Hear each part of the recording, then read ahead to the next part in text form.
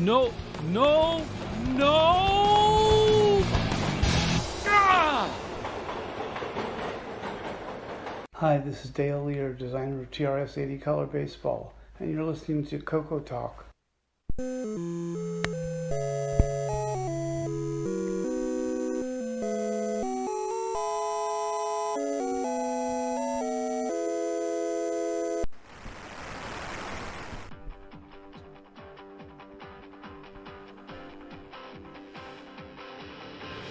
This is CoCoTALK, the world's leading live talk show featuring the Tandy Color computer. It's time to drop your socks, grab your real-time clocks, and let's rock. CoCoTALK is rocking the 8-bit world, keeping the Tandy flame alive. We may be mocked, but we'll never stop, cause CoCoTALK is rocking the 8-bit world.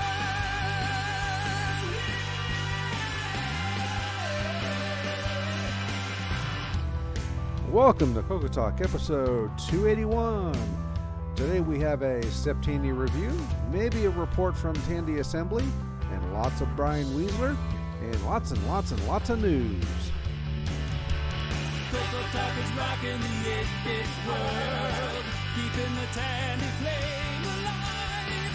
We may be mocked, but we'll never stop, cause CoCoTALK is rocking the 8-bit world.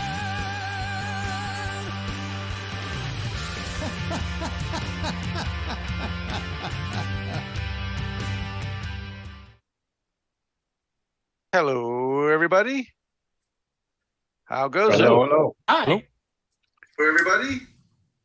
Oh, got an echo there. Somebody needs to put their headphones on. Rick, I think it's yours. Rick. There we go. All right, let's see who we got on the panel today. Rick. Excuse me. Upper left-hand corner, yours truly. Next over, Rick Euland. Who muted because he's echoing.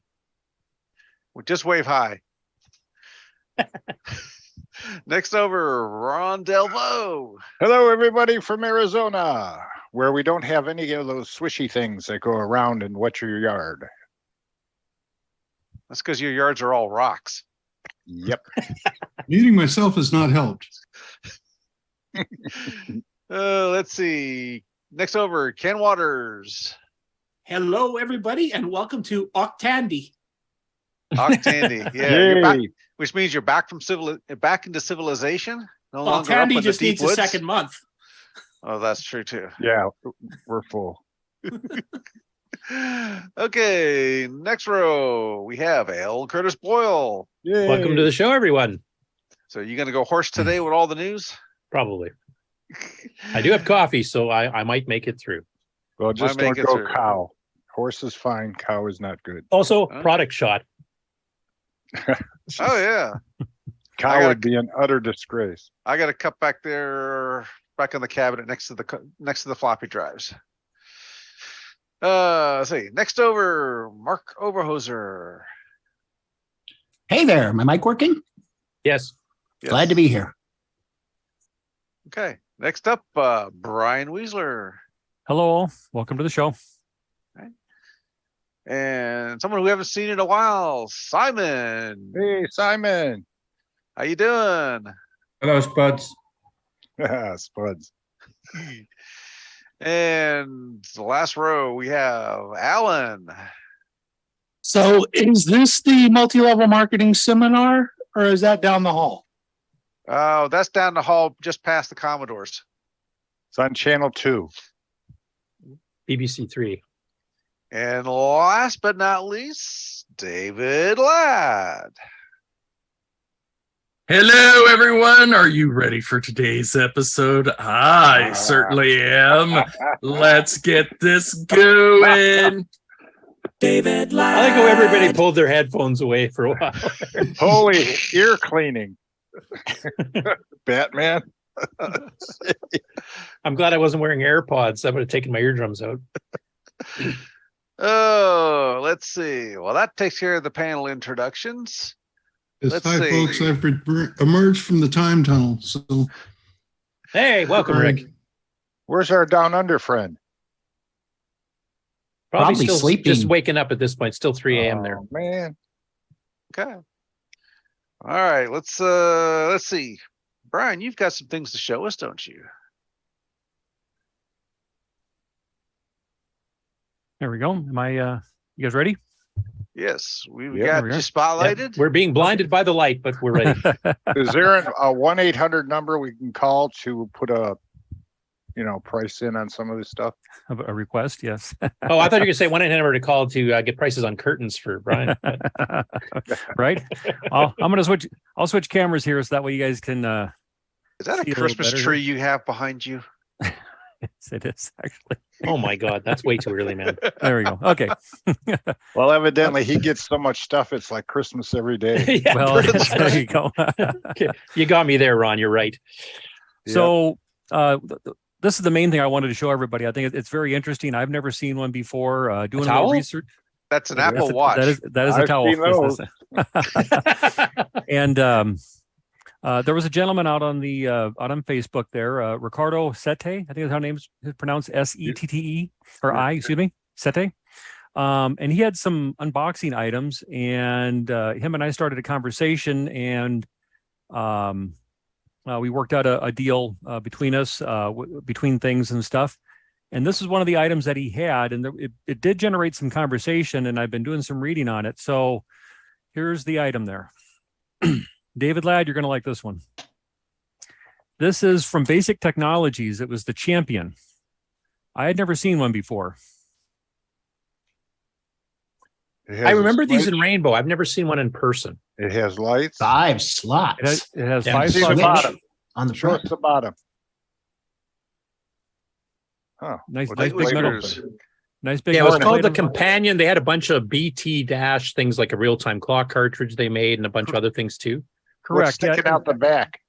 I'll show you here in a second. So, I was going to explain one thing that I was kind of curious about, and that is that they had their BT series, like Curtis was talking about. They had the BT 1000, and then they had, like Curtis was indicating, they had a RAM upgrade. They had a clock and calendar that you could put into it as well. But I think they had what was called the BT 1000, and then they had the BT 2000. And I think this is the 2000. And the only reason why I mentioned that is because in the ad, this probably ain't going to come through very clearly though, but there's none of the switches or the lights are on it, and it looks better in the actual catalog itself. Well, in rainbow. you can't tell because it's black on the side. Right, but the if you look in the Rainbow magazine itself, in this case here, this was from the January 1983. You can see the front better than what my printout is, and also too, the description does not talk about this in the ad right here for the BT 1000. The BT 2000, that's where they actually referred to it as. Coming through here, they actually referred to it as the Companion. And they make reference to BT 2000 here. And this was from a July 1983 was the first time that I found it. And it's really kind of cool because it has the switches on the front, or the lights, and then it has this switch here. And every time you press it, it moves to the next slot. Did you actually try it? I haven't tried it yet. I've only been reading the manual. I wanted to get it all set up here, so I was a little premature here on next week or in the coming weeks. I would like to do a demo, maybe as part of a segment. But this is how it attaches to the CoCo through this cartridge and ribbon cable. Oh, so it doesn't plug directly into the CoCo itself like a multi-pack does. Correct. And there is some electronics in here because it does do some buffering, from what I've read so far. What rainbow episode was that? This one I found in the Rainbow July 1983. Yeah, the second anniversary one with the record in it. So I'm going to try to put that up on the screen so it's clear. That would be July handy 03. for like a dragon because of different heights. Well, this I'm not would sure be if I can great for repack. So if you can see the switch here on the end, and there's also this other push button right here. And what Probably was reset. What was interesting about this, exactly, it's a reset. And so once you plug this in and you power it on, it has its own power switch here as well. and it has a nice, probably not coming through. Oh, you can see a little bit there. It has its own power supply in here and everything. And from the way the manual reads, you can have the CoCo powered on. You can have this powered on. You hit your button on the front here for what slot you want. So let's say you're changing from slot 1 to, let's say, slot 2. You don't have to turn the CoCo off. You hit this. Whoops, get the button here.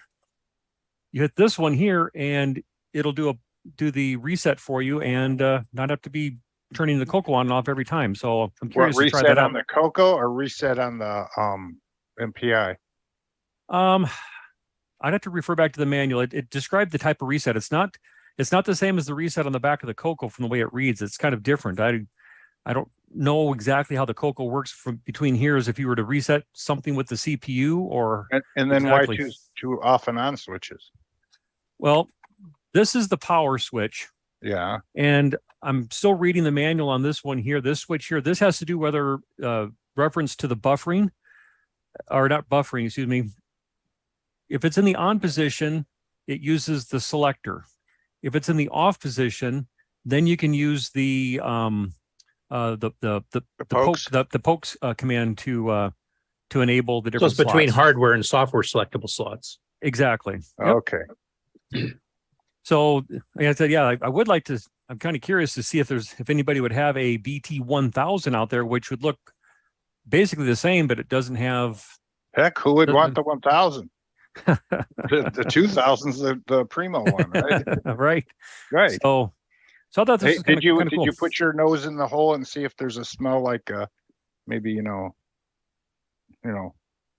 something cooked? Smoke smell? Yeah. No, I have not. But it's in great shape though. So I was really kind of excited to see this one here. Yeah, it's pretty neat. Yeah, there was a couple of those back, but before Tandy brought up the multi-pack, this was one, Basic Technologies Companion. Frank Hogg had the Solution, I think it was called, not related to the software, the same by Snake Mountain Software, but it had 6 slots, if I remember correctly, and a bunch of little peripheral add-ons too. Yeah, because I was kind of curious about when this came out, because as far as using the Rainbow as a reference, the BT1000 came out in January of '83, and then this was not too far down the road. I saw this first in the July '83 issue. Yeah, and there'd be at least a month or two lead time too to get in the magazine, so it probably came out like a month or two before that, right? In real life. So, now, Brian, is that plastic or is it metal? This is plastic here. It's a thick gray plastic. Yep. And then as far as when the silver MPI came out from Radio Shack, I'm guessing looking at a manual, it had a copyright of 1983. So I don't know if it came out about the same time or whatever. I'm trying to remember. I think it came out second half of '83. I have to check. Like if you go through some of the Radio Shack catalogs, they publish those usually about 6 months ahead of whatever year they were saying or half the year they were saying. So if we check in there, it'll say new for '84, but it probably came out in like '83 or something like that. Okay. I don't remember exactly on the multi-pack, but I do remember these were out before the multi-pack came out. Now, you think that's compatible with the 3? I don't know, because this would have been out way before the 3. Right. So I'm not sure yet. Yeah, that I don't know either. It depends on how well they did the address decoding. Yeah. Right. And then it also did have the manual. I'm going to get all this scanned in to the archive, but it had a circuit board layout, and then had a nice manual here all laid out. It even had full drawings, schematics, and everything in there. So you can reproduce it. In theory, it could be reproduced, because it had all the information in there. So it's a really nice manual and everything. So I was I was really excited to get this. Well, they got a lot more. Is that on the archive? You can not yet, but it will be. Scan. Excellent. I'm going to scan it. Yep. Are there many caps in there that maybe would be bulged? Yeah. Not Old really. school caps are better. Yeah. They didn't really last forever. It's Not really quite, just it's just there's caps for each of the ICs in there, and then there's obviously the caps for the power supply. So the caps on the ICs are usually they're not electrolytic. They're just ceramic. They're what's the one that gives with the T? The tantalum capacitors. So yeah. Curiosity, Brian, do you have the Frank Hogg equivalent of that, the Solution as well, or is that one on your list still? It might be on my list. I'm trying to visualize what it looked like. We fax. Everybody drink. I'm trying to remember what the solutions one looked like. Yeah, I'm trying to. It had 6 slots. It was kind of long, like this one here too. I think it was a metal case, if I remember correctly. Oh, was that oh, I think I might have already moved it.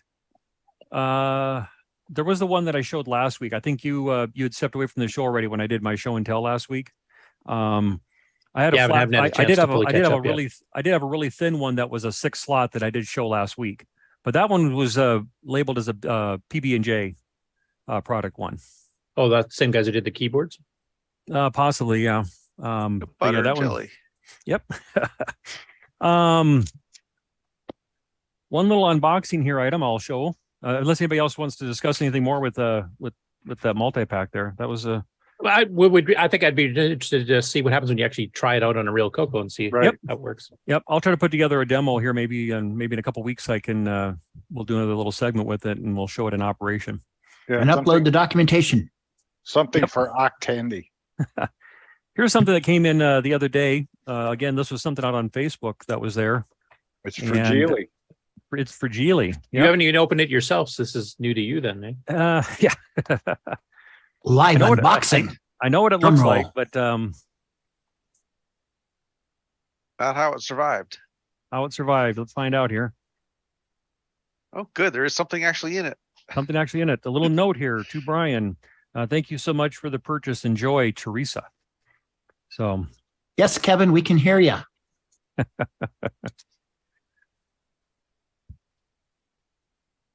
This one here also had a lot of interest out on Facebook there, and it also something I'm really wanting to get passionate about. I want to learn more about it. This is certainly gonna. Yeah. Everybody drink. He's trying to get us drunk today here. Holy cow, Ron. Ooh. Oh yeah, I commented on this one on Facebook. R&R. Yep. Yep. And this was the multi-pack that was out, or not a multi-pack, MIDI, excuse me. MIDI that was out there. And so it's going to be kind of interesting to play around with this one here. It has your 2 ports in here. What's different about this one though is it's labeled for MIDI. It has MIDI number 2 and the MIDI through here, but the ports aren't there. So I'm assuming that maybe the board was set up or the case was set up for it, but it should have the MIDI in and out here. I know we eventually did get one that had all 3 of them. I don't remember if Rilliford Research did that. That was Cecil Hawkes, I think was his name. You may have to open that up. Because he was actually working with some of the people that were doing some of the music programs at the time, like Lyra and Ultimuse and that kind of stuff. But he was the hardware guy behind it. But he wrote some MIDI articles for Rainbow that you can check into. And he's the guy who created this one. Okay. Yeah, I'm sure there's probably a lot of information out there on that one. So yeah, so this would be something to play around with. I haven't yet got my MIDI stuff set up yet, so be nice to do. And then another box. What's that? Another box. Yes, I got Glenn Doldrin. I received his books that I ordered. So his first and second, and these are all signed. And then his 3rd book, well, number 2 in the series there. And also I had requested this here, and so he sent me his signed copy of Sinistar. Now you just have to get it to Dave Dye so he can sign it as well, since he actually wrote most of it. Oh, okay. Yes. Yep. Now he'll be back on here hopefully sometime soon here. That'd be fun that was a good interview there. So yeah. So that's all I got for right now, unless you guys want to see some more. I wasn't sure how much time you wanted me to spend. If not, I got some more things I could certainly share with folks here. Wasn't sure how much time you wanted to. This is really kind of exciting, isn't it? I see we got a couple new people that have joined in too. Grant Leedy is now on the show. Welcome, Grant. Hello, everybody. Hello. And Nick Marentes as well. Hey, Nick, there you are. He sounds a little groggy. He's probably just woke up. So I did. I just woke up. I do have another MIDI item. If you guys want to, I can do something else that's kind of MIDI related. If you want to see that.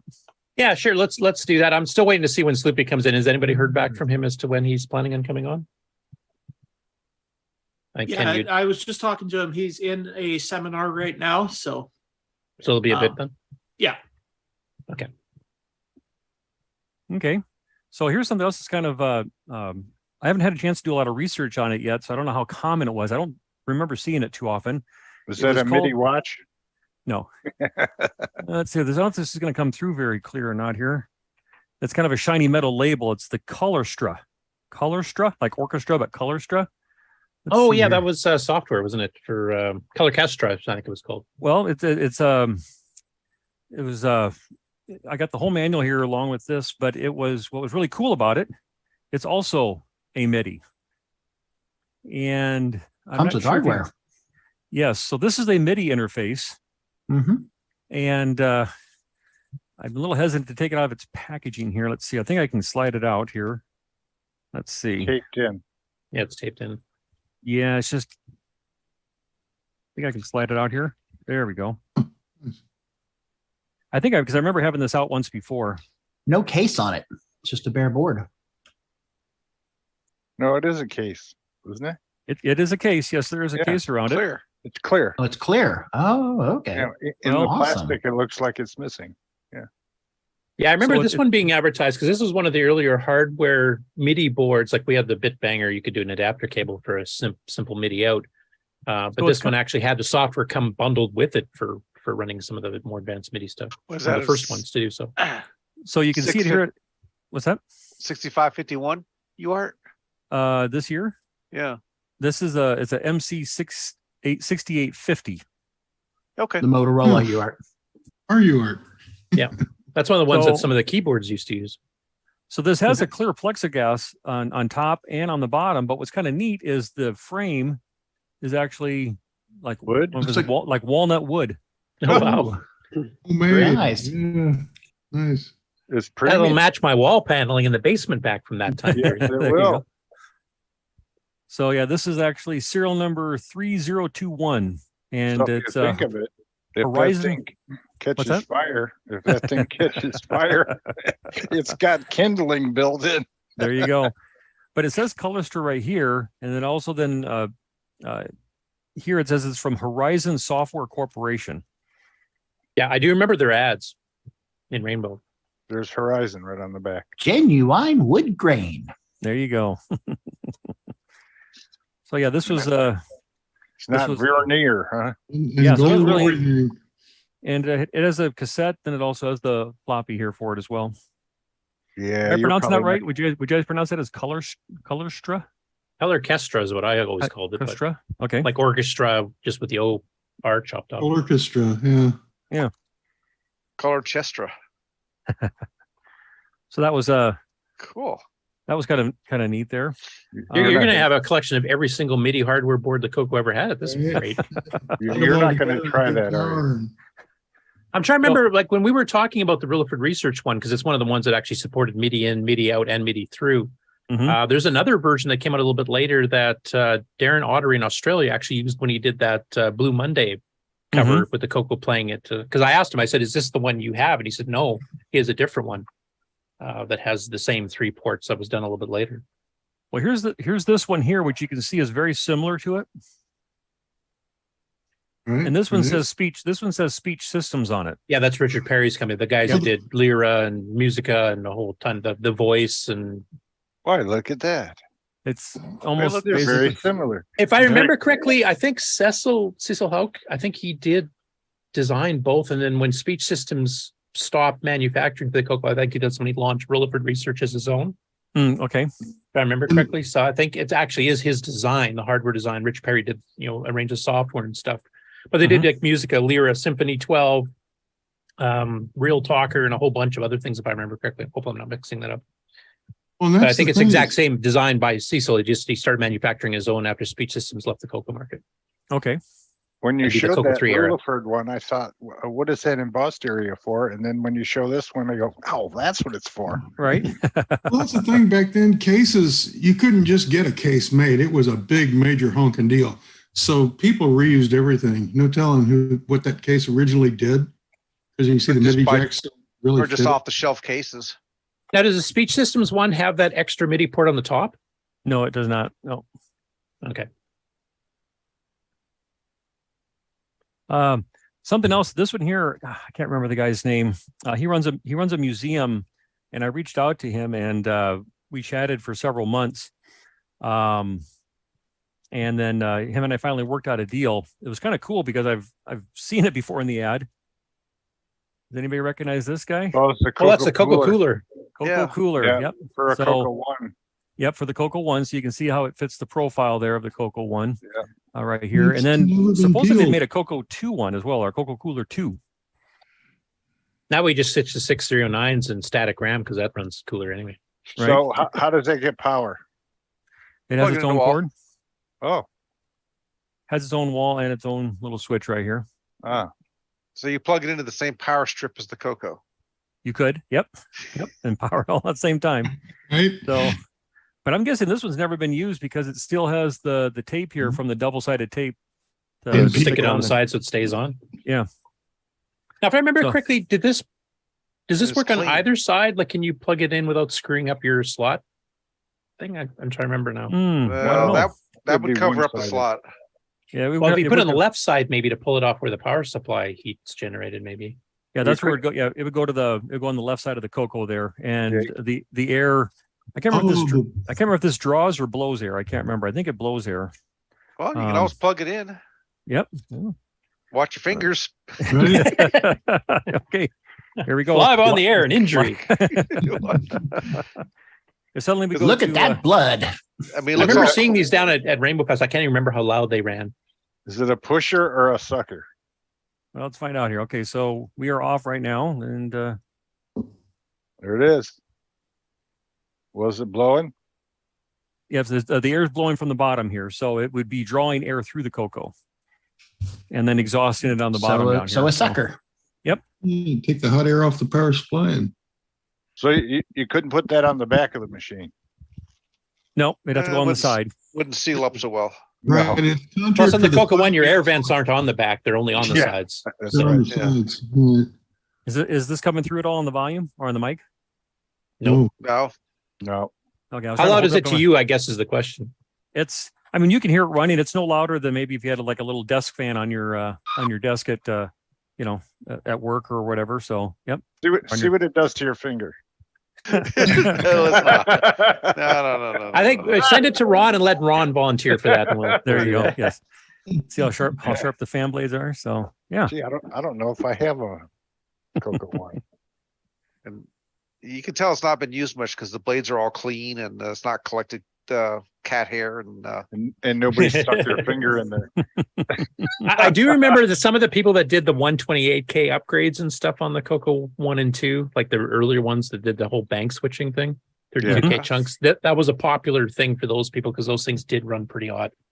What was the other thing that plugged into the side port and it was shaped like the CoCo? What was in there? The CPM or what was that? Remember? It was a wide. Was that it was really wide. I posted about that on Facebook there. What was that called? It was the color something. Color 80 or what? I've seen the ads for that. There were Yeah, two yeah. CPM editions, and that's one of them that you're talking about.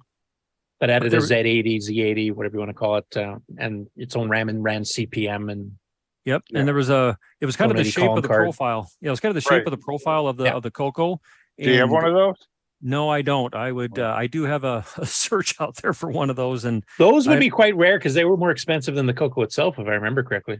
Yeah, it's one of those things. Because I'm basically, afraid it was a whole second computer you plugged in. It had its own CPU, its own video display chip, its own RAM, and it looked like it had a port on top where you could plug in like your disk controller. Well, let's see how much desktop we can put together after a while, with all this stuff plugged in it. And on then, either side. Second to last item I'd like to share here. I think this one's a bit rare. I don't think there's a whole lot of them out there in the wild. It's a Star Blaster. Oh, cartridge. yeah. That was one of the early third party. That's the Asteroids Deluxe kind of mix clone by Microworks. Was that? Am I remembering that right? And I think it was written by Jim Kearney, if I remember. Yep. Let's see. I don't know if that's going to come through or if it's going to focus. It's actually my favorite Asteroids clone on the CoCo, to be honest. Yeah, right here you can't quite see it. Too bright or something. Yeah, but as Curtis was saying, it says 1981 J. Is it Kearney? Is that pronounced Kearney, yeah. Kearney? Yep. Yeah, it's probably not coming through there because of the glare, but just about Actually, this is the focus. first time I've ever seen the actual original cartridge with the actual label on it. So yeah, it's one of those. It's one of those kind of like molded, injection molded type of cartridges. Yeah, those vacuum formed ones. Vacuum formed. There you go. Everything in the world was made like that back then, because you could do it cheapish. But you got to remember how early this one is, like 1981, and that is when I think they started advertising near the end of 81. I mean, the CoCo came out in the fall of 81 as far as, mass sale. So this is like within the first year of the CoCo's existence, and a third party, game cartridge already. That was pretty impressive. Sucker's radioactive. And it was expensive. It was $39.95 US at the time. So right. Well, I'm hoping here maybe in a couple weeks I'll have everything all hooked up, because a little bit what we talked about last week there, and this is not CoCo related, but it's going to be CoCo related. Ken, here's my cable box that I got. So, but like what Ken was talking about, where he did on his video, is I'll hook up the CoCo here, and then I'm going to take the video and audio out right here, and then capture it that way. Tuner. Capturing from RF. Yep. So this came in, so I'm going to play around with that this week, and then I'm going to go one step further. And this is what I showed last week, where I want to take that composite and go into here, and then take it, convert it to SCART. RGB. Yeah, then I want to take this into one of those SCART to HDMI converters, one of those upscalers, and see what kind of improvement that might make. And then from there I can do my video capture, because my video capture is only HDMI. So I'm hoping that I'll get some good results with that. And then I guess lastly, got my copy of Robot Nightmare. There we go. So yeah. That Ken guy, he's really something. So there we go. But yeah, I do have more to show. Open it up. What's Let's that? see the inside. Oh, I haven't even opened it up yet. It's still pristine. Oh, okay. Yeah, are you a collector or are you a game player? That's the critical question here. Because a collector would not break the seal. Here's what it looks like inside. There we go. There we go. There's every 12th one or something has $100 bill in it. Did you? Oh, is that the golden ticket there, like Willy Wonka? There you go. Yeah, Ken's going broke, but he's doing it in volume. There you go. That's pretty good. Nice. A nice printed disc. On the disc, do you get all of his 100 and some Gaim stuff in there too? No, you just get a copy of Highway Nightmare. Darn.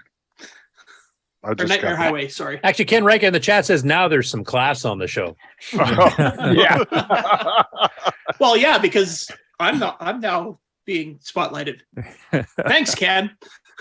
Well, hopefully if I don't break the seal, maybe this will increase in value over time. So, or decrease less than the average one. So who's been more prolific for the CoCo? Ken or Jason? Well, they both come from two Jason, different I think's angles. made more hardware stuff than Ken has so far made software. Is that about right? They're both good I would boys. say so. Yep. Yeah. Not that it really matters. I mean, they have their different specialties. One's the hardware and one's the software. So we're getting stuff for everybody. It's a perfectly rounded family. So unlike AJ and Tim, which is sibling rivalry. But there you go. Just kidding. Did everybody got their postcards? Yep, I got my bingo card right here. There you go. So that's all I got. I can certainly share more, but I'll save some for next time for you guys. Yeah, I mean we're gonna have a fair bit of news because it's the end of September, and plus we're hoping to have Sloopy pop in from Tandy Assembly live. So I don't remember you giving us your address. there's a reason. There's a reason for that, right? So. Yeah, unless you're shipping him stuff he doesn't want to give you. Is that Well, and actually, if truth be known, just to take a serious note on your thing there, very little of it is actually where I live. So it's a lot of it's in a separate area. Good to know. So me and Patrick's going to come over. It's in a secured facility. Yeah, bob wire fence, multi-layer. In all honesty, you can probably see his CoCo collection from space. So yeah, it's in a special location, and that's called Fort, and then it rhymes with box. So, but no, I certainly enjoy the collecting side of it. It's always interesting to find new things. I mean, like a lot of us, we thumbed through the Rainbow and the Hot Cocoa magazine. We saw the ads, and we saw the hardware, and some people had some of the items. I think I probably fall into the boat that a lot of people did. You had the CoCo, you had a joystick, you maybe had the multi-pack, and maybe if you had the money, you had a disc drive, and you bought games, and I think that's how a lot of us CoCo'd back in the day. But I really enjoyed discovering and rediscovering some of this hardware out here, and I want to share more of it. I want to put together videos for folks to share and actually demonstrate those this hardware. So it's going to be kind of a learning experience for myself, but then also a sharing experience. So I'm hoping more to come here in the future. Brian, yeah, and you're picking up a lot of rare stuff that did not get a wide distribution, especially compared to Tandy products, and looks like you're getting like ones in pristine shape that probably still work. So that'd be really cool to see. Brian, I have a personal question for you. Are you still married? What's Come on, tell the truth. What's that? You think he's collecting too much for his spouse to handle? Is that what you're saying? Well, does she help you find stuff? No, it's a solo job. So yeah, well, it's the same here. Every once in a while, my wife comes up with an idea. I know when you get something, you give something, and I go, no.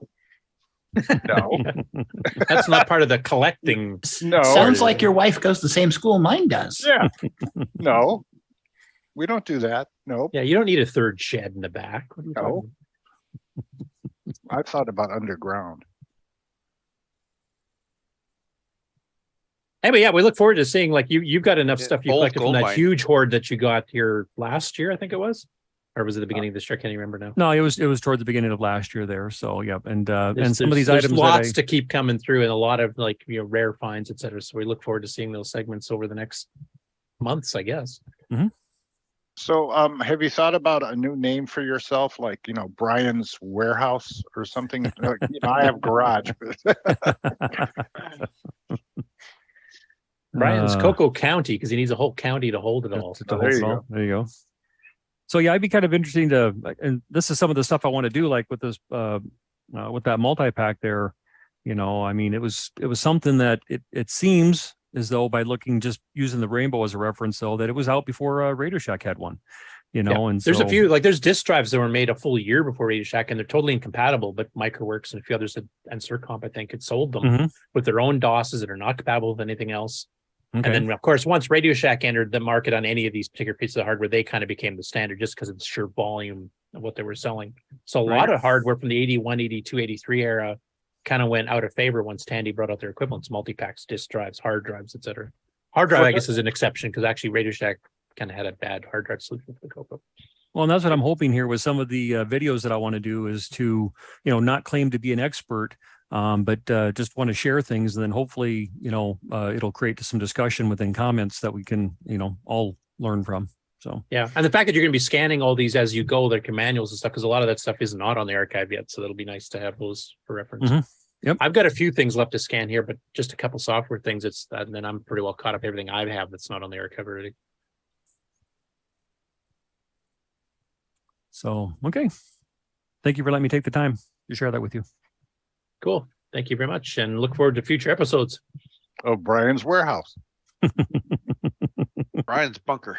Brian's Backlit Warehouse. That's where Nicole. You gotta live at Weaver's Warehouse. Brian's Boudoir. Well, I don't see a Sloopy yet, so game on challenge next, perhaps. Okay. Let's see. Unless you want to do an ad break first. I think we'll do the game on, then the game on news, and then the ad break, won't we? Yeah. Okay. Sounds good. Since it's not a lot of game on news. Yeah. All right. It's pretty small. Here we go.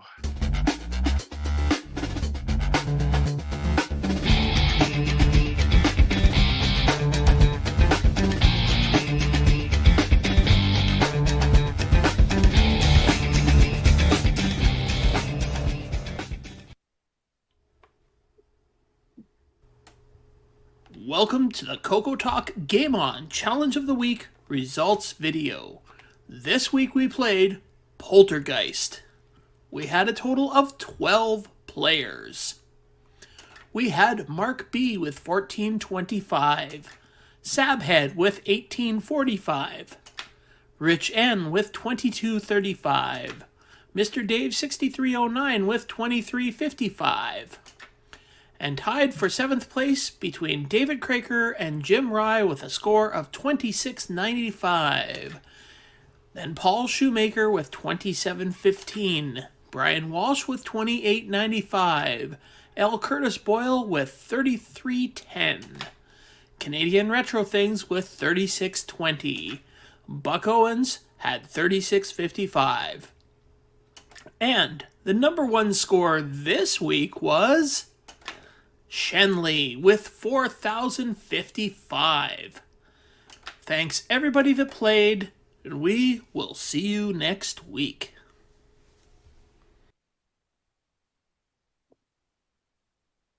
Whoops.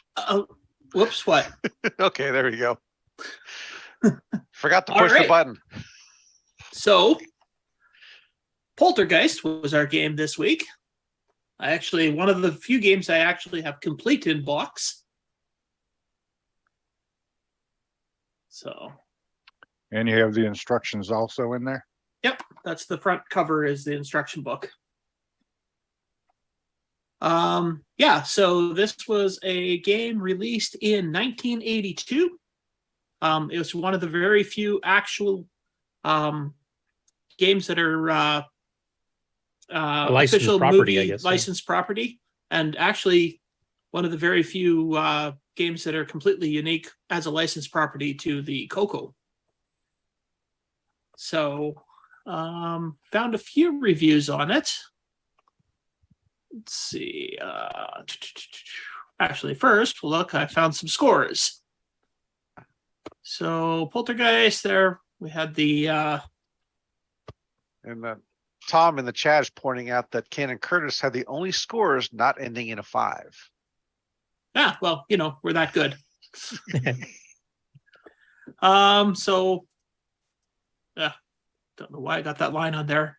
4978 was the top score in this, and this is from Rainbow in August of 83. So it's pretty comparable to the types of scores we were getting. I did notice Buck Owens had posted something from about a year later where somebody had a score of about 15,000. Don't really know how they would have done that. I'd have to figure out what the actual maximum score, because if you get a maximum score, and it's kind of what they're talking about in the chat, is you have to play through to level 3, kill all the poltergeists but one, purposely die because you start back in level 1, and then work your way through it again. Yeah. And keep doing that till you run out of men, and then actually win the game on the final one. And because I don't know, I kind of tried to figure that out, and I thought about 6,000 to 7,000 would be about the most you could get, but unless you completed each level only going about 1 second. I like Ken Reichert's comment in the chat. What did Billy Mitchell get? I think he posted a score of 37,000. Hey, what does the white star mean? There's a black star for the best one. Black star, I think, is a carryover or something, isn't it? And oh God, I don't remember now. I think black star stands for carryover in the same position, and white star, like a new runner, like the newest top score. Could be like the best top score this month or something. I don't remember. Because popcorn is their yeah. Whereas like Space Shuttle only has the white one. New score, yeah. Few of the games only have the white score, the white one, so that might be a new score. Maybe that's the carryover, and the black one is. If you have the whole page, didn't they post somewhere on the page what the? This is the second page of the thing. So okay, gotcha. We're screwed. Yeah. I'll look and see if I can figure out what that means for next. That's a good question though, because I honestly don't remember exactly how that worked. I know they told you it was part of the guide when you published it. It would be on the first page. Well, I never saw this level 3 you speak of. That's the hard one. Yeah. Actually, the second one's not that easy either. It's just kind of random if you can do it. Well, when we get tips and tricks, there are some tricks to get Yeah. the second level done more reliably. But Yeah.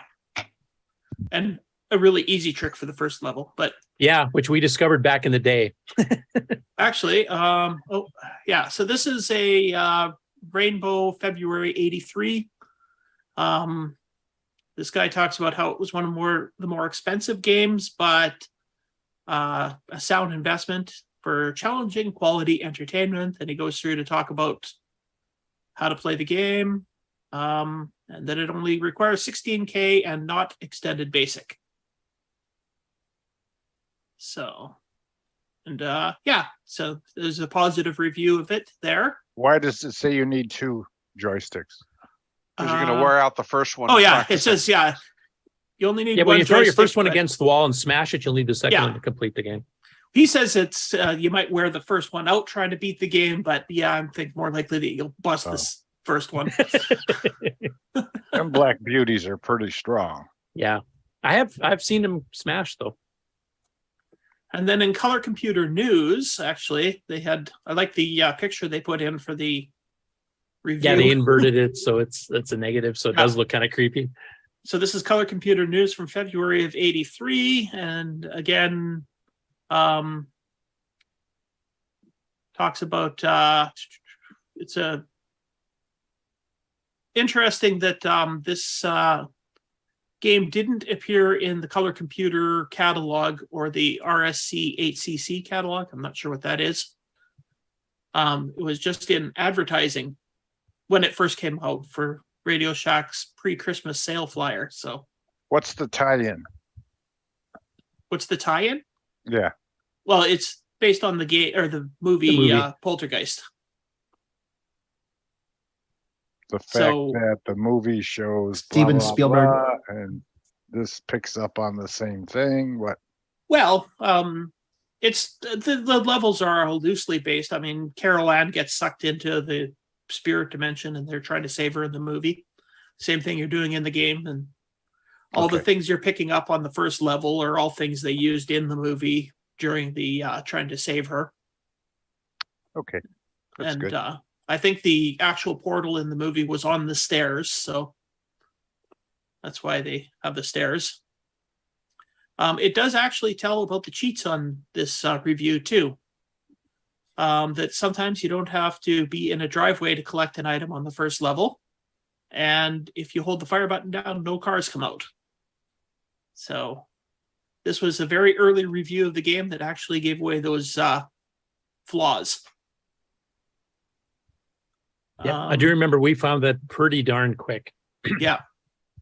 Back And in it the day. also mentions that when you start the second level, you should have your joystick pulled back so you don't accidentally walk forward into an obstacle. And this reviewer says it's his favorite game cartridge available so far, and hopes it's an example of the kind of game software we can expect from Radio Shack in the future. Yeah, I do know like some of the people during the Game On Challenge last night were kind of saying, is this as bad as ET? And I don't think it's anywhere near close. No. I Actually, think you have to compare, you have to take into consideration when it came out. So 82, that's fairly early. This is like before Donkey Yeah. King and before a bunch of other great games. And I'm trying to remember, is there any other game in the CoCo at this time era or before that had mini games within it, like multiple games that have totally different gameplay, not just a different level of doing the same thing, but actually you're basically getting 3 mini games in one shot that are completely different from each other? I don't think there was. I don't think so. And I don't even know if that actually, had happened on other platforms, to be honest, at this early on. I have to honestly say it's a frustrating game, especially level 3, but I wouldn't actually say it's a bad game. Yeah, I agree. I totally agree. The It's sound's a little just- bit iffy in Yeah. spots, but the graphics are okay. There's definitely nothing wrong with them. I think the problem is nowadays everybody's just so used to the hand holding on games that you died here, so you restart here with 6 extra men, and Yeah, you know, the wimps, modern day Yeah. wimp players. they're not used to actually having a really hard challenge and having to start all over again. Especially, it's a game that has a hard ending after level 3. So Yeah, you have to earn it. And I did beat it multiple times when I was young. My reflexes aren't quite as good as I was back then. So No participations awards. It gets really hard after killing about 4 of the spirits on level 3, and then they're fast. So you have like a split second to make the shot. For those of you who have not played it or didn't really understand what was happening on the 3rd level, so basically in this energy field, which is basically just this big distraction of lines coming at you. And then you have a figure coming out of the distance, and it's going to turn out to be Carol Ann, which is a little stick figure, or it's going to be the poltergeist, kind of like a demon's head. But the first 5 or 6 frames of animation as it's growing in size coming towards you looks exactly the same between the two. And it gets faster and faster going through these animation sequences. So you've got maybe a couple of frames at the end when it's at its biggest that you can tell whether it's Carol Ann, don't shoot, in which case it'll come up and then recess back, or it'll be the demon's head, you got to shoot it quick. And if it gets too close, it flies off screen and kills you. So basically you have a shortening time into the first couple times. It might be a couple of seconds you have. And it's like half a second, a quarter second that you have to react. And you have to be aiming in the right spot at the same time while this is all going on to shoot it if it's a poltergeist, or let it go if it's Carol Ann. So you get itchy trigger finger and you shoot Carol right as you recognize, I shouldn't have done that. Yep. That happened many times. And some people in the high score challenge actually did win it when you get this house is clean message. I know Shenley won it a few times. This, as he was saying, was his favorite game as a kid. So describe what we're looking at here. What are those little? Okay, so this first one is the town. A town that I would get after the town council for not having any sidewalks. Because, you get, like right now the cheat is happening, so there's no cars coming out. But normally if you play it without using the little cheat, there's cars coming from all directions and you have to avoid them. Yeah, basically the premise on level 1 is you've got 5 special objects which are designated by black squares in each of the houses, and you have to technically run up in the driveway, click the button to pick it up. You can cheat if you hold down the button. 1, you don't get cars coming after you, but 2, you also can sometimes pick up stuff like through a wall or from a side street, so you can actually get stuff faster. Yeah. And once you capture all 5 of those, then you've got a flashing orange square, which is the poltergeist itself, and it wanders between the houses, and you have to go grab that, and you got 30 seconds to do all this. Yeah, but it's New York City traffic. Yeah. If the traffic is happening, and then the second one, as you saw, you're going up a staircase and you have to avoid all the obstacles. Plus, there's the little round smiley face coming down at you, which is a poltergeist. So you can't get touched by anything. You have to get up to the top of the stairs. Yeah, and absolutely everything moving on there, including the poltergeist, will kill you if you hit it. Go, go, go, go. But you can maneuver. The poltergeist will always track you and come towards you. Yeah. And if he runs into an object, like one of those moving objects on the stairs, he has to pause until the object passes over him. So you can lure them into getting someplace where they get trapped temporarily while that thing's moving around. You can run the other direction, then go scoot up. That's one of the get tips. past them and well ahead of them, and then you might have to rewind to show a level 1 like the way you're supposed to play with cars. Wait, no. There we go. The top corner there. He just got run over. Yeah. So there you have to dodge cars and like duck into driveways so you don't get run over. That was the premise of it. But unfortunately, there's that bug. If you hold on the button, no cars come up. So it's much easier. Yeah. It's cool that they're all dodges. Now, if you hold on the button after the cars came out, the cars do go away. Slow down. And they also slow down. Yeah, like some people are saying it got pretty boring if you just held down the button. So if you want a bit of an excitement, but you don't want to make it like really hard where you have the cars coming out all the time, you can just let go of the button for a couple seconds every once in a while, let a couple cars, and then you dodge those and put it back down. And here on the bottom is the 3rd level. In a second. There. So you got those little dots coming towards you, and and he just killed Carol Ann. Yeah, you could just see if you caught it right at the last frame there, you suddenly saw that it was a stick figure and that he shot a little bit too early. Yeah, and then as you have to kill 8 poltergeists, and once you pass the 4th one, you literally have half a second from the time that you can tell it's a poltergeist to the time that it kills you. Yeah.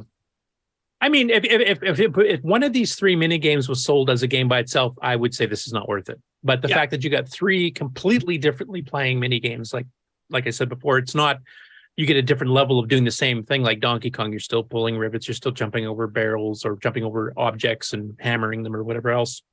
I mean, there's different mechanics, but it's basically still doing the same similar style of play. Whereas these 3 levels have absolutely nothing to do with each other whatsoever. So you're getting 3 unique mini games. Yeah.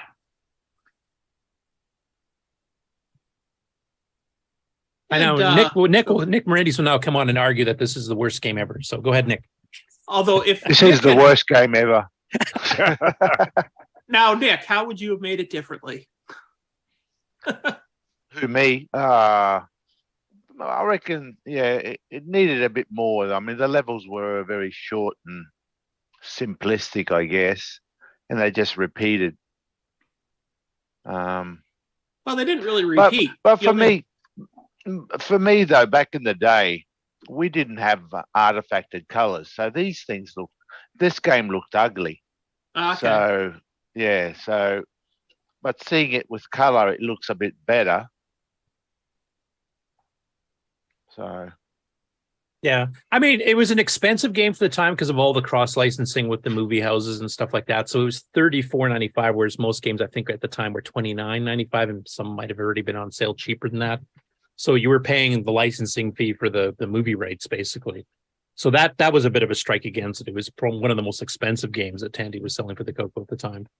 And the games, like each individual game by itself, like I said, would not be worth, especially a cartridge release, just because they're, as Nick says, they are fairly simplistic. But the fact that you got 3 completely different games, so it's like getting a 3-in-1 package of, Junior League games type thing with a tie-in between the levels for the How does tie-in this movie. compare to Predator? I like it way better than Predator. Oh yeah, way better because you can actually get through one of the levels. Yeah, we were talking about this is a game that you had to be a real man and be able to, you didn't get handheld through and you got 6 extra lives and respawn the exact spot you left off and you died.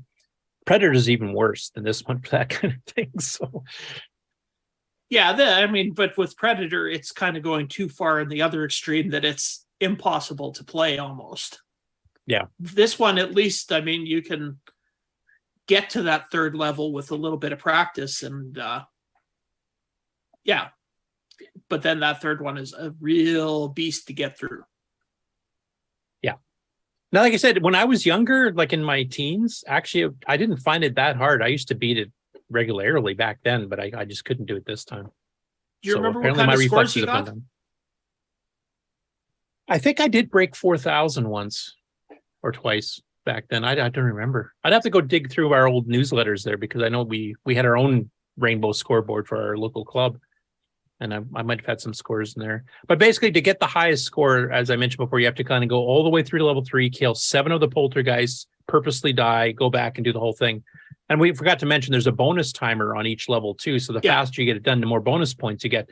On level 1, holding down the button so you have no cars. And if you get lucky and all your pieces you're picking up and the poltergeists are all within a nice, narrow range of houses you don't have to wander the whole screen to get to, you'll definitely get better scores. So some of it's, random. But yeah, I don't think a score of 15,000 like was posted No, I in don't Rainbow think that's there even is close to being possible. Was there much sound?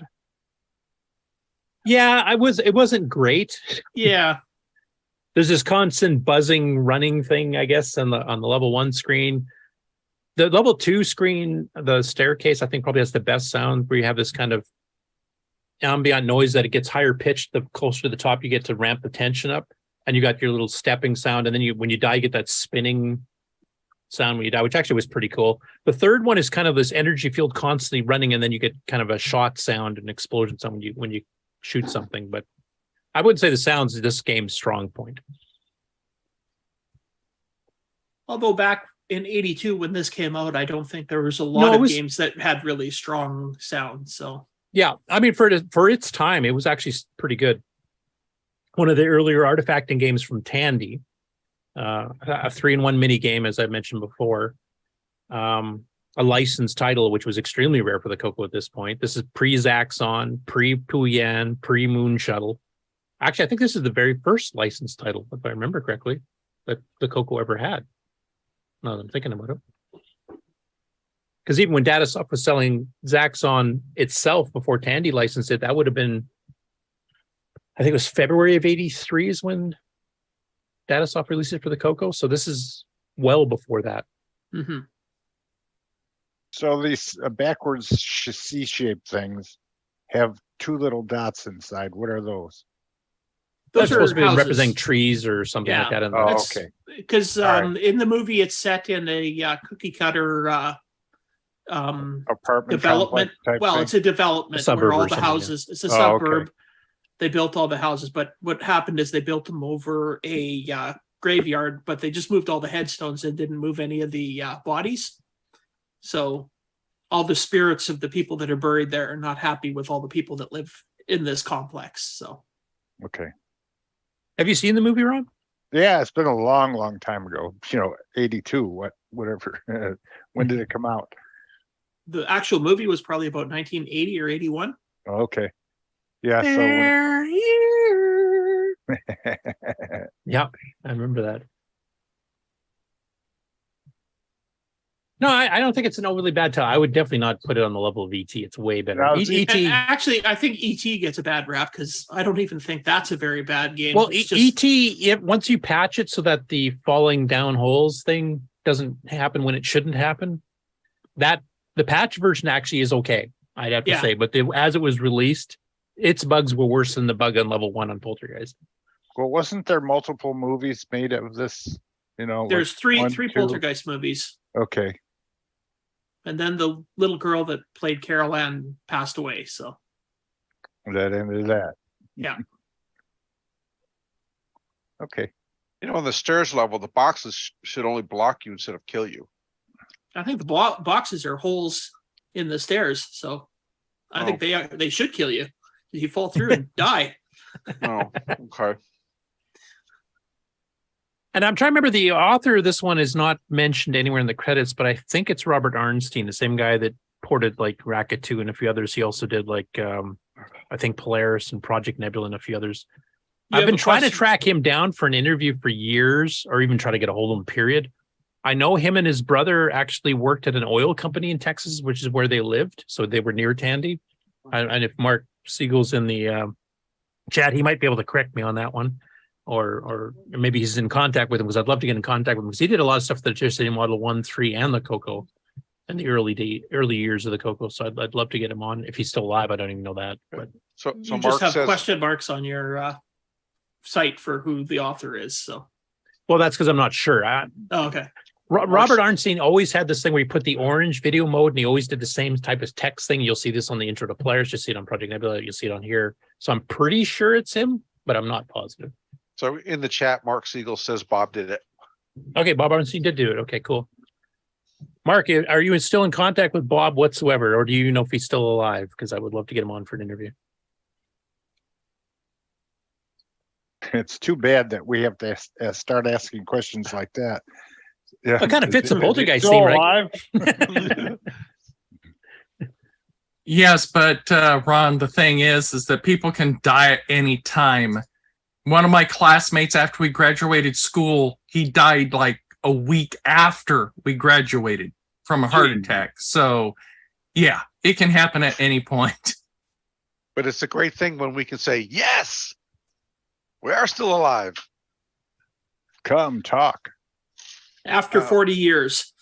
Well, Mark's saying he has no idea if he's still alive, but he did live in Dallas. So, and I know he did work with his brother at some oil company after Tandy. There was one guy from our computer club back in Toledo, Ohio, that I tried to invite him to the show. I don't know how many times, and he was actually considering it, and he just passed away. He had COVID and died, and he was healthy. Crazy. Yeah. That's Mind why you, we- you did help get Paul Barton on before he passed away, so that was Yeah. good. And we also had Dale Lear, of course. It's Yeah. great to have him on. So That's why it's good to do these interviews, because who knows how long any of that's us the are gonna be history to around. record. Because once they're gone, that all that knowledge, all that memory, it's all that's gone. So yeah. Not to bring it down and everything here, but that's why I keep trying to go for interviews. That's why Ron keeps trying to go for interviews. Well, we are talking about Poltergeist. Yeah, exactly. I'm talking Like, about this a is game about appropriate. death. So Are we going to bring anybody back? And I'm trying to remember, poltergeist literally means angry spirit or something like that, isn't it? It's like Dale Lear spelled backwards. Also, for those wondering why there's weird colors on Mark Mosley's screen, I don't know. there was a patch for the CoCo 3. There Like is. if you had an RGB monitor, of course, you wouldn't see any artifact colors. You'd see it like Nick saw it on PAL, just straight It's black in and the white with archive. horizontal lines. Yeah. Or You vertical can lines. download it. Yeah. So if you set your palettes, you can actually get it more closely to match. It's just using the default P mode 3 palette, but it was basically patched. P mode 4 changed to P mode 3, so you can get color. Well, I was using the CoCo RGB patched version. Yeah, but you're supposed to set the palettes manually beforehand. To match the CoCo artifact colors. I just Way figure to go, Mark. Way to go. I figure I just need to update my version of VCC. But that's pumpkin patch orange.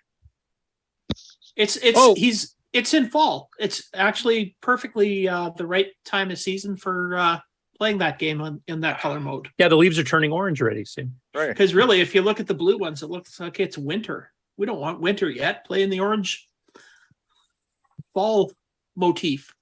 8-Bits in the basement just corrected me because now that he said it, I remember that's correct. It's poltergeist means noisy ghost, and I think it's a German word. I can't remember. And then Mark Siegel said that Robert/Bob Arnstein was older than he is, so he would be in his 70s maybe if he's still alive.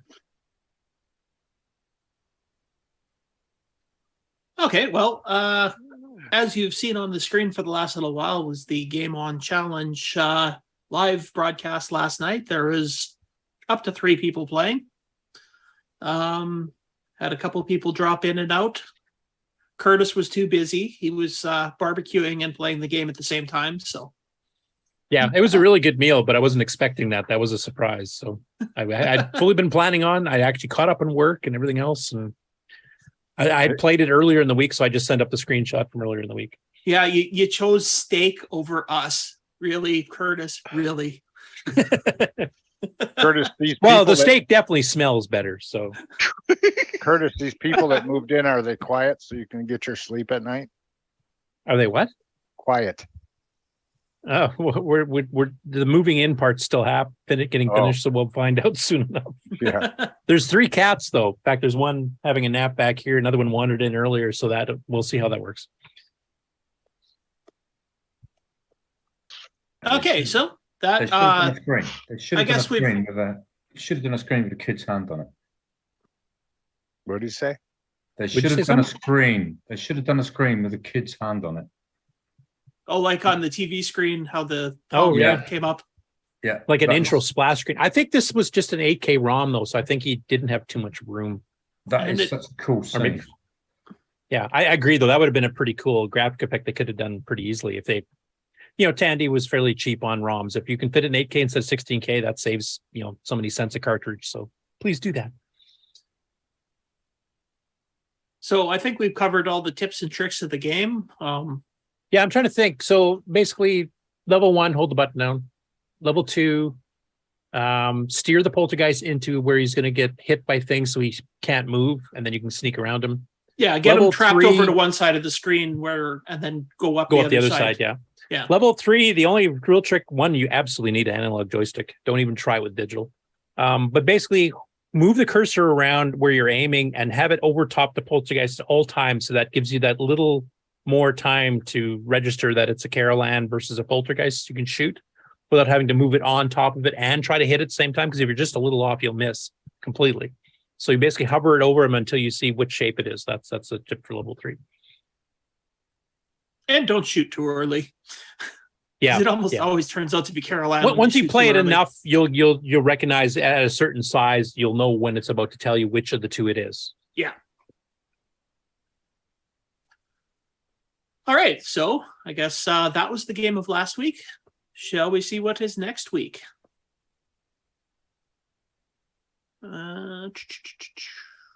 This should come as no surprise because I've talked about it before.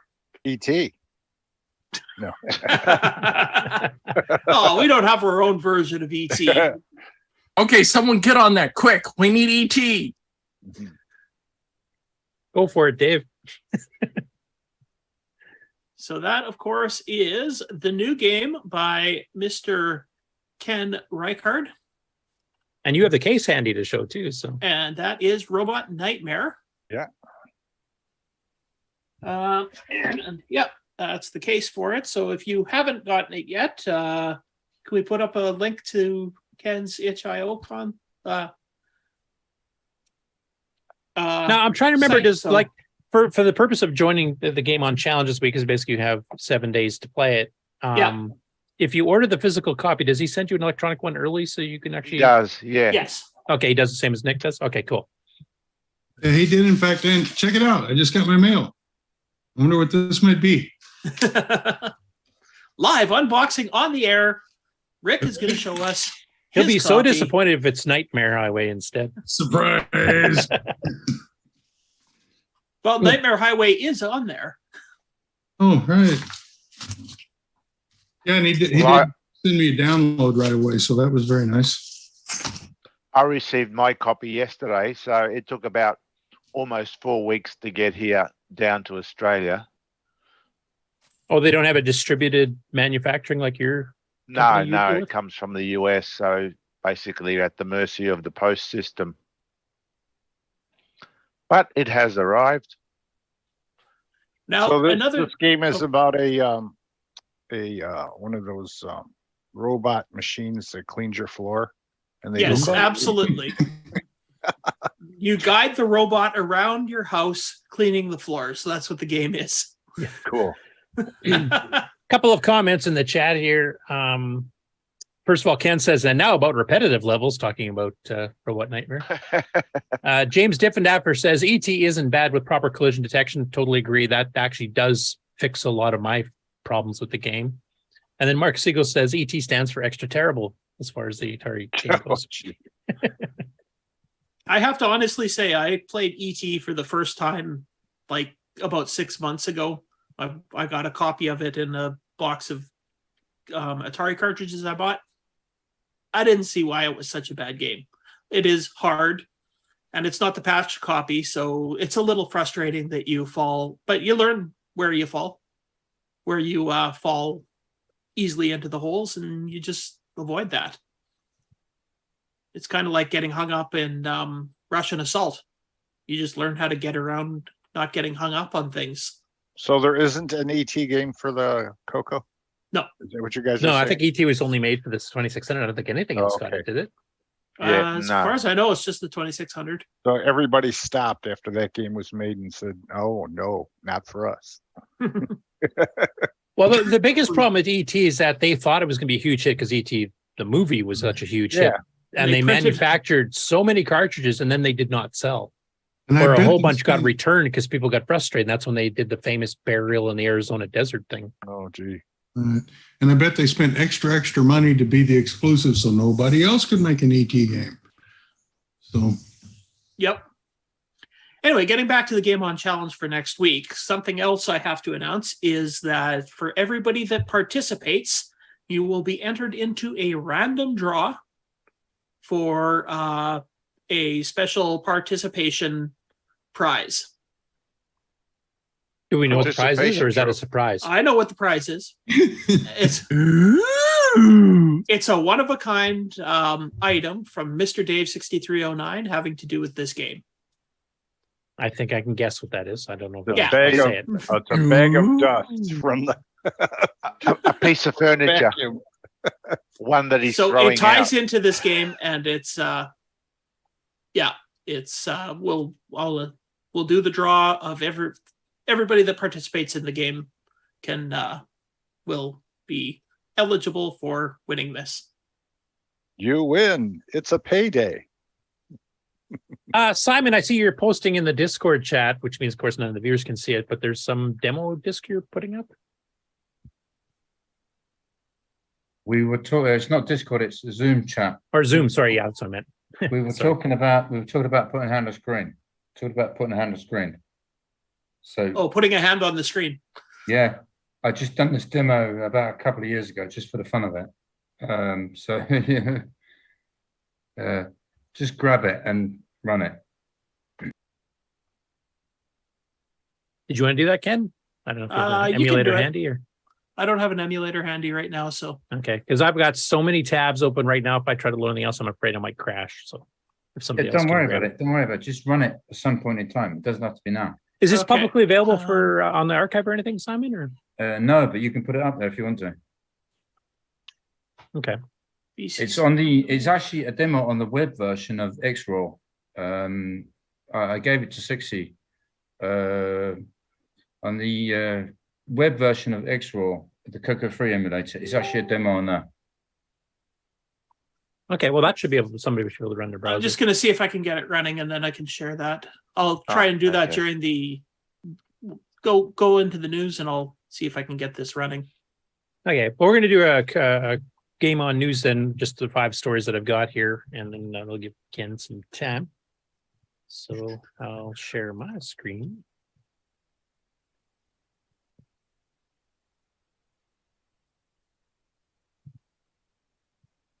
And of course, the first story I'm picking up is got Ken involved. So, okay.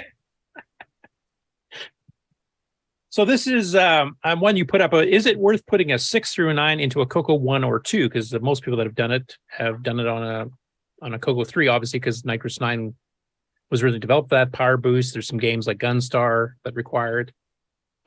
Spider 6 through a 9. That's another one that's a CoCo 3 game that requires it. Yes, it's worth it. Yes, absolutely. Now, one thing that you pointed out here, and this affects the CoCo 1s and the earlier CoCo 2s, is that all the CPUs were socketed. So this is actually something you need no soldering at all. If you can unplug a chip and plug it in, that's all you need to do hardware-wise. Yep, it's so simple. No technical skills, just plug and play. Yeah, but later CoCo 2s, like the CoCo 2B, I think all of them were soldered directly in. And of course, all CoCo 3s were soldered in. So that's a bit more complicated. Desoldering a 40-pin chip is not for the faint at heart or terrible solderers like myself. But yeah, so actually this video came out about because when I did do the 6309 in my CoCo 3, a lot of people actually asked in the comments, would it be worth putting this in a CoCo 1 or 2? So, and I mean, you've basically said yes. I would say yes as well. Now it's both for hardware and software reasons. I would say it's a yes. I mean, one, it runs cooler. It takes 1/10 the power of the 6809. Yeah. So draws less power and runs cooler. So better on your old It machine. might help elongate the length of life for your CoCo 1 or 2. I mean, that's a plus right there. Nitrous 9 level 1. Yeah, I was going to mention that. So Nitrous 9 level 1 has obviously been optimized for it. It runs in native mode. So every OS 9 program that runs under Nitrous 9 level 1 gets a speed up. As long as it's not tied to a VSync clock or something. So that means games like Biosphere or Interbank Incident or Cave Walker and stuff can get a bit of a speed up.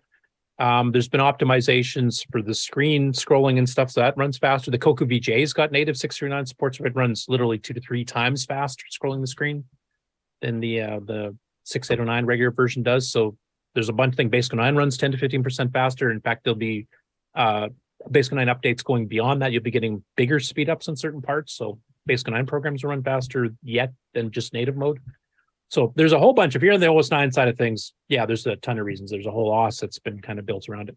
But even for Disk Basic, I mean, we've got, what is it, about half a dozen games right now that are optimized, or maybe more? Yeah. I sent you the list and I can't remember what they There's like Color Car Action and Russian Assault. Gantlet. Touchstone. Skiing. Yeah. I'm forgetting one or two, I'm sure. Yeah. Actually, if you look through the archive, they actually have it listed a little 6.3 beside the game, so you can see which ones are optimized.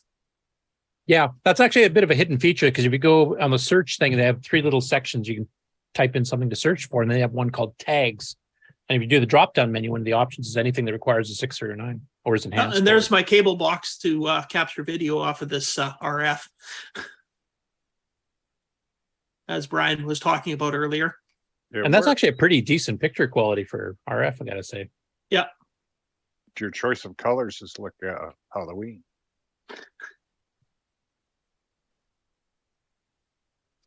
Yeah, and if I don't know where all you can get 6309s right now, but I know that Frank over at Retro Rewind has them It's in got stock. a ton. So He actually found a place that actually has newly manufactured, so they're not like pulled out of old boards or old stock lying around for years. These are brand new. There's some military contracts. I don't even know what countries they're for, but they actually 609s have to be manufactured for these. So if you order in enough bulk, you can actually get the brand new ones. Okay, now you have to tell us what's the difference between an old stock one that's been used and the brand new one. Their speed is different? No. No, Correct? just how new they are is different.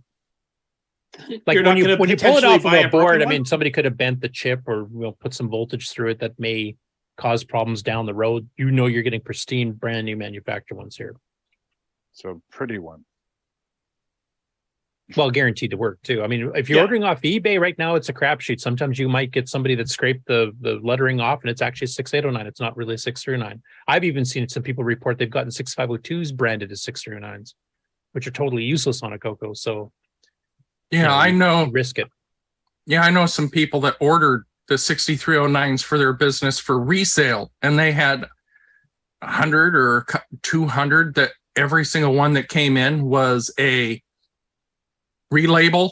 It was not a 6309. Right. Kind of like my 32 gig thumb drive here. That's probably 2 gigs. Yeah. So the thing is, when you're getting the brand new manufactured from the manufacturer type thing, you're guaranteed you're getting a working chip and it's the right chip. Whereas if you're doing these on eBay, it's a crapshoot. And I do like your Waterworld version of Russian Assault here. That was kind of interesting. Yeah, the Blood Sea. So I see there's a question from AJ Griglock in the about the. I think that's cable Shenley box. from the Game On challenge. Okay. He's asking, does it cable box trick? Does it need to be a recent model? Well, no, actually, the older models work better because they're actually designed for that, to have the composite output. I don't actually know if newer cable boxes even have the composite output on them. And right here, you've got the right color set, but this is the 6309 version, which you can see like the scrolling when you're moving up the screen stuff is literally almost twice as fast. Yeah, I do show a little bit here side by side just to show the speed difference between the original version and the 6309. Yeah, and the amount of speed up, I mean, it depends on the game, like how much scrolling you're using, how fast they're trying to refresh the screen. But like Marble Madness, Marble Maze Madness, which one is the CoCo one? It's quite a bit faster. You can see actually with the original 6809, it actually slows down a lot when it has. If you're just moving around on the screen, it goes a little bit faster. But as soon as it has to start scrolling the whole screen, it slows down dramatically. And there'll be more of these patch versions coming out once I get some time. And if anybody else wants to, start doing it, feel free. It's pretty easy. You just look for like a block memory copy or a stack blast or something like that, and you just change it to use a TFM, which is usually smaller, so you can patch it right in the spot, put a couple no ops in or a branch, depending what else is in there. Like most of these it took me more time to find where the patch was than to do the patch. The patch was usually like 5 minutes. But anyway, you can check out the complete review that Ken does on whether this is worth or not. He comes to the same conclusion I do, that yes, it is worth it. There will be more software coming out for it. There's more optimizations to do on Nitrostein level 1. I'm sure there's some patches you could do to basic in a 64K CoCo, or even a Dragon for that matter, where you can patch basic to speed up stuff like P-copy and PCLS and a bunch of other things too. So you can even speed up some of your graphics routines for, if you're writing basic games or whatever too. So there's definitely some opportunities to be had that have not been implemented yet. And most importantly, it's just easier on your old machine. Yeah. Give it a little bit extra life. Look, he has the same shirt on. I do. Yeah. Continuity. Awesome. I haven't changed since I filmed this video. He's been so busy prepping for Game On Challenge here. He just hasn't had time. He hasn't even slept. And I can vouch you can stay up that long from our trip to Chicago. Okay, the next one. This is I just found it. I spelled it wrong in the notes. Oops. Smartware Games, which is basically a war game channel. No, we've covered a different war games channel that has covered a couple of CoCo games before. This is a different one. And this is going into one of the early ones. Now, for those of you who've played like Avalon Hill style board games, or played the early Apple II war games, you'll see quite a few that did that hexagon where you can move your troops and stuff in 6 directions, which is what this is based on, rather than the rectangular 4 directions. But this is a game I don't really remember seeing before called, and I'm probably going to butcher the name here, Kriegspiel? Sure, we'll go with that. Which was a cross-platform game, and it was officially sold to the CoCo and the Dragon 32 and 64, but it actually looks, for that early of an era game, it actually looks pretty advanced. I don't know too much about the gameplay itself, so. Here, let's check out Kriegsspiel. And here it's drawing kind of the background scenes, and then it has some ML routines that actually like move the wider map to show the display. So you're kind of getting a preview of the entire map, which is so many screens. And then you can kind of scroll around, you get bridges and troops and tanks, and you get to move them all individually. And it actually looks like a pretty interesting game. It's not one I've seen before. It's not on my site because I didn't know it existed before now, but I'm gonna have to hunt that one down. I'm not a huge player of these types of games here, but for anybody that is, Arc Royal was quite famous for doing a lot of war games here, but this is a pretty advanced for the 82-83 time frame. The only one from that era I can think of that's even close to this would be VC by I think it's by Avalon Hill, isn't it? But this looks way more advanced than that one did. Is anybody here a war gamer, either on the old board style games or on the computers? I play a little bit. Remember the game Stratego? I'd love to have that on a computer. I do not. Yeah, that would be fun. Yeah. I mostly played Risk. Yeah, that was about the only one I ever played. Did you play it, Pat? I wrote Risk for CoCo. I also played a bit of Axes and Allies. Yeah, that's one I've heard of, but I've never really played. Yeah, and there was a popular one, the Apple II. I can't remember. There was also a hexagon based one like this. Yeah, this Kriegspiel is based on some of the core hex-based games from Strategic Publications, a company called SPI that got absorbed by the D&D folks later. Yeah, there's all of these Strategic games, Simulations or something was another one. Well, there's SSI, which was, they also ended up doing the D&D Pool of Radiance type games and stuff, but they came out of that. Kriegspiel is a very, very old game, goes back to the 1800s, for training the officers in German military. And it became adopted from sand tables and things like that in the past. But they kind of formalized the rules of war. And then in, I don't know, 70s, there was a game called Squad Leader that this is very close to, that got an advanced version, Advanced Squad Leader, that is kind of one of the gold standards for all of these. But yeah, these kinds of games, there's a whole genre of them, and they are just fantastic fun if you like the puzzle of how to win in a resource-constrained environment according to the rules, and you're not interested in just tower defense games, which are the, I guess, the current successor to all of these things. So yeah, these are a lot more strategic than a tower defense, I would imagine. Yeah, this is much more strategic, but there was a whole industry of this stuff that kind of spawned out of Advanced Squad Leader and these tabletop games of the 70s by SPI. Yeah, I remember Avalon Hill because they made a lot of these board games in the 50s and 60s. Then that was their and I bread believe and butter. PSR got them as well. Oh, okay. Now, Buck Owens in the chat, he mentions, I played a lot of Avalon Hill games back in the day. Squad Leader, Panzer Blitz, Panzer Leader. The only one I've ever played was VC Viet Cong from back then. I mean, they did some other games that were not related to war games that I've obviously played too, like Shoot It at the OK Galaxy, which was on multiple platforms, including the CoCo. By the way, Marco and you, this is what CoCo.io is for. Oh, for network gaming head-to-head type thing. Yeah. You're right. That would be fun on this. Do you guys remember a company called Sportswear? Yeah. He had a couple of war games, didn't he? Yeah, he did some of the CoCo 3 ones because Avalon Hill, I think, had already dropped out by the time Sportswear came out. Yeah. Most of theirs were CoCo 1, 2. They might have had 1 or 2 CoCo 3s just before they closed shop. But it's a friend of mine. I know the guy. Oh, we should have him on. Yeah, Ron. we should. You should arrange that. I've talked to him, but he was shy. Yeah, because I've only got a couple of interviews that are planned, and I still haven't got firm dates. There's going to be one near the end of October and one probably near the end of Let me see November. if I can contact him and try again. It's been a while since I talked to him. Or maybe we can arrange like a private, test Zoom chat just to see if he's comfortable being on the air. If we just do it privately rather than broadcast and kind of whet his appetite for it. Anyway, if you're into war games, that looks like a good one. I had never seen it on the CoCo before, didn't know it existed, and the guy does a nice little review of it.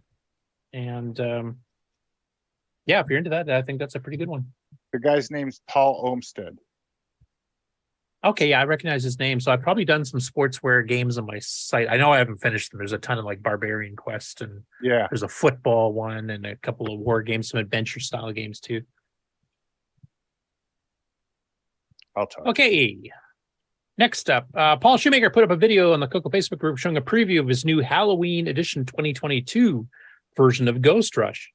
And now, of course, this lends itself to being a Halloween style game because it's Ghost Rush. You have ghosts already. So he's changing the graphics to be even more Halloween themed. I thought it looks really good here. So I'll just play the 30-second clip. I hate that candy. Actually, that's one of my favorites. Right? Molasses-y crap.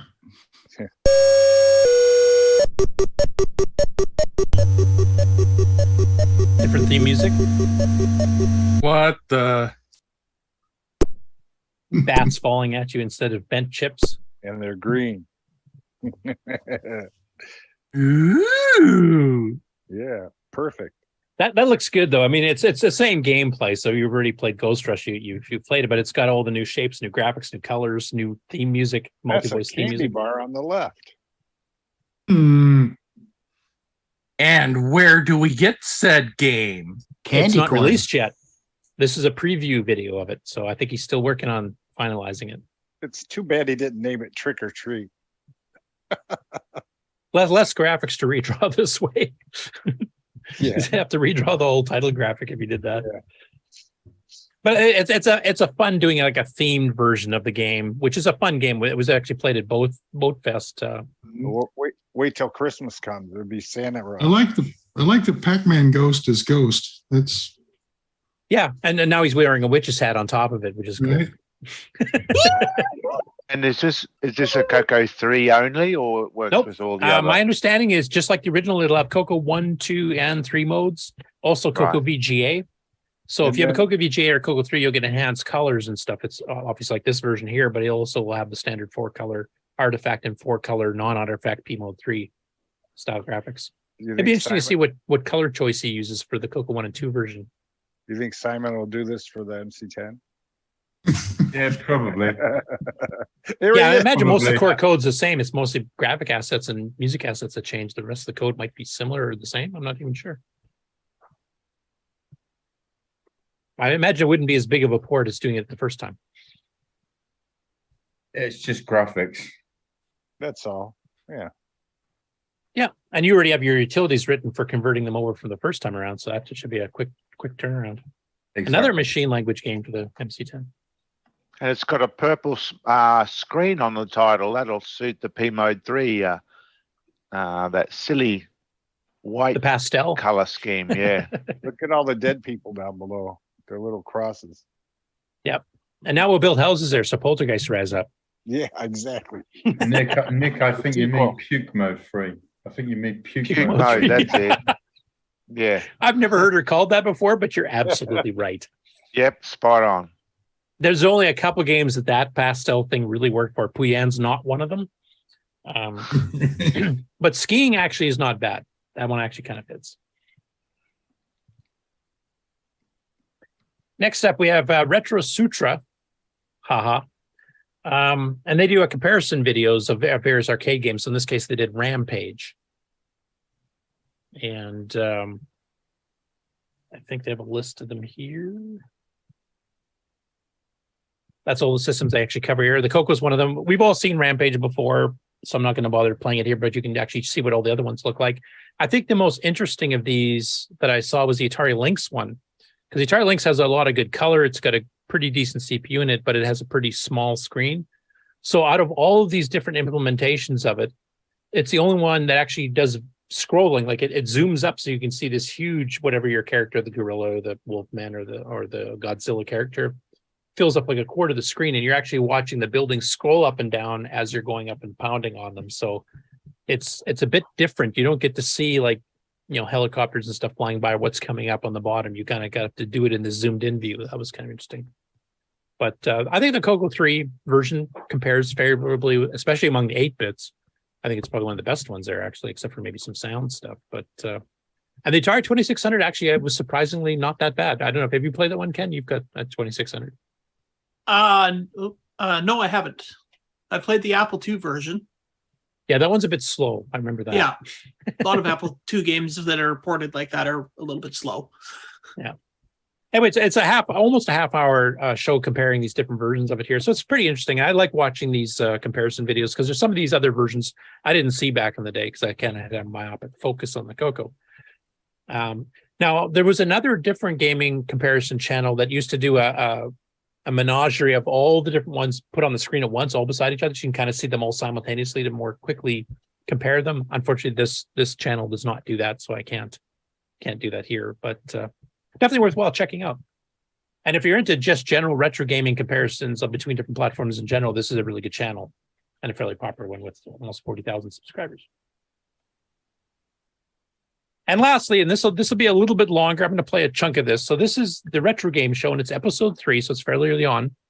And the first part of this show, which I won't play, is basically the history of what caused this gaming channel. It's actually based on the Retro Gaming magazine that started publishing in 1995 as a print magazine. And this is the guy that actually did the original print magazine. So he's been covering retro games now for, decades at this point. And he's decided to switch to a video podcast because, the original print magazine went out, then became electronic, and now he's actually doing video. And his first part of the show is kind of explaining the history of all of this so that you can kind of get caught up to where he is now. And then he decides to go through some of his collection of original box games that he's got for various machines. And one of the chunks he did here is the Dragon 32. And he's got some box games I've not seen fully displayed before. So this will be a little bit of a longer than I normally would do for a segment, but I thought it's pretty interesting to see some of these.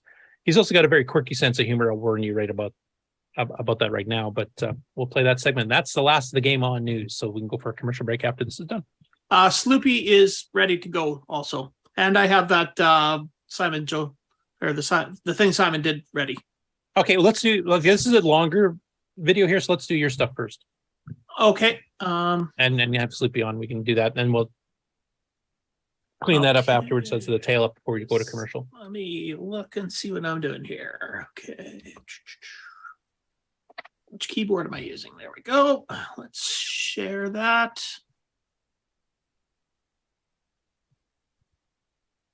Okay, share with sound, because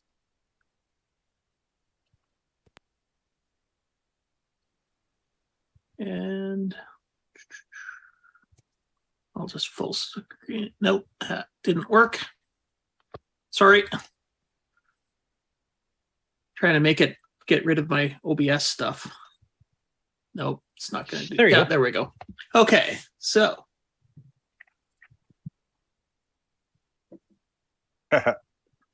This is the tie-in to Poltergeist.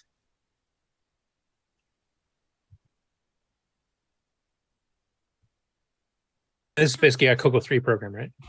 Yeah. There is music as well if you had the sound on. Yeah, we hear it. Can you hear that? There it goes, yeah. Yeah, the music starts at this psychedelic part.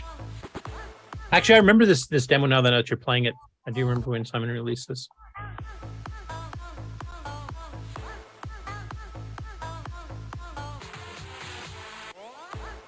I'm not sure how long this goes on for, so. It loops. Okay, so. It's looping, so there we go. That is the new title screen for Poltergeist. I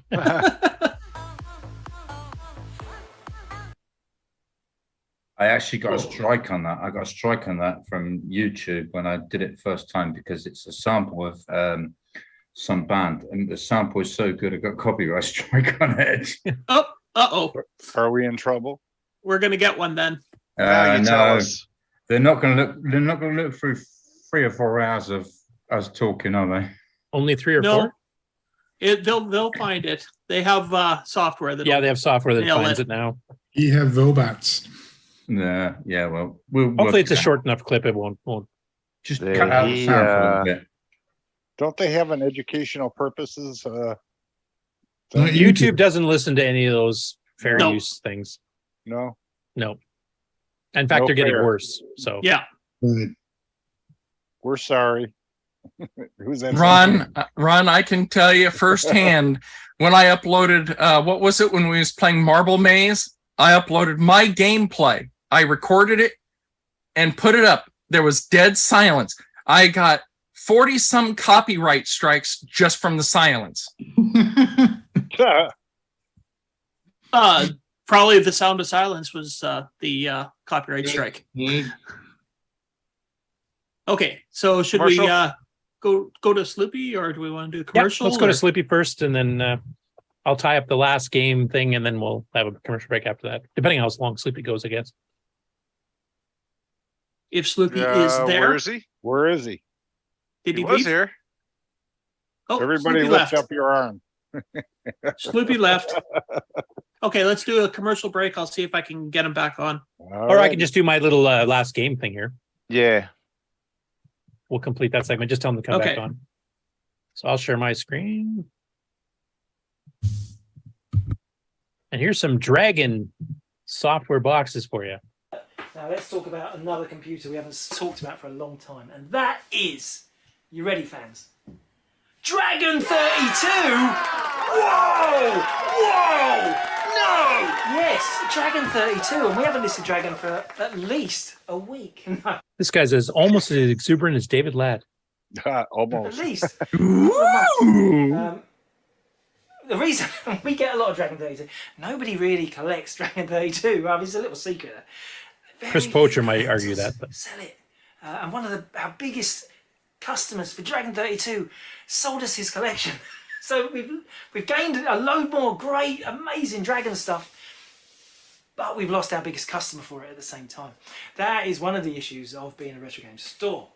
But there's still super rare games. And there's some really amazing titles, so let me show you.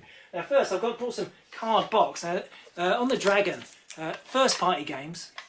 Dragon also, it's called Dragon because it's a Welsh company. Was it Tangerine? I think they called themselves Tangerine for a bit.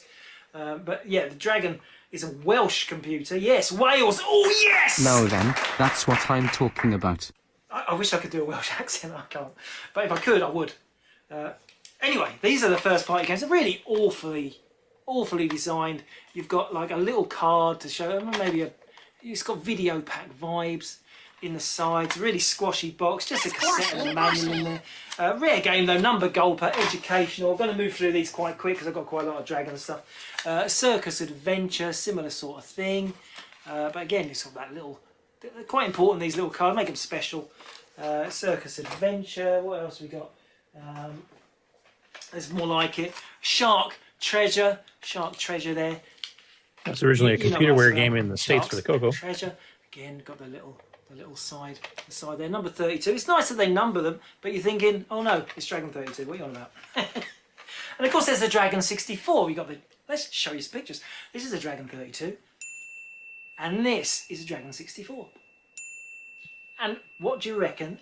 Work it out, boys. What is the difference between a Dragon 32 and a Dragon 64? The color That's of the right. case. One of them's more expensive. That was a joke. It was another joke. Oh yes. Oh my. This is what you sound like all the time, David Ladd. What's the real one? I feel sorry for you. What are the differences? I could tell you. Space Fighter. He's by got Michael hair. Moore, This lovely card box. I mean, Hey! they're super rare games. No, picking this on is the very nice- follicle very nice challenge. way that this, look at this absolute stitch up of Star Trek. So many Star Trek rip-offs they got away with. And look, it's a lovely design, like a piece of foam and set wedged in there, and then a nice slipcase. I actually quite like this box design. Of course, just like I've discussed many times, an anomaly, awkward to put on the shelf. You haven't got many games in this size, but if all Dragon 32 games were lined up looking like this, standardized boxes like in television or Atari VCS, wouldn't that look fabulous? Yeah, you're imagining things that don't exist again, Jay. Stop it. You've been told. Fair enough. Now, here's a couple of bigger box games. What about this? Salamander Wizard War. Yes, look at the size of these games. They're so awesome. We have a call of asparagus. Beautiful. You got a spell. You got a What's that? Couple We of have a call of spell books in there. asparagus. Yeah, real spells. These are real spells. Oh, he doesn't like the over-the-top presentation? Fabulous. Oh, there you got all pictures. And I can stop it now if you guys want. Demon.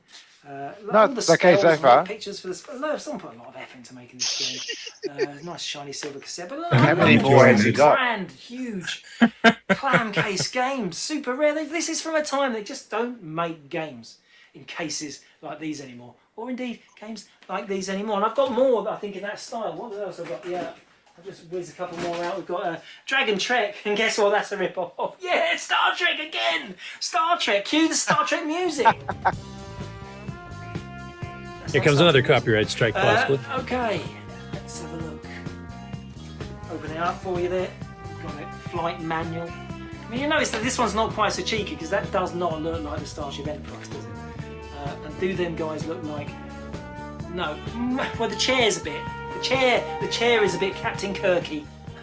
It's a bit Captain Kirky. Now that's a new one. I'm not even going to make a jingle for. All right? I'm laying off the jingles. Ever since you guys rebelled against Squashy Washy. Yeah, Squashy Washy! I haven't had a chance to use it. I should have used it on them cardboard boxes. I missed out. Here's another one, Lost in Space. Another cheeky license. This is unlicensed stuff. They make these huge packaged games. Lost in Space. This has got no... Even the fonts are rip-off. Are these And there's Robbie Dragon the games? Robot. Lost in Space. What's that? This is not official. This is completely I've never made up. seen these games. Totally illegal. No, Who cares? these are new to me Dragon too. 32. It's from Wales. Nobody played it.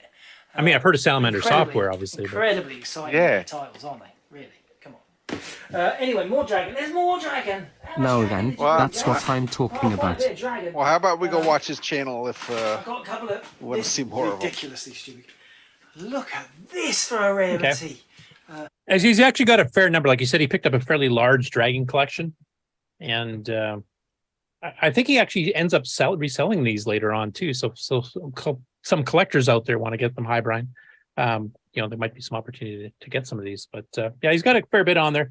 The presentation's a little over the top for me, but everybody's got to have their own style, I guess. I don't know how much he regularly covers Dragon. He covers all retro stuff, and his magazine has covered all retro stuff since '95. So, but there seems to be a lot of interesting stuff there, and he's obviously had a history with the retro gaming community for decades. So, I'm looking forward to I'm going to check out the first two episodes to see what kind of stuff he's covered on it before. But for those interested, there you go. That's the end of the Game On news this week. Any word from Sloopy? Okay, I'll run the commercial. You are watching CoCoTALK, the world's leading weekly video podcast, featuring a Tandy color computer. We spread the love to the past, present, and future for all models, including the original color computer, the CoCo 3, and the world-renowned exclusive French-Canadian CoCo 2, the Radio Shack. CoCoTALK would like to thank the patrons who sponsor our program, so our heartfelt gratitude goes out to Alan Huffman, Alan Murphy, Blair Ledoux, Boat and Aaron, Brendan Donahue, Brian Weasler, Brian Walsh, Karen Anscombe, D. Bruce Moore, Daddy Burrito, Daniel Williams, Diego, Eric Canales, Glenn Hewlett, Graham Vebke, Grant B., Grant Leedy, Henry Strickland, Jason Downs, Jay Style, Ken Reichert, Malfunct, Melly, Michael Pitsley, Mike Rayburn, OG Hugo, Paul Fiscarelli, Paul Shoemaker, Paul Thayer, Retro Tech Time, Rick Hewlin, Rob Inman, Rocky Hill, Stephen Wagner, Steve Batson, Steve Rasmussen, Terry Steen, Terry Steggy, The Backyard Shed Gang, Tim Thayer, Tom C., Tom Gunderson, Tom Heron, Tom S., Tony C., and William Athing. Thank you ever so much, patrons. It's time for everyone's favorite segment, Who's New to Discord This Week? Trigger says, Marky Mark aka Trigger. I love all old things. PC, electronics, AV equipment, and just like to learn about things. Started playing PC games in the early 90s, so I've seen a lot but still appreciate the older things a little more. I get into everything and anything, even if I stink I still love the learning process. Nobles says. My name is Kevin, and handle is, @Nobles. I am into different 8-bit retro systems from the 1980s and my first computer was actually a CoCo 1. I repair retro systems as part of my hobby and also like to try different emulators for gameplay. I saw your CoCoTALK live sessions on YouTube and thought it might be interesting to join the Discord for even more interaction. I would like to learn more about the CoCo games from years ago as I only had a couple on cartridge from years ago. Albert Marsh says. My name is Albert, I program games and graphic apps for the CoCo 1, 2, 3, RS-DOS, and OS 9. I use emulation. Would love to find a CoCo 3 that I can work into modern display. I'm very interested in doing new programming in Nitros 9, Basic 09, C, and maybe assembly. Tweak says. Greetings. Let me think, my name is Steven. My first exposure to a CoCo was in the early mid-80s. My sister bought a CoCo, Model 2 I think, it was silver, and I remember driving her nuts over some game cartridge she had that I loved to play where you controlled a mountain climber and had to dodge mountain goats. Found CoCo Discord, thanks to running across the CoCoTALK live stream on Twitch today. Unix says. Hi. I grew up with Commodore computers. Started by playing games and after a short time continued with programming. After many years I have now returned to playing games on Commodore. A few years ago I looked at what 8-bit processors were available in the 70s and 80s and it was during this time that I found CoCoTALK. Since then, I've been watching CoCoTALK quite often. Now I like to learn more about MC10 and what hardware and software is available for this computer today. Eric. The previous bios were edited for time, thanks to Grandaldian, Boys in Tech, Paul Fiscarelli, Paul Shoemaker, Nightbeard, Glenside Computer Club and the CoCoTALK patrons for boosting the server. Please consider joining Discord and visiting the welcome section to read these bios in full and see what the community has to offer. Just go to discord.cocotalk.live. See y'all on Discord. And we are back. And we have roving reporter Sloopy Malibu on the call. Now, I unfortunately had to go outside. I'm guessing from connection problems from inside. Actually, no, not from connection problems. Basically, what they're doing is, you know how you have the talks at the show? We're getting a lot of wind noise there, so I don't know if you can step out of the wind a bit or. Yeah, am I showing video? Yeah, then now I am. All right. So yeah, I'm actually in front of the hotel. I don't know how well you can see it. Yeah, we can see it. Yeah, when I come over here, I don't get 5G too well. There we go. All right, you can hear me good? Yep. All right. You must be getting too close to that hurricane. Yeah. It was sunny here yesterday. But no, basically what it is the show, you have the show and then you have the speakers, and they're trying out something new where it's all one single room. So the show is on the one side of the room and at the far end of it is where they're speaking. And I had to cut out because I was sitting there with the video and it was so it's kind of a forced attendance. Yeah. So even if you're not sitting in the chairs in front of the speaker, you're still in the same room and you can still see it from across the room. But you can't conduct business though while that speaker's going on? Yeah, but you have to be quiet. And because I can't hear very well, I had to turn the volume down to the point where I couldn't hear what you were saying. So if you would have called me, I'd have been like clueless. So that's why I just disconnected. Well, maybe after you talk about the show a bit here, Sloopy, if you want to wander back in just to show us what it looks like without having to say anything just for a few seconds before we. Yeah, I was going to say I can mute the audio and just walk around and show you the things. And then I can come back out. And then if you have specific questions about whatever, I can answer them. Well, as you're one before you wander in there, like how is the show going so far? How much CoCo representation is there? Because obviously this is for all Tandy machines from 1000s to Model 1 and 3s, etc. Right. It seems that there's a very low CoCo representation here. That was actually mentioned among people. Pretty much the CoCo representation is me, El Presidente Jim Brain, Brendan Donahue, and that's it. I mean, there's a few that's for displays and such. There is a few users, CoCo users here. If you look in the Tandy Assembly on Discord, there's a picture of CoCoTALK Game On Challenge live viewers, and they also watch the show on occasion too. Do you know which ones they are? Because I didn't recognize any of them. Yeah, no, they're not people that participate. I'm gonna get names to call out the guilty later when I see them. But yeah, it's a father, son, and grandchildren, and the father is evidently very into the CoCo. I saw Brendan did a seminar yesterday on extending basic, which was actually pretty good. I didn't get a chance to watch the whole thing, but I watched about the first half. So there's some CoCo there, but yeah, it sounds like it's a bit lower than I was expecting.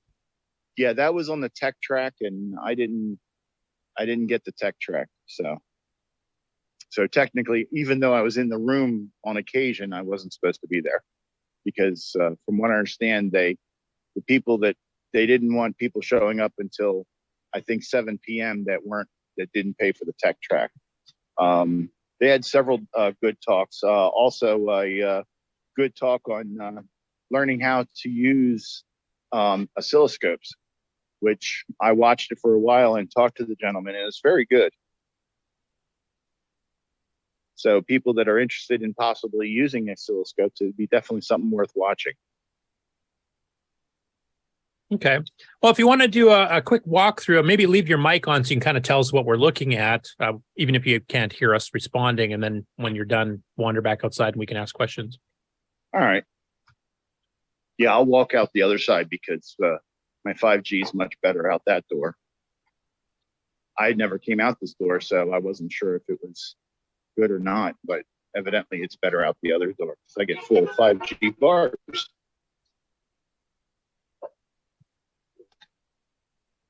Yeah, when you send messages, like in the chat for Zoom, I do see them.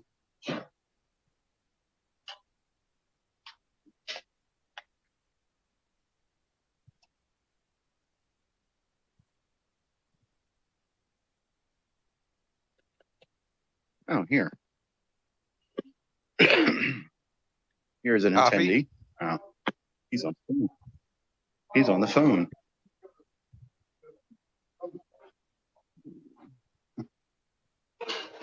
There's no one else out here, and he's on the phone, so I won't bother him.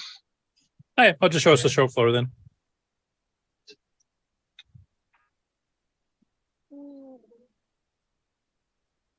Whoops. Oh, there we go. All right, I'm turning down the volume now, so I will not be able to hear anything after this. But I will be able to see messages. Camera high, no butts.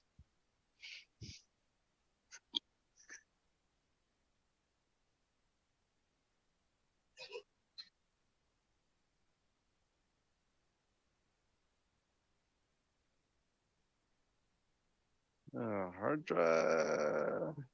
That's going by pretty quick.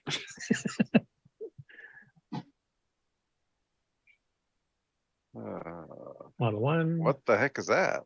That's an LNW80. I think that's the Dick Smith one that there was a special presentation on earlier, or one of their clones of it. Eh? System 80s? Yeah, Dick Smith, System 80. Yeah, Nick should be familiar with that one.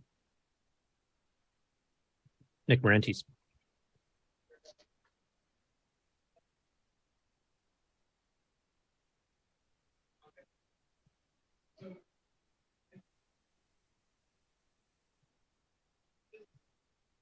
Some more Model 1s. There's a MC10 running. I find it ironic it has discs beside it.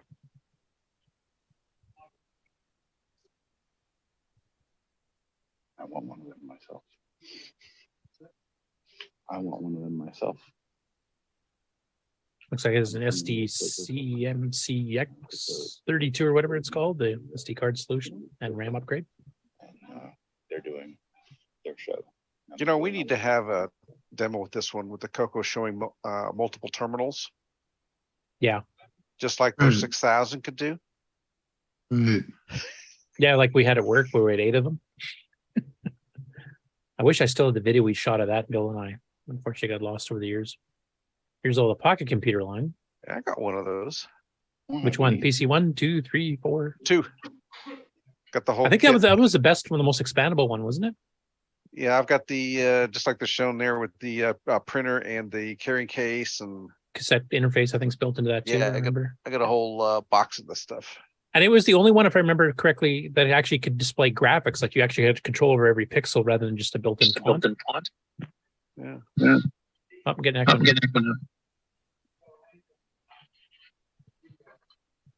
What the heck is that?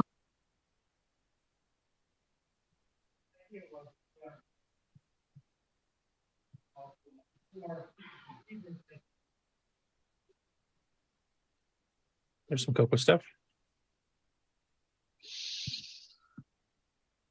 That must be the high-res interface board. I can't quite tell how blocky that looks. This is 3D. That polarized 3D glasses beside it, is that a 3D display? It's like he's going to try to show through there. Yeah, I think that's what he's going for.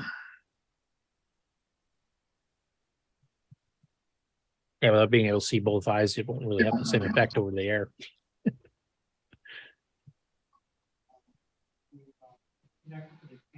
Hey, We live, man. That Randy Kindig?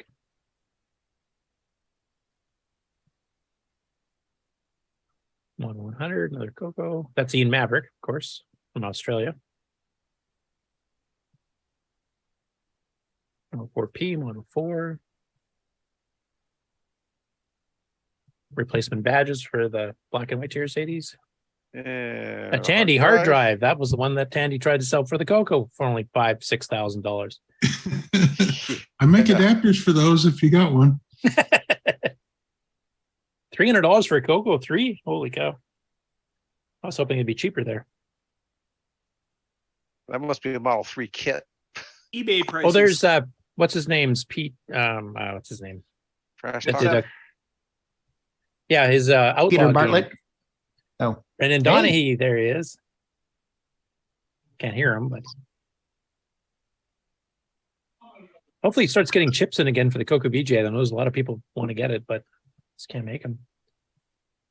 There's his CoCo VJ enhanced MC10.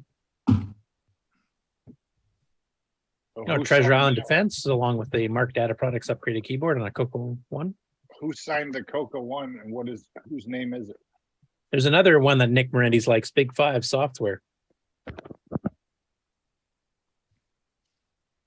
And a networked system to play them, it looks like.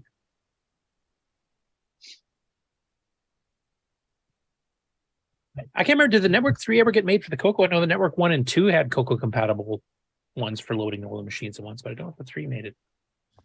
Brother Jeremy had a prototype thing for this, I believe, but I don't know that it ever went anywhere from.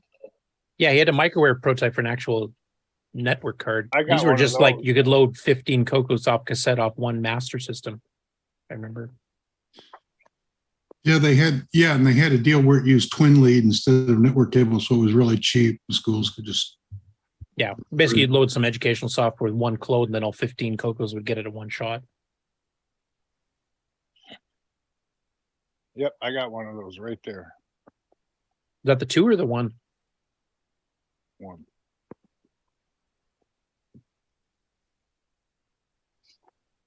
For the hard drive. And there's the famous Tandy Mac. I'm not just kidding. Model 2000 HD. That was That a was- heck of a machine. It was way ahead That of its was time. it had the odd CPU choice of the 8186, but I got one. it had really good graphics for the time. Mine Oh, looks yeah. just like that. Remember the Did- memory did it have expansion the, boards were self-refreshing. Didn't it have the quad density drives also? Yeah. 720K. Yeah, one of the earliest machines to have 84. I think that came out. It was before the 1000 did. Yeah, that's where I got my my quad density drive for the CoCo from. It was stolen from a 1000. That's the please ask for assistance machine. I'm not familiar with that one. Oh, Tandy R&D developers boards. That's cool. Of which they had the CoCo one and the original plywood frame.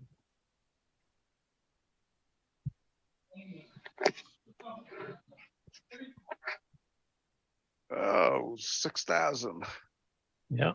That was the dual CPU Z80 and a 68000, wasn't it? Yeah. Running Xenix. Yep. And you could upgrade a Model 2 to be the equivalent of that. Yeah, they also had the Model 12, I think, did that as well, if I remember. Yep. That was a DT1 terminal over there you passed. Tandy primary drive. 2. You can almost smell them. That must be a 12 that was next to it, the white 2 looking one. Yeah. I think you're right. CP400, a CoCo clone from Brazil that Simon actually got gifted. I'll talk about that in the news, but with original manuals, that's cool. Another CoCo. Some floor. The QR code. The QR code only works if you go to the top of this monitor and take a picture because it's too stretched out. A dead spot in the cell coverage. I'm guessing he's heading back outside to talk to us about that now. You're escaping now. We'll have to get him go back for a better close-up of the QR codes.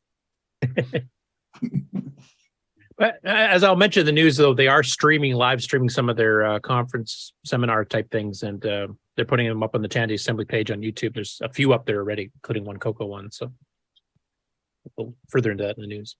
Alrighty. Hello, hello. Hi, this is Sloop. Spot at Ground Zero, reporting live from what's this? Oh, the Courtyard by Marriott, Springfield, Ohio.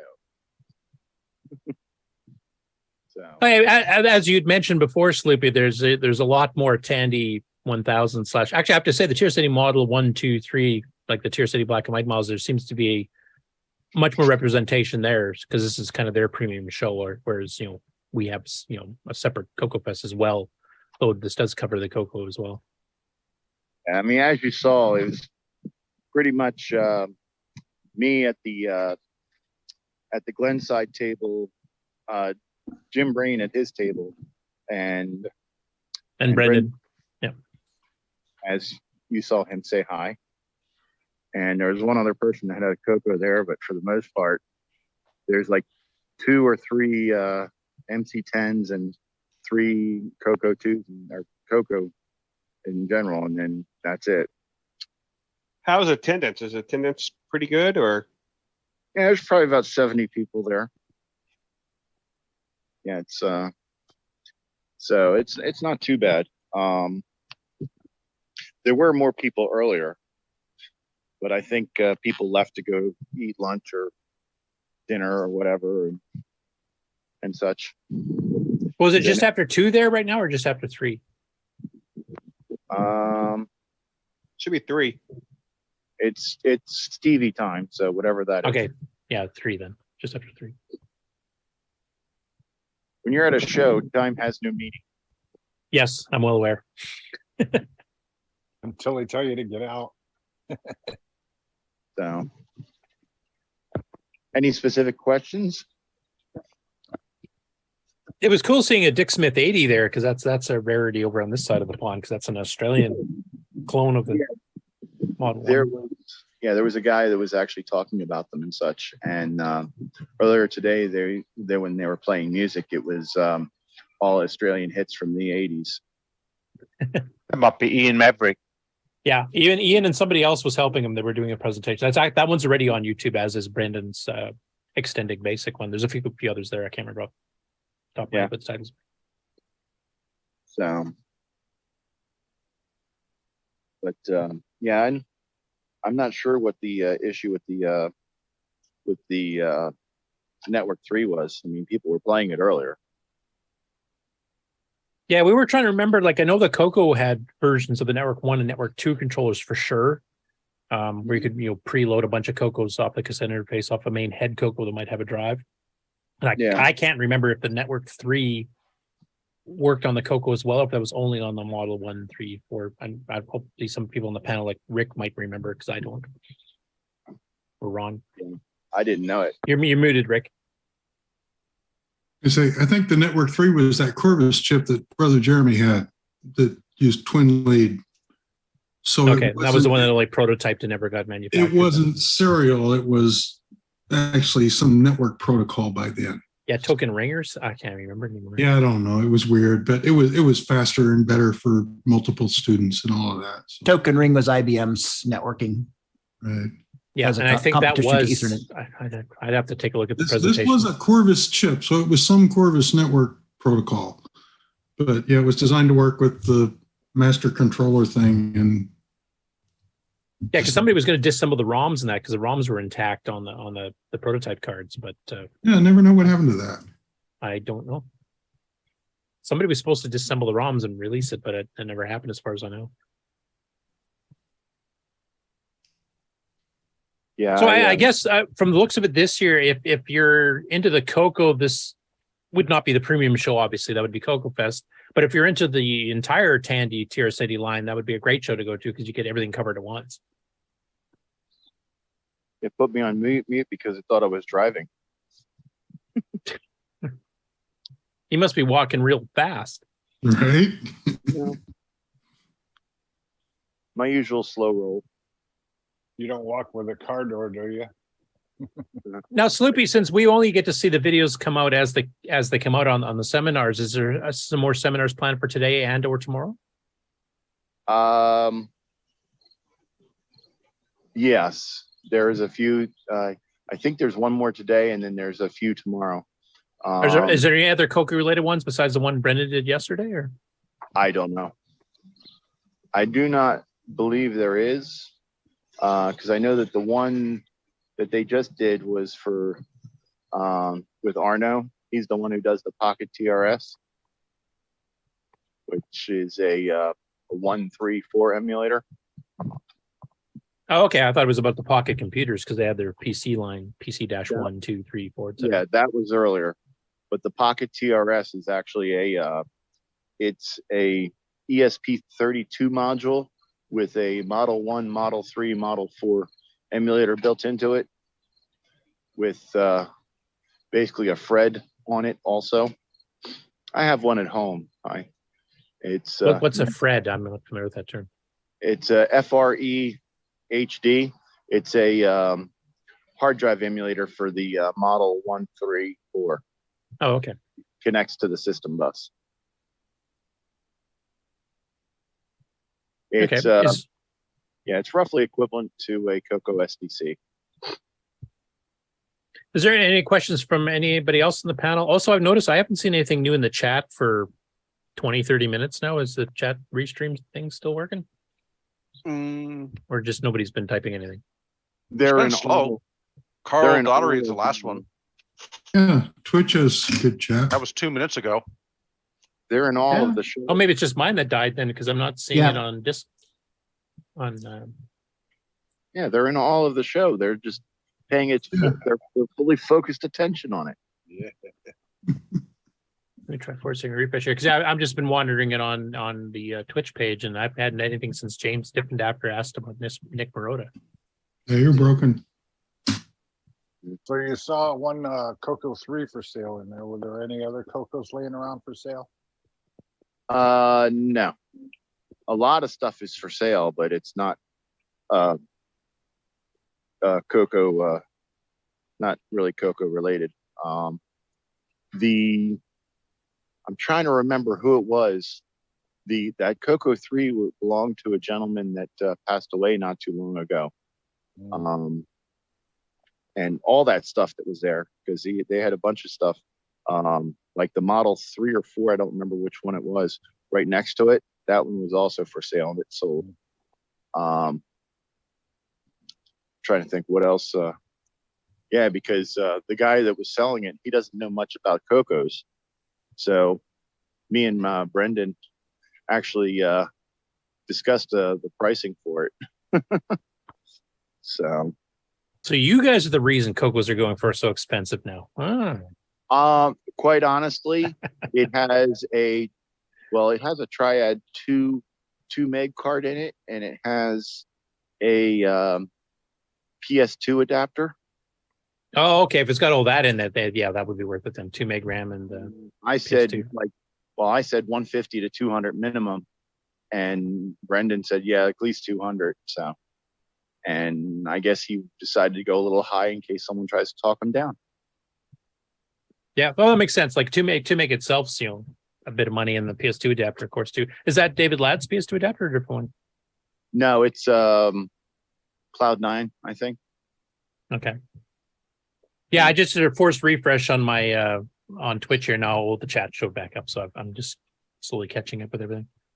Yeah, they also had a disk drive there, 501 with controller, and it worked, but it wasn't reading disks quite properly. And Probably that was blown 1773 or something then. Yeah, and that was sold for $50. Did you see any Model 1 interfaces listed under the expansion interfaces? Yeah. Yeah, I think I saw 2 that were for sale. So what are they running?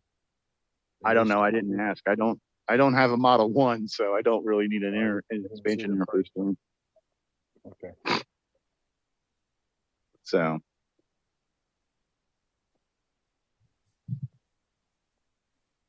Okay. Any questions from the chat people there? I mean, obviously we're going through the questions on the panel, but if anybody's chatting these questions for Sloopy before we let him get back to the show. Unfortunately, I couldn't show you the auction stuff because that was over next to where they were speaking. Did you say that there were no more CoCo VGAs to sell? Yeah, Brendan said that supply issues. So yeah, he's not the same chip supply that's hitting the Gimme X that everybody keeps asking about on Facebook. Yeah, they both these similar chips, and you cannot get them. They're back ordered now for like 8 months or something like that.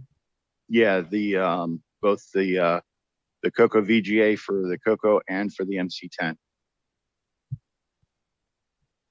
So until the chip supply shortage gets alleviated for like normal people rather than big companies, that's going to continue, unfortunately. So there's no way around it, like with the SDC. No. No, because Darren has clearly specified that you cannot change the design of the CoCo SDC, period. Yeah. Yeah. Though Frank has figured out a possible workaround, as he mentioned when he was on his interview. I like that. That's cool. Yeah. So that might be alleviated, but that doesn't help. But these are CPLDs, not FPGAs, right? Yeah, I think it's a different style. It's a SMT instead of the through hole, or not the PLCC.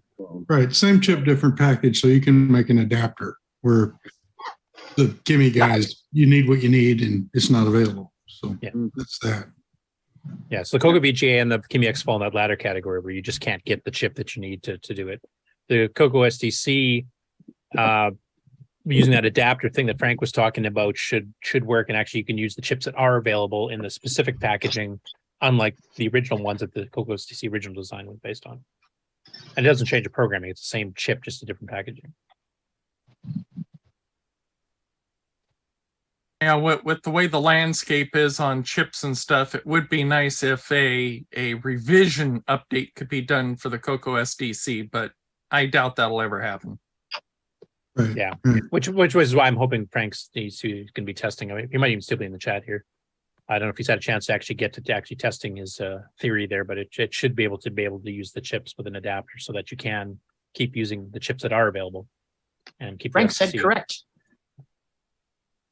Oh, shipping already with the carrier board. So he's got it working and tested and on the go. So we should not have a shortage of CoCo STCs anymore. Awesome. Sweet. Thank you, Frank. And thanks for the interview. That was fun last time. Yes, it was. Also, I should mention, it'll be coming up in the news too, but the Amigos are doing their International Computer Club tonight at 6 p.m. Eastern on their Amigo channel on Twitch live.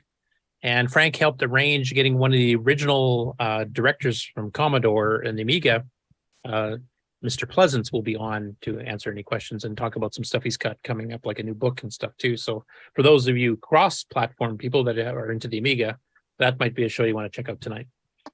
I'll go in more details when I get into the news. But.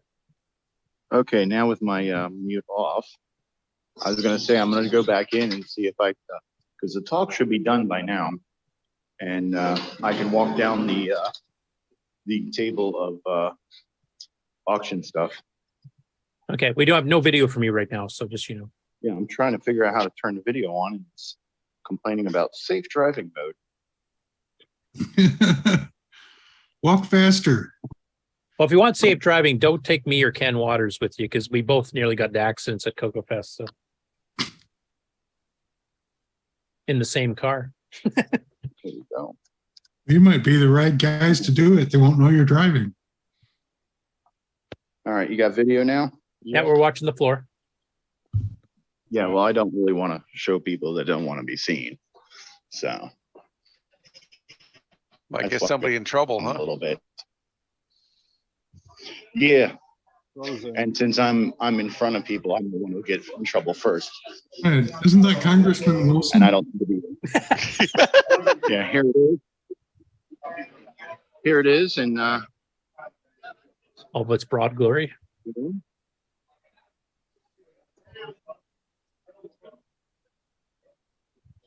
Peter, can I bug you for a second? Yep. That's Peter C. He's the one who runs the show. Yep, he's also the one that brought that clone of Stampede for the Model 1-3 recently. Yes. I didn't. Wearing your jacket. You were talking about this. This is it's actually 3D.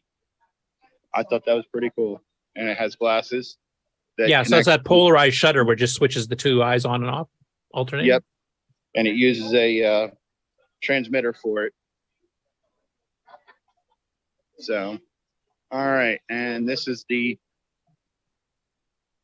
pile of auction stuff. Auction stuff. That a direct connect modem pack up there, or what is that? You want to say hi?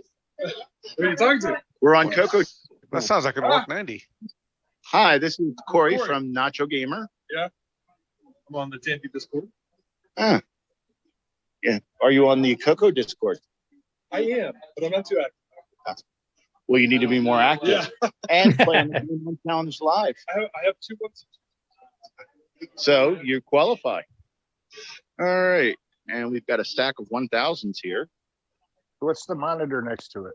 Is like a VM. The monitor over here is CM5. That's a VM2. VM2. Okay. That is CM2, and that doesn't have a label on the front. Oh, it's an Acer of some type. Oh, okay. And here we have high resolution VM1.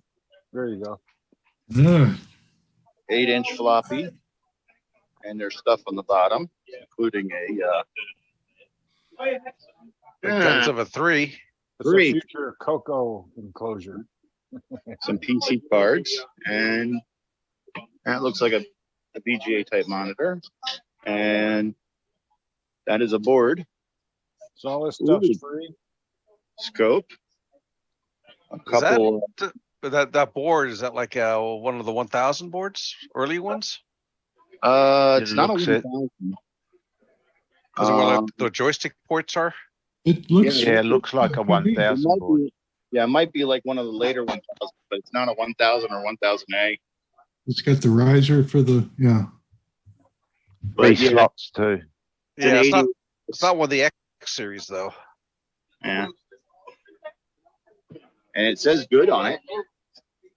A probe and scope and an HP 1660C logic analyzer. Yeah, that'd work. Generic PC. Printer. And that's a curious mark. Line printer 7 or 100. We come down to this end and we have a TV set. Yeah. A TV set that has the tuner removed. It's also got the wood grain top. Interesting. Yeah, does it have the wood grain or is it just gold on top? Let's see. Yeah. Gold. Wood grain or gold? Gold. Yeah. I'd recognize that RCA anywhere. And What's in the box? 400 stack of boxes. I have no idea. Pizzas. Yeah, it's lunch. That's lunch. Monitors. They're auctioning off lunch. They must be thin crust. Is that a model 100? Expansion interface thing there, the video disk drive floppy thingy. Disc left. system. It's a dual 8-inch disc. Was that Looks like 8-inch? Yeah, they're 8-inch. Not a Model 100 one, then I don't think. No. I wonder if that's an expansion bay for a 6000. Oh, maybe. Floppy expansion bay. There's some CoCo software. Australian ones too. Where? On the bench. Just there. See the Australia map? Okay. Oh, yeah. Is that a CoCo for sale down there? It's not one you wrote, though, eh, Nick? No, but and that's an Australian Tandy catalog. These are from Ian must have brought them up. From Ian must have brought them, yeah. That's a hard drive controller for one of those internal Tandy drives. Yeah. Yeah, that's the one the CoCo one interfaced into it, didn't it? Yeah, it's CoCo one of adapter them, thing. yeah. So these are all auction items. So yes, those CoCos are for sale, Ron. Well, check out the box and see if it's a COLOUR. Extra for the U or less for the U? Show us. Nope. It's some other box. It is tested and working, though. Well, if it isn't spelt with the U, then it's not a quality product. Damn French. I think that there's something wrong with the monitors on these. Yeah, that's what happens when you ship them. No, Yeah. it happens when you open I could them sure up. use that busted up Model 3, though. It's when you open them up and you hit the neck and break it off. Yeah, the neck's been broken off, so who cares about the rest of it, right? Yeah. But you can take it through sound. Right. Greetings. Greetings. Radio Shack chairs.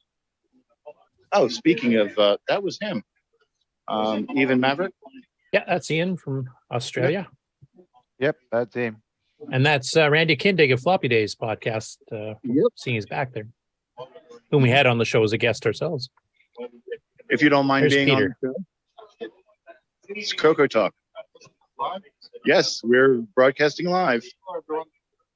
Can't really hear him though. You might have to hold the phone up to his mouth. That's because my hands. Try saying hi again because I had my hand around the speaker. Hello, everyone in CoCoTALK land. Hey, Peter. Ask him where his beard's gone. Yeah. Everyone should be here. Everyone that's anything in the Tandy world should be. Where's Hey, the I did beard? my part. I came, and I only had 2 days planning, if that. Slippy's represented. Yep. We're all there electronically. Yeah, Sloopy asked where his beard went because he's had it on Trash Talkers the last while. Oh yeah, when am I going to be on Trash Talkers? You guys are all invited anytime. Yeah, Nick and I have been on it before. I don't have a model 1, 2, 3, or 4, but I do have a CoCo, and I do have a model 100A, 1000A, and I have 2 model 100s. So does that qualify me? We'll talk CoCo anytime. Okay. So, all right. Go Thanks see for Ian. talking to us. We never did solve the and beard then- question though. No. Go see Oh the yeah, man. for pricing. If you need a multi-pack, that one's reasonably priced. Is there a poltergeist cartridge? Just for Nick. How much for the blue PCB? SDC. I don't know. $50. I Is can't. that the afford it. STC? Yeah. Yeah, I'll take it. All right. I'm gonna set that down. Let's see that cold cash. Hey, change hands. Come on. I think we've been set down for an SDC. Right? Yeah. Right. Good price too. Canada. Crime is in $50. current. Yeah. Yeah. Now we're seeing finger There he is. cam. Yep, there we there we go. Oh, you can still Yeah, you can get them from Retro Rewind. I just got one from. Texas PKR or something. I have no idea. Yeah, and he's solved the chip shortage problem too. Yeah, he's also. His name's John, right? At Retro Rewind. Frank. Frank. It's spelled Yeah, COLOR. Yeah, Rick. Yeah, Rick solved the.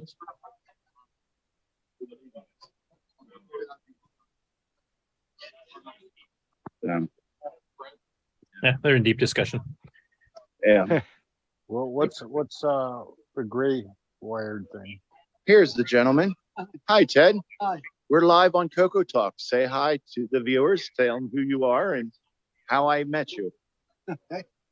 I'm Ted Sparks, and I'm from Ashland, Kentucky. And come up here and just started talking. That's how we met. Of course, I watch him all the time on CoCoTALK. Yeah. Has he joined our Discord? Yeah, he's on there as Sparks, right? Oh, you're not on the Discord? I think Oh, your son, yeah.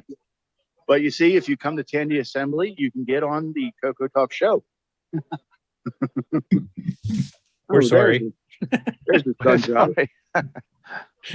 This is his son, Josh, who's in the picture that I sent.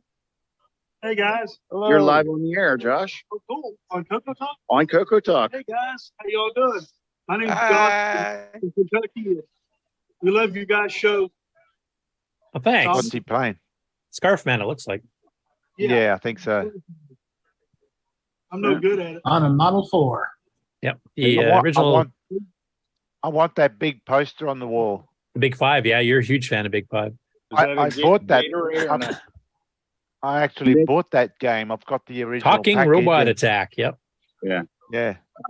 Nick, I'll try to hide it under my shirt for you. Yeah. See how you go. Hey, Sloopy, did you bring a big coat with big pockets? You what? Mega bug. Did you wear a big coat with big pockets? Pockets. There's the president of Glenside there too. Yeah, that's what I'm doing here. I'm doing the Glenside. You're being the president of Glenside? What does Jim say about that? He's the one who told me to do it.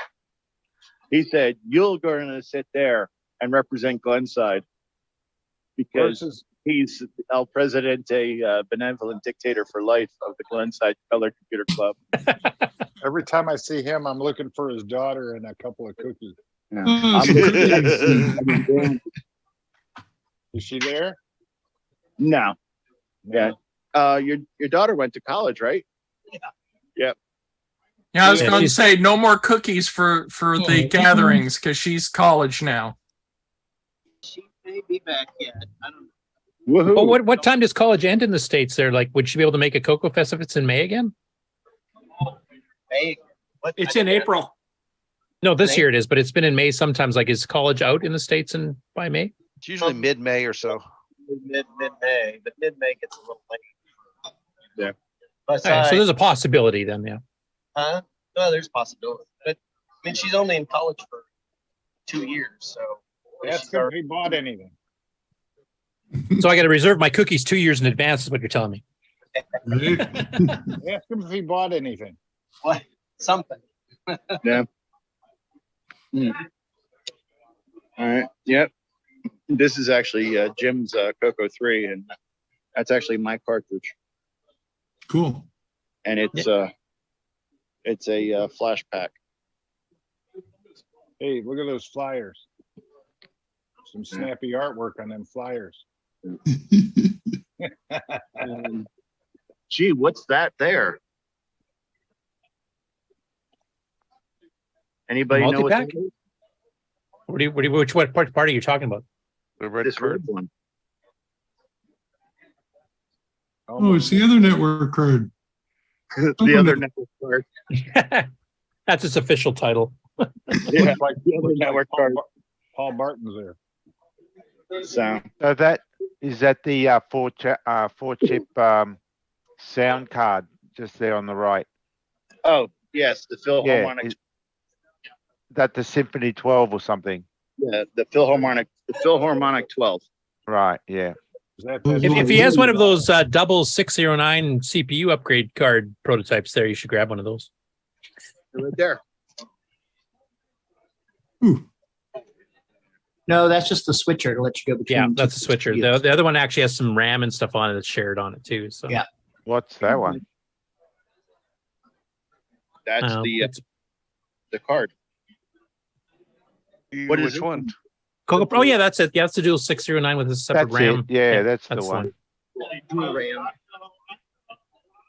Some shared RAM, I think 512K per CPU or something like that, and it also has two 3 megahertz 609s on it. You can use as a co-processors. Needs some software to use it though. Ding ding ding. Say that again. Needs software. That's the problem. If I'd send one to somebody if they commit to write software for it. It's hard to fire that thing up. I don't want to just fire it up and send it to somebody and have to sit on a shelf. You wire them up. You wire them up yourself? Hey, is that John Linville? Jim's that was Jim Brain. No, just behind him.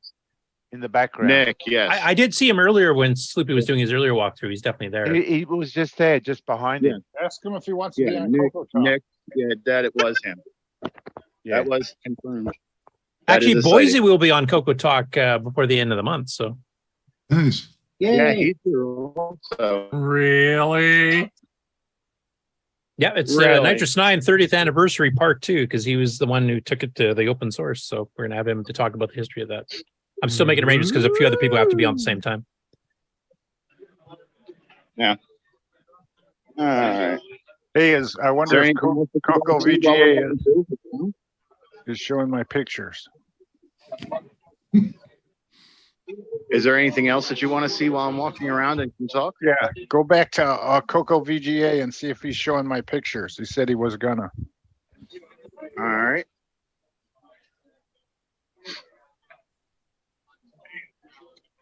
Boy, it's tough walking and talking at the same time. Yeah, it makes me out of There you breath.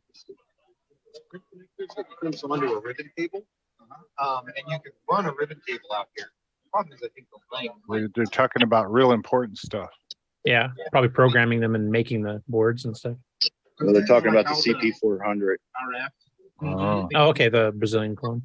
Yeah. Yeah. I wonder, you can't play VG6 images on the MC10. Assuming that you don't want to add something like that, right? He's probably showing whatever anybody who comes by to talk to him about because he has multiple products, obviously. So What's playing on the CoCo? What's playing on the CoCo one over that's there? Treasure Island Defense by Sheldon McDonald. Oh yeah. Is that red one an Atlas? No, Yes. the red one is. Isn't it? It is? No, that's a should be. MP10 with. You see how this one has the red? Yeah, but the red case is or is that just the bottom of the CoCo VJ? Yeah, I think it's a riser. In there. Ah, okay. Move your finger way over. Red, green, and blue. And that's Yeah. the keyboard for it. But it's Okay. hooked up with a USB adapter to the keyboard. So, see if I can get it. So, yeah, I mean, you can do something like you can put some nylon risers. Yeah, that'll be a nice product because I mean the biggest restriction on the MC10 or the Alice for that matter, the original Alice is the keyboard. And so if you can actually hook up a USB one so you can properly type in programs and stuff, that would actually help. Well, a cheaper CoCoTALk. upgrade. A cheaper upgrade is just get a color computer. Don't spoil it, man. That's negative karma, man. Chip is here and the board extends. Look, he's got a flashing light. Oh, that's worth it. Yeah, look at that. The external would like doesn't matter, right? I just hope this chip shortage goes away soon because there's so many products that are either already out and they just can't make now, like CoCo VGA or the Gimme X is ready basically to be released and can't be until the chips come back. He's got a joystick hooked up to the MC10 too. See it? Yep. Yeah, the Alice actually had an adapter for that officially too. So Makes it so you have to put color standoffs. Can I ask you a real quick question? All right, go ahead. You have his attention. What was the question you had for him? Have you been playing any VG6 pictures over there? I haven't yet, but I will. Okay. Your folder full of stuff, Ron. So I am planning on doing that this afternoon. All right, thumbs up. You want me to do it now? Sure. yeah, that'd be a good segue out, and then we can get on to the rest of the show here, so we don't have a 6-hour show again. 6-hour tour. Yeah, it's Tandy Assembly, so it has a good excuse. See, Ron, there's even a directory with your name on it. Awesome. See that? I'm famous and don't even know it. That's right.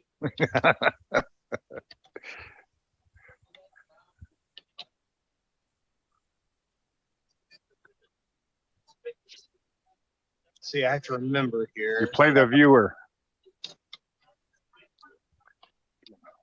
View.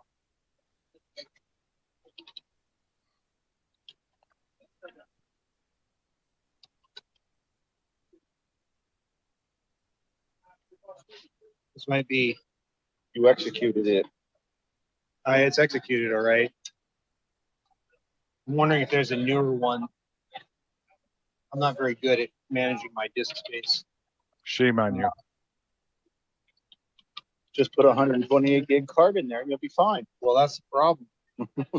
The bigger the cart, the more easy it is to More lose stuff. Actually, I have a quick question for Brendan. Has he heard any updates as to when chips will be flowing again so we can sell this CoCo VJs? Unfortunately, I haven't been getting any feedback from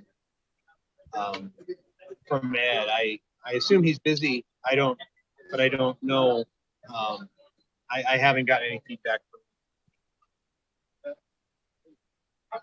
Oh, there's a good disc image. Was it ease of use? You betcha.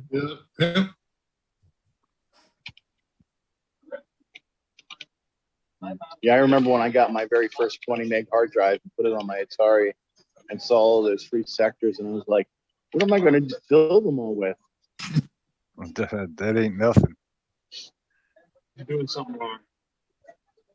They're good pictures. Yeah, they are. All right, Rick, he's not doing it. So Yeah, I'm feeling miserable here. You got to play the viewer. Should I take him out back with the rubber hose?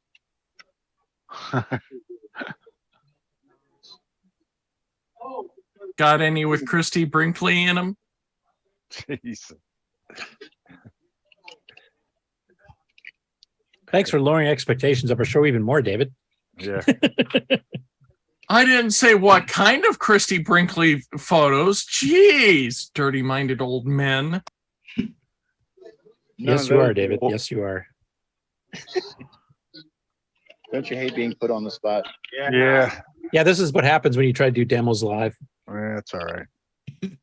Is that smoke?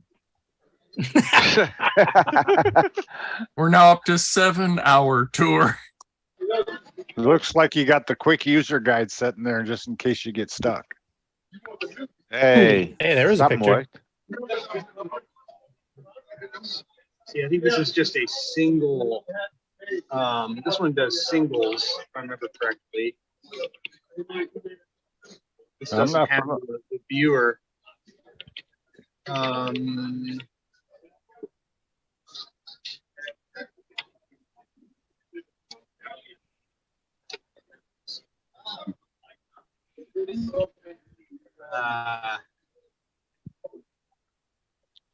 All right. While he's doing that, I'm gonna sidetrack everyone. All right. See this nice little box here? Boy, I'd like a couple of those CoCo VGA cards. Mine's getting a little rough around the edges. CoCo VGA.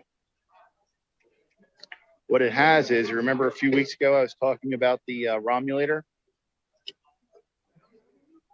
This is the Romulator for the 6502 and the Romulator for the Z80. Where's the 6809 one? What's it do? Well, that's what I'm going to talk about next. I was talking to Brendan about contacting the nice gentleman to do it. Ooh, there we go. All right. Or some computer. We're fumbling about. Hey. Sloopy, you're welcome. Through the NEDs. There you go. There you go. That'll set a lot right there. Ooh. Schoolyard rivalries. What's all those little dots in there? They're supposed to be solid colors. They're pixels. This is 128 by 96 by 16 color. Yeah. Gathering. From a palette of either 512 or 32,768 colors, depending on which version of the CoCo VGA you have. So there you have it. Thank you very much. Now that Ron's ego has been massaged. Yep. Thank you. Thank you so much. It's a miracle. There you go, Dodge Pickup. Oh, that reminds me. That looks pretty good, don't it? Double massage. When I was on my way here, I was going down a highway and around a bend, and I thought of Ron, because there was like a residential road that came up against the highway. Yeah. And it was only about like maybe 8-10 feet between the highway and this residential road, and there was a garage there right on the edge, and on the side of the garage it said Mopar only. Wow, awesome. Like, oh, did I pass Ron Delvo's house? That's you got yeah, close. Ron's moving there next week. Mm-hmm. Yeah. So that's nice. I'm proud. Anyway, a big thank you to Sloopy for taking us through a tour here and letting us talk to Brendan and a few other people here. Looks like a good show, especially if you're really into the Tandy or the TRS-80 model 1, 2, 3, etc. Black and whites, and some CoCo stuff and some Tandy 1000 stuff as Marilyn well. Monroe. Mm-hmm. Just for you. Awesome. I think we should probably get on to having a commercial break and then come back with the news here, because there's a lot to cover and we don't want the show to go too long. Well, the show's going on for the rest of this afternoon and all of tomorrow. Yep. So if you're near Springfield, Ohio, pop on over. If you're not and you want to catch some of the seminars, they're on the Tandy Assembly page on YouTube. There's several videos up already, including Brendan's talk on extending CoCo Basic. Greetings. Is it Ian Maverick? Yeah, that's There he Ian. is. They know you. They're talking about you. Who's that? This is CoCoTALK. Oh, We're great. streaming live. Hey guys, wish you could be here. Hopefully going to Yeah. make it next year to CoCo Fest. Yeah. That's Yeah. the plan. If you can make it all the way from Australia, they can make it from just in the same country, right? Yeah, I mean, it goes without Or even saying. from Canada. Look at that CoCo keyboard sticking up. All right, make sure you watch me. I'm going to be doing the auction soon. I'm the auctioneer. Ah, Oh, cool. yeah? Actually, Make sure you Ian keep said, my hand and no one else. Ian, I have a quick question for you. If I don't know if you heard me. Peter Steris shaved off his beard. We were going to ask him, but Slippy forgot to ask him. Like, what happened? Why did he shave off his beard? Who's that? Peter Satinsky. Satinsky. Sorry. Yeah. Sorry. Yeah. I'll find out and get back to you. Okay, leave it with. Okay. Probably because I made so many jokes about him looking. Yeah, trash talkers. From Big Bang Theory. Yeah. Yeah. Okay. Thanks. All I right. don't know why I said Peter Cetera. That's a singer from Chicago, isn't it? Exactly.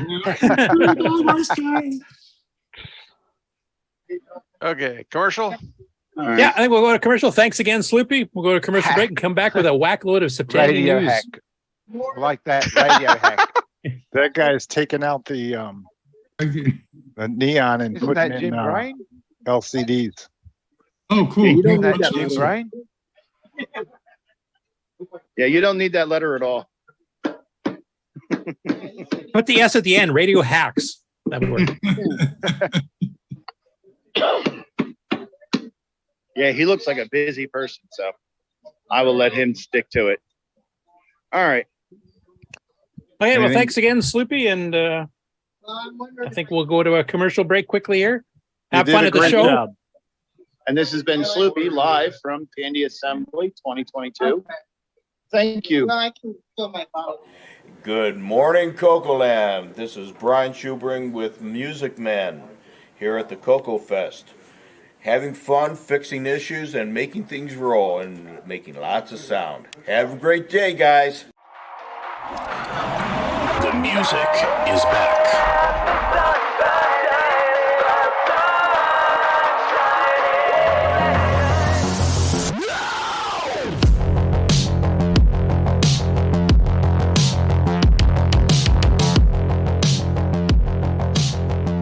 The Mini Maestro available now, only from Retro Innovations.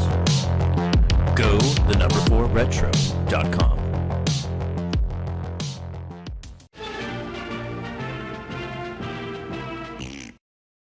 As you're enjoying CoCoTALK, we also want to remind you about the CoCo Discord server. This is a place where people come to connect, to ask questions, to provide answers, to share information, and to socialize. So when you're done, why don't you head on over to the CoCo Discord server and we'll continue the conversation there. The easy to remember link is discord.cocotalk.live. See you on Discord. Let the Radio Shack TRS-80 put the world of color computing into your home. Instant loading program packs turn any color TV into an exciting game arcade. And there's more. The color computer is an educational aid, a home management tool, and up-to-the-minute electronic information service. The programmable, expandable TRS-80 color computer from $399 only at Radio Shack, the biggest name in little computers. At GSoft, we make games for the TRS-80 Color Computer, TRS-80 MC-10, and Dragon computers. Our basic games cover the range of genres from arcade, to text adventures, to simulations, to 3D dungeon crawls.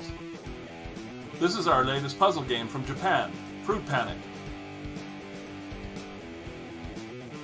So come on, drop by our website and download our latest games.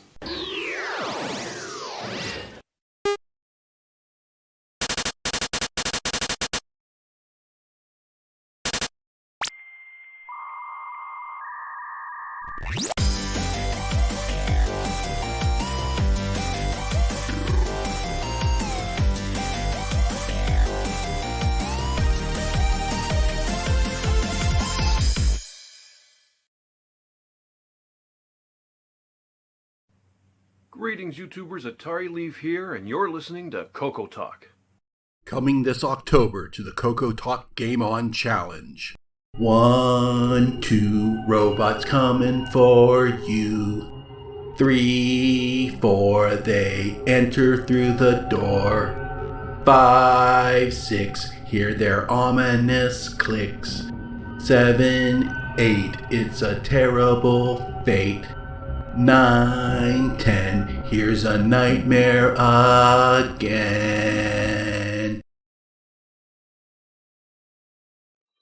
From around the world, what you need to know. Get caught up on News with L. Curtis Boyle. And now a Muppet News Flash. Take it away, Curtis. Okay. Just right there. Screen sharing stopped. Switch.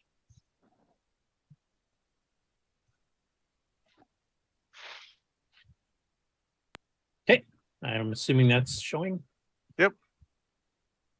Okay. So, as part of the Septandy stuff here, some of this will be labeled Septandy, some wasn't, but I'll just kind of group it because there was a lot of stuff. So, color computing programming on YouTube, who's the guy we've kind of been learning along with that Alan really likes. As if you may remember from a few weeks ago, he was trying to figure out what the heck uses P copy.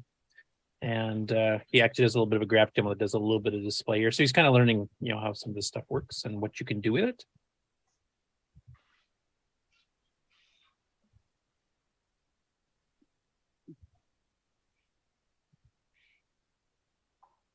This is using get put, not the fast version, obviously. But it's fun watching him kind of come along, learning these things as he goes here, basically from scratch. And then do some page flipping stuff to make an animation. I remember experimenting with this stuff myself back in the day. A lot of fun. Next up, Alan Huffman, of course, kind of pre-planned a whole swath of stuff for Septandy, basically releasing almost a story blog post every single day for the entire month. And this week has been no exception. He's put up a ton of stuff, so I'll just kind of quickly go through them all here. So the first one is his 1988 Tidy Disk program, which you can see the screenshot of here. And basically, this is a program he wrote to erase any unallocated space on a floppy disk and physically erase it to just, the standard single byte sequence that was repeated when you did a disk ini. And you might be wondering, why are you doing this? Is this for security reasons? Well, back in 88, we didn't really worry about security reasons. But what they were doing is that there was a couple of programs for cloning disks over a modem. Now, at 300 to 1200 baud, some of them use compression, like it would say, if the sector's repeating byte sequence of the same byte, it would just do hourly compression, like we discussed last week, and basically transmit just a few bytes to say, here's the entire sector's filled with FFs or whatever it was. The thing is, if you were working on a disk, saving programs and modifying them or copying back and forth and stuff like that, eventually it'd be filled up with a bunch of stuff, even if it's unallocated.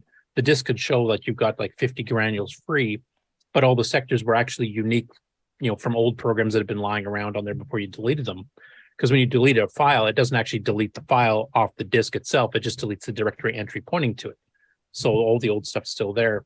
So doing disk transfers via, say, 300 baud modem actually would take quite a while to transfer 153K, even with hourly compression, if there's a bunch of crap. So what this program did was go through the disk, figure out what had been allocated, what was not allocated, and then zero out all the sectors so that when you went to transfer it by modem using hourly compression, it could compress a sector into just a couple of bytes. So it would greatly increase the speed of doing these types of transfers. So basically what he did in this particular article was explain about his Tidy Disk program, what its purpose in life was and how it worked. So that was pretty cool. And I do remember doing this. There was one, I think it was called Phone Clone or something like that, I think, and sold by Prickly Pear, if I remember. That was one of the commercial programs that did this. There's some freebie ones I remember seeing. There was even some ones for the CoCo 3 specifically that did this as well. So kind of an interesting bit of history, not as useful these days because now we've got, mega speed internet. You could download something in a tenth of a second type thing.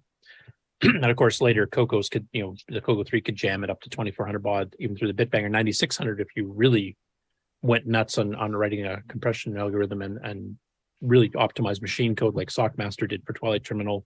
Roger Taylor's done with NetMate, for example. But still an interesting snippet from that time period of how to get the most out of your modem speeds. Next one after that, pop-up windows in Color Basic. Now, this is a little bit of a basic subroutine. I originally thought this was assembly, but actually, after reading through the article, it's actually what he wrote in Basic to handle doing a pop-up window and then restoring what the contents beneath. And he kind of goes through even the source code for doing it. So he's basically using string and peeking stuff into a string, et cetera, and then poking it back. And then he's got a few, basically it's a subroutine in Basic, and he actually gives you the entry variables, what you want to do to set up being able to do these pop-up windows.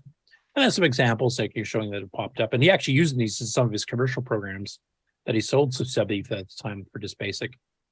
It was a nice little quick way to doing these pop-up windows that were kind of becoming the thing back then in the mid to late 80s, after the Mac and Windows started doing that kind of thing. So that's a cool one. And you can actually get the source code listing if you want to incorporate that into your own programs, if you want to do that.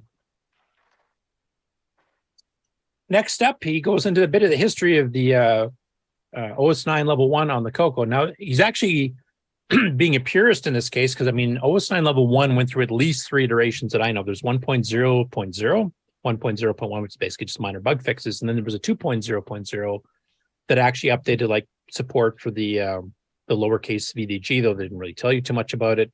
Had hard drive support, a bunch of other things, but they did a fair bit of extensions to it, which kind of required the upgrade to version 2.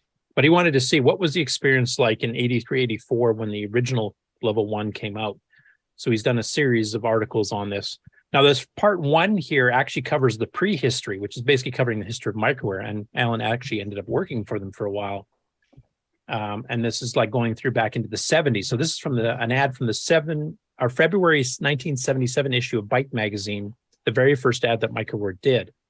And this is for RT68, real-time 6800. So this is pre-609. 609 didn't exist yet. And it's basically some of their utilities and their little mini operating system for running on 6800-based systems, in this case, the SWTPC. So that's going way back. That's just back when Ken Kaplan and I can't remember who else was involved at that time, but this is back when they were still in college as students, and they came up with this.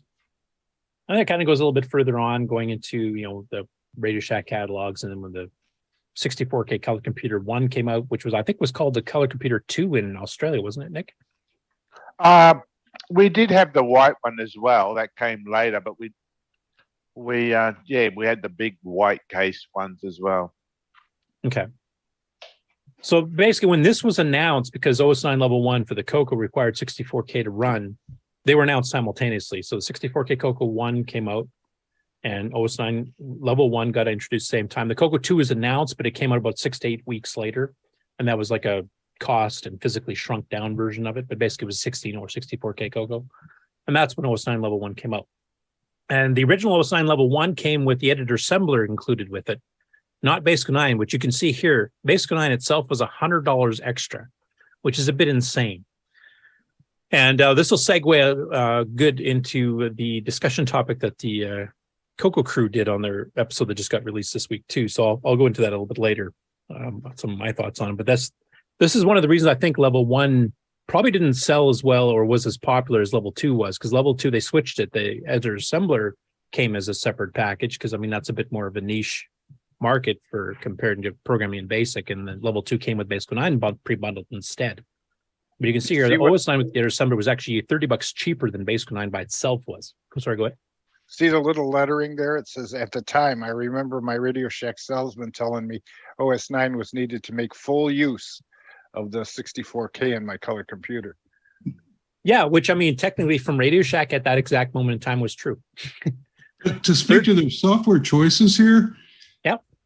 Level 1, Basic 09 really was pushing it. Editor assembly, you were filling your RAM up pretty bad.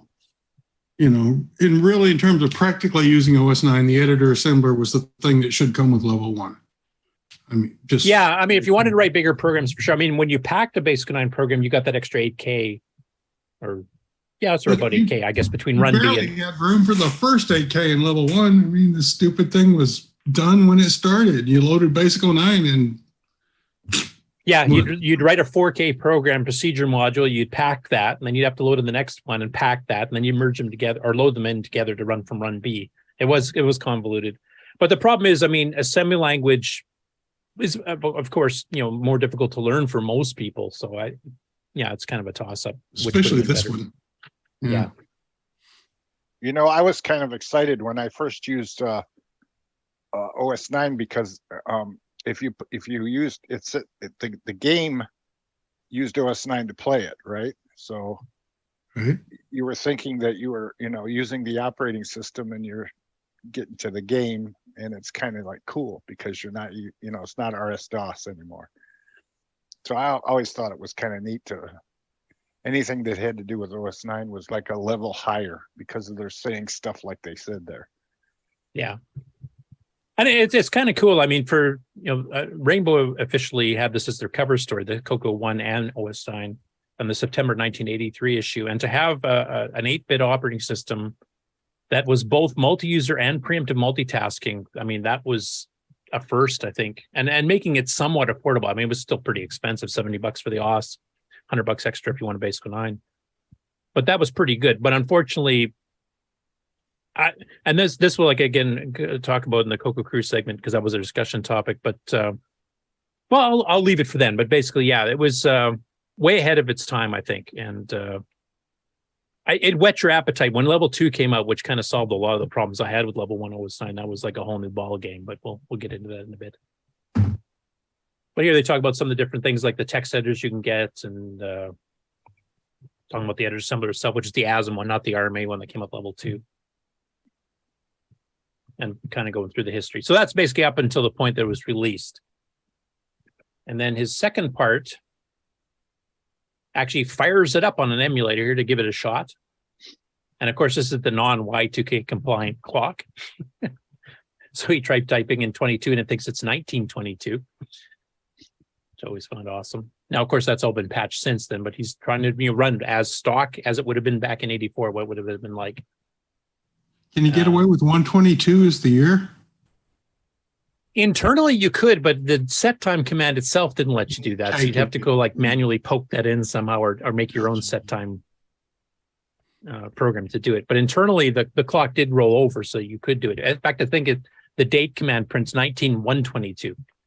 Exactly. It just treats it as a 2-digit number when it's actually 3. Whenever I went on Decimate, I'd have to pick a year that was compatible with our year, so that to keep the days lit up to the so it would be Friday, the 27th or whatever. Yeah, there's certain years you could use. I think you had to minus 28. I can't remember. 28 years. 28 years. Yeah, some figure I couldn't remember, but yeah, it would give you the same one, even though the year was technically wrong. Right. But in this one, he kind of goes into actually using it a little bit. So he's kind of going through, where you can grab it. If you want to check it, try it for yourself, the original one. And he mentions the 101 and the 2 updates, but he wanted to focus on the original to see what people would have dealt with at that time. And then starts running it with XROR Online, actually, or you can run on XROR or BCC or Unreal, CoCo's, etc. Though I think if I remember, level 1, version 1, and 101 do not work on the CoCo 3 because they try to write over where the gimme vector page RAM is, and that does not work. It crashes. So you'd have to get version 2 if you want to try to run this on the CoCo 3, which was updated to be backwards compatible. Did they ever release any new video drivers using a graphic screen to get a higher density display?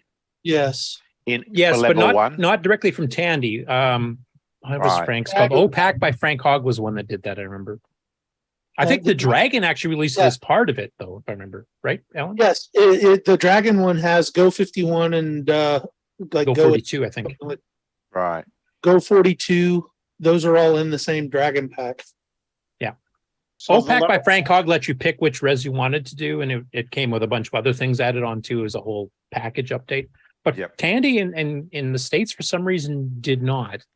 They did support the VDG T1 chip later on in version 2, so you could actually do true lowercase, but that was lowercase.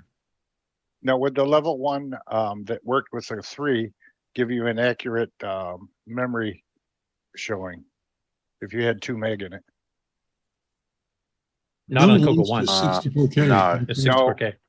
No, I know. No, I'm saying you said level 1 would run if it was a certain number up higher, it would work. Yeah, on version CoCo 2, 3. because it was familiar with the CoCo 3 not overwriting the vector page RAM.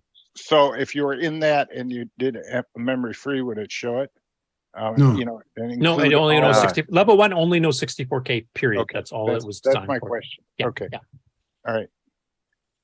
So what Alan does on the second part article is he goes into like version 1.0.0, and he does some basic things like taking a look at the actual disk, like what directories you have, how directories work, how can tell the general convention at the time, and still general convention though not enforced, is that directories you'd make all uppercase, regular files you'd make mix of upper and lower, so you can kind of tell them apart. But how to really tell them apart, because you don't have to follow that with the dir e command, and how crappy it looks on the 32 column screen there. And then it goes through how directory, the different aspects of the directory show up, like attributes, etc., owners, etc. So he goes through a bit of the rudimentary parts. He goes through, here's the commands directory, so stuff you get with it. And he goes through a couple of other directories here, like the system directory, which our sys directory, which actually has your error message file, your help message file, and the password file if you actually do want to have multiple users with different logins and different user numbers. The message of the day, which is part of the login thing. Defs, which is actually used for the assembler. So he just kind of gives you some basic coverage of what you get on the disks and a few little bits on how directories work.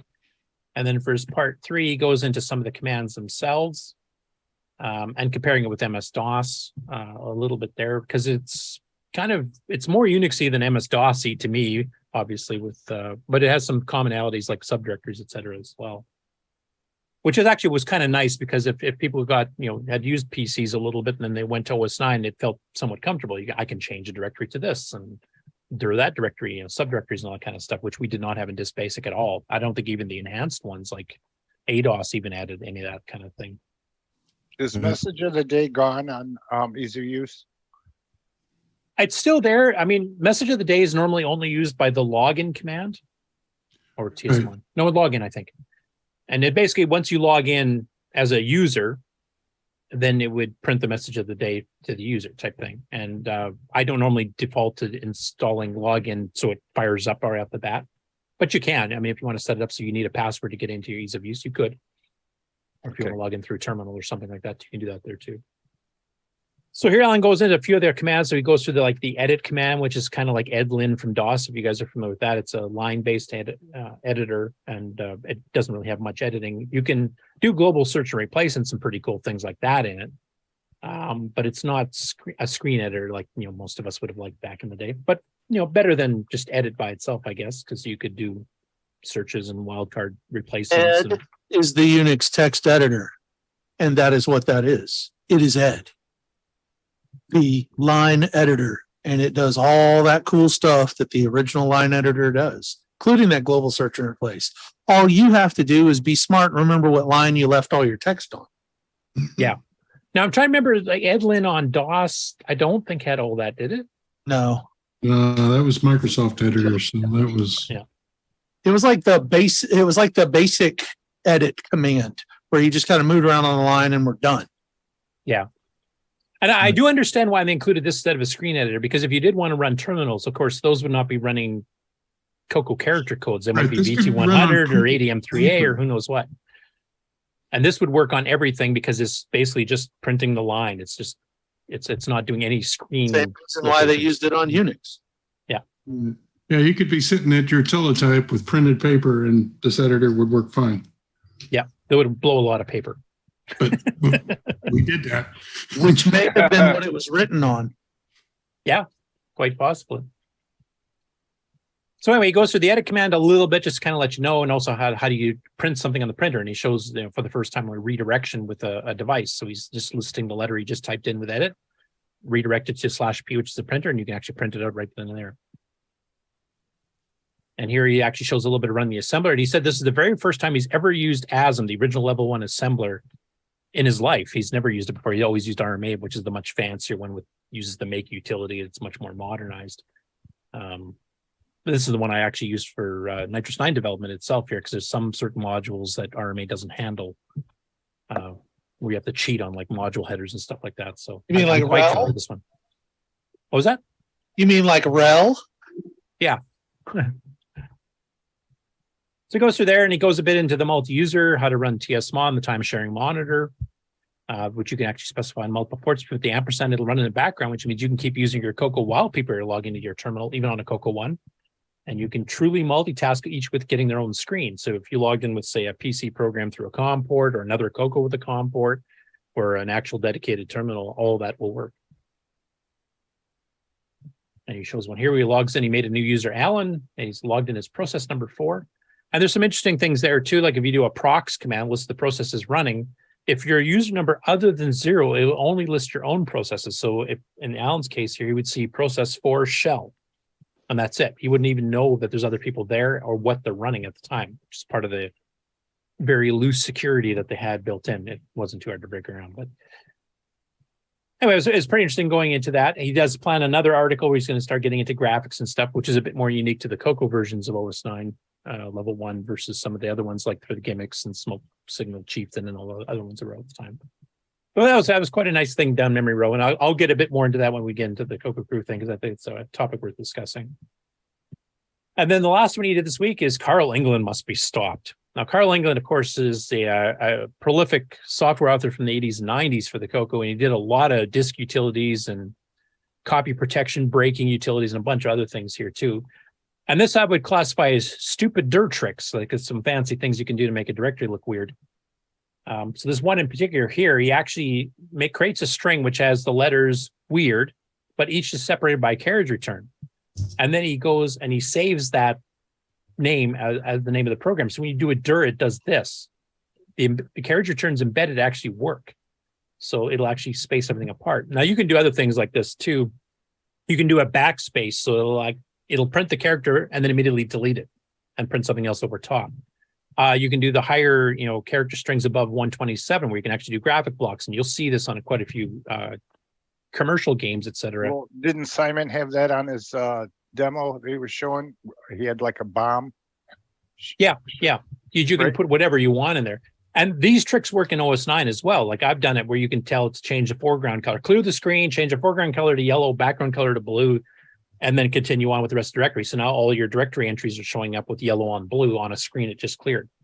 And because you have longer file names in OS 9 up to 29 characters versus the 8.3 you can do under disk space, you can actually get a bit fancier. You can even pop up an overlay window and do stuff in there. You can do some pretty interesting things. However, trying to rename files and stuff like that in the OS 9, you pretty well have to use a disk editor at that point, because now half the time you can't even, send those things to the actual command to a rename, et cetera. And on here too, you can do some pretty interesting things. I know one that was a really interesting way to make a file, say for a disk space adventure game. And you don't want the person looking at the data file with the rooms. Now, anybody who really knows what they're doing would get around this pretty quick. But for a casual person, they might see, you have the adventure.dat. And they would just do write a basic program, open for input, adventure.dat, and then you could just read the file. One trick I saw a few people use is that replace any spaces with character string 143. They both look exactly the same on the screen. It's just a space character. But one's the graphic block version of a space character, and 32 is the actual regular space. So when you tried to open event.dat and you had a space in there, but it's really the character string 143, it would give you a non-existent file error. So it would make it a bit more difficult for people to break in the adventure game to figure out exactly what they were doing. Not extremely so, but enough that it dissuaded the casual users that had a little bit of programming language from getting in there. And I saw that trick used quite often on some of the adventure games. So, but Carl does a lot of these interesting things here too, and here's doing some other ones here. Or he's doing sets of backspaces, and here's where it wipes out the file names. Good luck figuring that one out.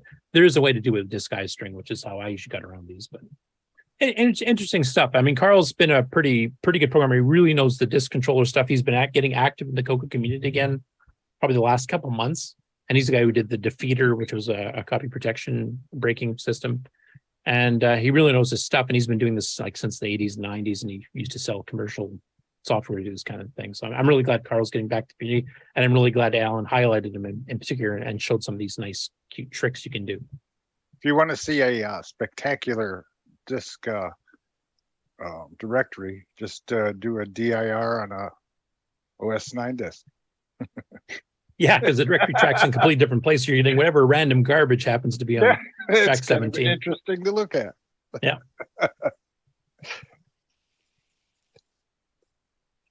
Okay, next from Ron Klein, we have an update, the CoCoPie project. So if you have your auto updater stuff set up for that, it will now update to the latest MAME 0.248 package. Now, if Tim Linder was on the call or if he was in the chat, I could tell you what was updated on 2.248. I don't really know. Ron Klein says here, I did not see anything new for the CoCo Dragon or MC10 drivers latest released. So I'm not sure exactly what the updates were. But at any rate, if you have a CoCoPie, that update is now automatically available for you.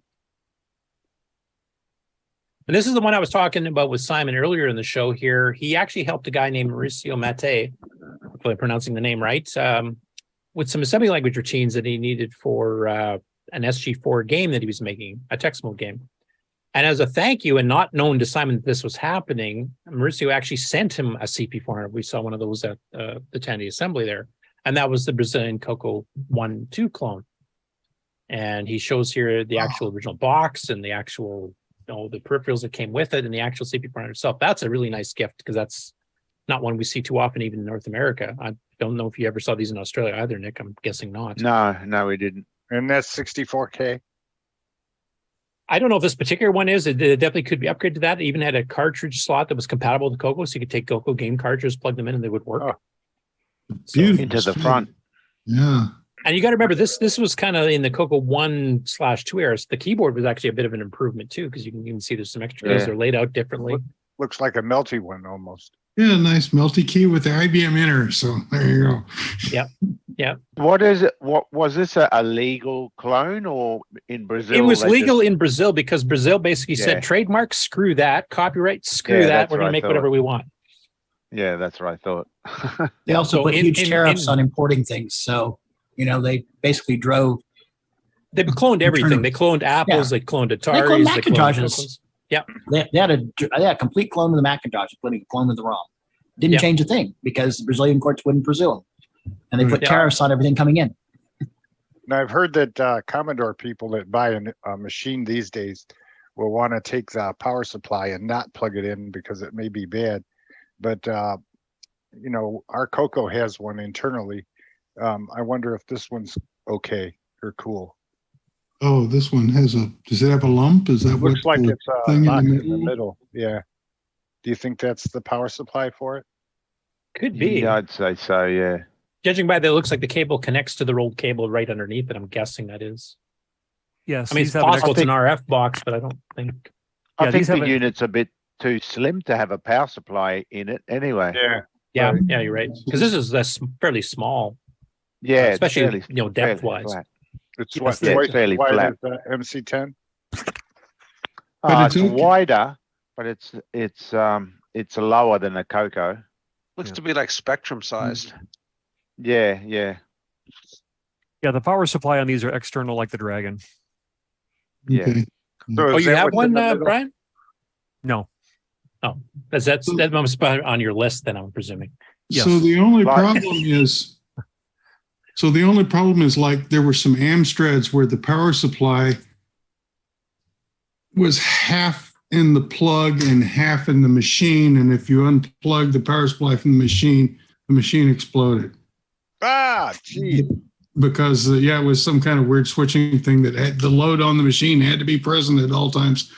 But that was a very specific thing. Otherwise, yeah, it's great if the power supply's outside. So if it blows up, you can just make one up nowadays. Yeah, just gee. And was this 100% compatible, or was it a bit like the Dragon, a few changes? I think it was 100% compatible as far as software. I'm presuming hardware. I don't remember. What would be cool is to see the motherboard. Well, we have shown it on before because the Brazil people actually have an annual CoCo Fest style thing for all of the clones. This wasn't the only CoCo clone they did in Brazil. Yeah. And they've actually have shown the insides, but we've shown on the show before. Okay. From what I understand, the cartridge port is a bit different. It's molded differently, so you can't directly plug a CoCo ROM cart into it. But people say that if you get one of those extenders, like a ribbon cable extender, then you plug that into the port, which extends it out or externally from the case, and then you can plug a CoCo cartridge into it. Yeah, from what I remember, people actually said if you took it out of the case, like any standard CoCo cartridge, Right, the card itself would fit fine. So as long as you took the molded case off, it would work fine. Yep. But, it's the little flip up door that's in the way. Where it's kind of like those dots with the letter P. It's to the left or to the right of the keyboard that lifts up, and that's where the ROM cartridge goes. So it is a bit different where it doesn't go in from the side; it goes in through the front. So this is like a CoCo sized thing, but the ROM cart goes in to the right of the keyboard. Yep. Yeah, cool. Yeah. And the keyboard, if I don't know how well it shows up on the stream here, but you can definitely see like the arrow keys are on either side of the space bar. So your up and down arrows to the left of the space bar, and your right and left arrows are to the right of the space bar. So the keyboard layout is a bit different. Would the Different Black both Beauties in a fit in CoCo it? 3 or a CoCo 1 and 2. Would the Black Beauties fit in it, do you think? I think they did, if I remember correctly. Yes, the joysticks are the same. Okay. Or at least the DIN plug is. Did they have a bit banger for it? That I don't remember off the top of my head. I think so. And as Alan is mentioning here in the chat, and of course he could just pipe up on the show too, is basically a CoCo and a TS Timex Sinclair 2068 case. And actually we showed that on the show before, where the cases are almost identical. Like there's some subtle differences, but you can definitely see that they were sharing some common design characteristics. Anyway, that's a really nice thank you from getting taught assembly, and you send a fairly rare machine completely across the ocean to another hemisphere. And this could be new old stock. It's still wrapped up in bubbles and stuff. Yeah. And it didn't break. when the Geez, ship- yeah. Well, no, and it's new. On the bottom half of the picture, I guess to the left, the bottom half, you can see the joysticks there, the red. Yeah, the green those stick. weird looking ones. We've shown those in the show before too. Yeah. And they were free floating like the Black Beauties. Correct. Yeah. And With also the coiled ribbon, you can like also, almost like phone cable to plug them in. And you can also And what's see too that on item? that. You can also Brian see on first, the- then Nick. Yep. You can see on the also on the box there, you can see with the ROM cartridge sticking out of the front of it there. Yeah. Yeah. And what's the thing in front of it on top of the floppy disk? Oh, on the box? That's just a cassette. I On think. the box, yeah. I guess Is that it's a the disk cassette controller? case. No, I think it's just a cassette case, isn't it? All right. I don't know. So how did you attach a disk drive to this? I think just through the ROM cartridge port, same as we do, I believe. Well, that would mean they'd probably have the cable hanging right in front of you. That's a Well, bit weird. would this be like the TI system where you had the cartridge door and then a thing on the side too? I would really like to see this. Not sure. Well, I guess I should look. It's around, right? Yeah. I think they had them set up at one of their Brazil shows that we've covered before. If you go on their they even have a Facebook page for that group that has photos from all the last few shows and maybe even some videos. Another thing they eliminated was a place to rest your palms. Yeah. There's nothing there. You could use the two joysticks Nothing. if you want to poke yourself, but Nothing to wear here. No. We should see if we can get some of the Brazilian clone users on as a group, 3 or 4 of them, and talk about the various models. yeah, a couple of them actually Yeah. came to the CoCo Fest last year, didn't they? Yeah, and the half year before that too. It'd be fun to have a Brazilian day. Yep, exactly. Is what we did. We could all get educated. This is almost looking like an alien spacecraft. We're all kind of looking at it, probing it. What's it do? Where do you turn it on? Yeah, I'm trying to remember when we covered their show one other time. Didn't we catch them live one year and then we actually got kind of shown around some of the other clones? I think one of the guys actually came on and kind of went through all of these Yeah, it could be. Familiar. years back. There's those gray case ones. That does sound familiar. So hey, And just what was the somebody, if they're bored while they're waiting for us to go through the rest of the news here, maybe go through the CoCoTALKs on YouTube and find the one where we did the special on the Brazil show. We can give the episode number for people to try before the end of the show. What was the company that actually made this? ProLogic or Logica or something? like that? ProLogic. I have heard that. Yeah. Okay, next up, Matthew Coffron is making his own joystick. I hope I'm pronouncing his name right. Cough run. So he built an analog. So it's an analog joystick like the CoCo standard one, so it should work with most everything. Now he does say it might not cover all 64 positions on each axis perfectly, but should work for most games that have sort of ranged analog readings. But it's kind of an interesting design. He's kind of got it designed like a thumbstick style. Nice. Yeah. Zoomed up a little bit. A homemade 3D printing case, and screws in it, and standard DIN connector. But if you prefer the thumb style sticks, which is like my original Black Beauty with the aluminum ones you could unscrew, I made that what I call the sawed-off shotgun version of the joystick, because I could just use my fun. That's when I used to win Poltergeist. Maybe that's what I do. I could dig one of those out and rip the end off, like I did in the old days. But it's fun because we've got a fair number of third-party joysticks or repurposed Tandy 1000 IBM PC ones like Rick sells for the deluxe, etc. But people still like making their own because they have their own specific type of setup and size and type of joystick, thumb or full stick and buttons, etc. So it's still fun to play with. I do have one joystick related question. I know there's a couple games that use 2 joysticks. Has anybody ever made one that like a PlayStation controller where you have 2 joysticks and buttons and stuff like that? Is it anybody ever made something like that for the CoCo that's basically like a Also, you have left and a one right controller that actually has both joysticks for the CoCo. Yeah, so you'd have like a dual cable coming out of it or something like that. Is it? I've kind of looked at getting cheap USB 2 analog stick control pads and trying to turn that into a 2 joystick CoCo thing, but I just haven't found the right one yet. But Yeah, it's I'm not something- aware of anybody's tried that before, to be honest. I It's- mean, most of the time when you have two joysticks on the CoCo, it's usually for two players, and that's a bit awkward trying to hold a little controller. Right, You know, but there, between two people. there are so many of this kind of thing around now that have two analog joysticks and a D-pad. I'd really like to make some kind of CoCo do everything with a control pad. But Yeah, and for the few games that actually do have single player but both joysticks required, like a Project Nebula or Intercept 4, or some of the other games like that, that would be kind of cool to have. That you wouldn't have to like try to hold two joysticks on a table that don't slide around. Graphicom. Yeah, because you moved your little window of your 64 by 64 with one joystick, and then inside of it you move the other joystick. Yeah, that's right. Because the source part isn't hard. It's just finding one that's inexpensive and repeatable.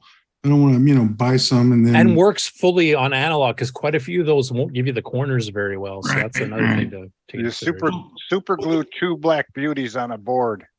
The issue is they've changed the range of the pots and the analog sticks now, because the controller is right there an inch away from the actual pots. So you can really save current use and so forth. But the CoCo doesn't like that. So you can't just directly wire one in. You have to do a little bit of finagling. Exactly. That's a tech term, right? Hair burning. Yeah. Yeah, that would be good. I'm trying to think. There's not a lot of CoCo games that for one player require two joysticks, but there are a few, and they would be easier to handle, I think, if you did have like one hand on each little thumbstick or whatever.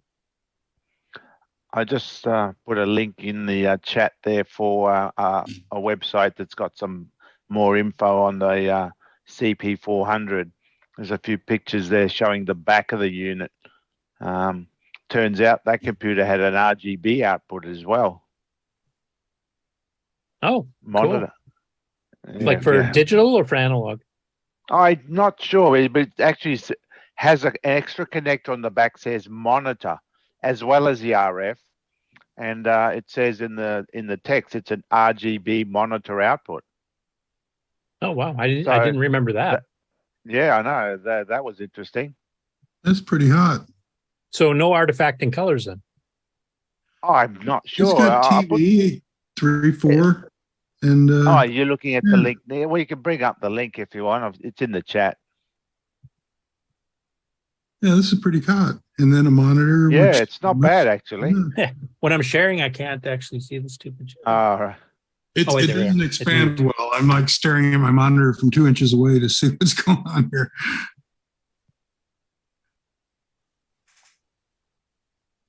And it has a serial port as well. I assume a bit banger port. And it came out in a chiclet keyboard as well as the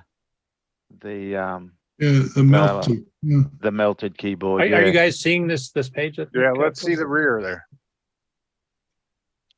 There's an on switch or a reset. Yep. There's an on switch, I think. And reset. Yeah, looks like the CoCo one, I guess, on switch. Yeah. Round. Yeah. And this is the chiclet keyboard model they're showing here. So there's no reset. Sure there is. It doesn't look like it. Channel selector. Maybe? I don't know. Is it an 8-inch jack at the far left? 1/8-inch jack? No, I think it's video RCA. Yeah, I think it says TV under that one. So that's the TV 3/4. Then a channel select, I'm assuming. Then joystick ports, serial, so it does have a bit banger, it looks like. Yeah. And the RGB out, which is different. Color encoded keys as well.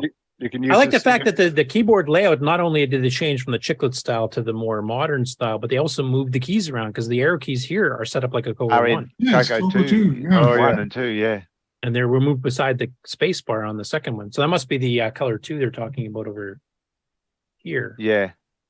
That changes around. The more modern, yeah. But you can see how flat the unit is. The whole unit was quite flat. Yeah.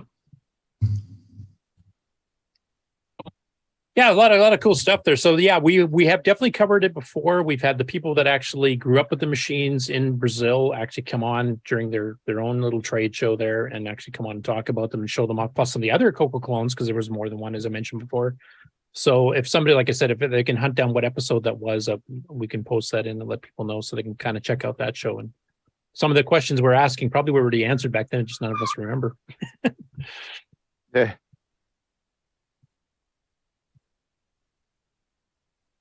Okay, next up, Paul Shoemaker, of course, the author of Ghost Rush, and we covered his upcoming Halloween edition of Ghost Rush that's coming out. But he also did another little fall program for the CoCo 1 and 2 here with some animations as a little demo. So this here is the link, and if you get our show notes from the Discord news section of the Discord, you can get the link here on Facebook to grab the actual disc image, which is what I'm showing here. But I will show the actual little video to kind of show you what it looks like right here.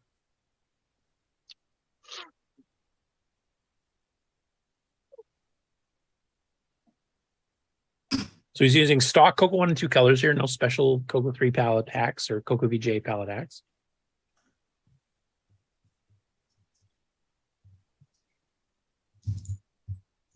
And of course, it's the famous Peanuts Great Pumpkin Patch, and he has these little animated leaves floating down and around.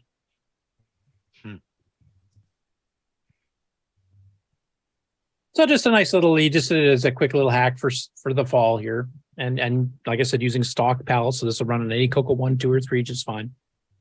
If you're running it on a CoCo 3 then RGB mod, or type RGB first before typing exec so that you get the right colors. But nice little graphic demo, kind of going with the theme of the fall. Well, fall here in the Northern Hemisphere. I guess for Nick, you're getting into spring, aren't you? Yeah. So Nick, you'll delay this for 6 months and then try it. Yeah, I'll wait another 6 months before I watch this. On that CP400, I wondered if they, they have a lot of software that's unique. Do we ever see it? I know they've got, like, some of the old Mark Atta games. They've actually got the text translated to what is the native language? Is it Portuguese in Brazil? I'm trying to remember. Can't remember Spanish or Portuguese, something like that. But they actually did translate them. Brazil is Portuguese.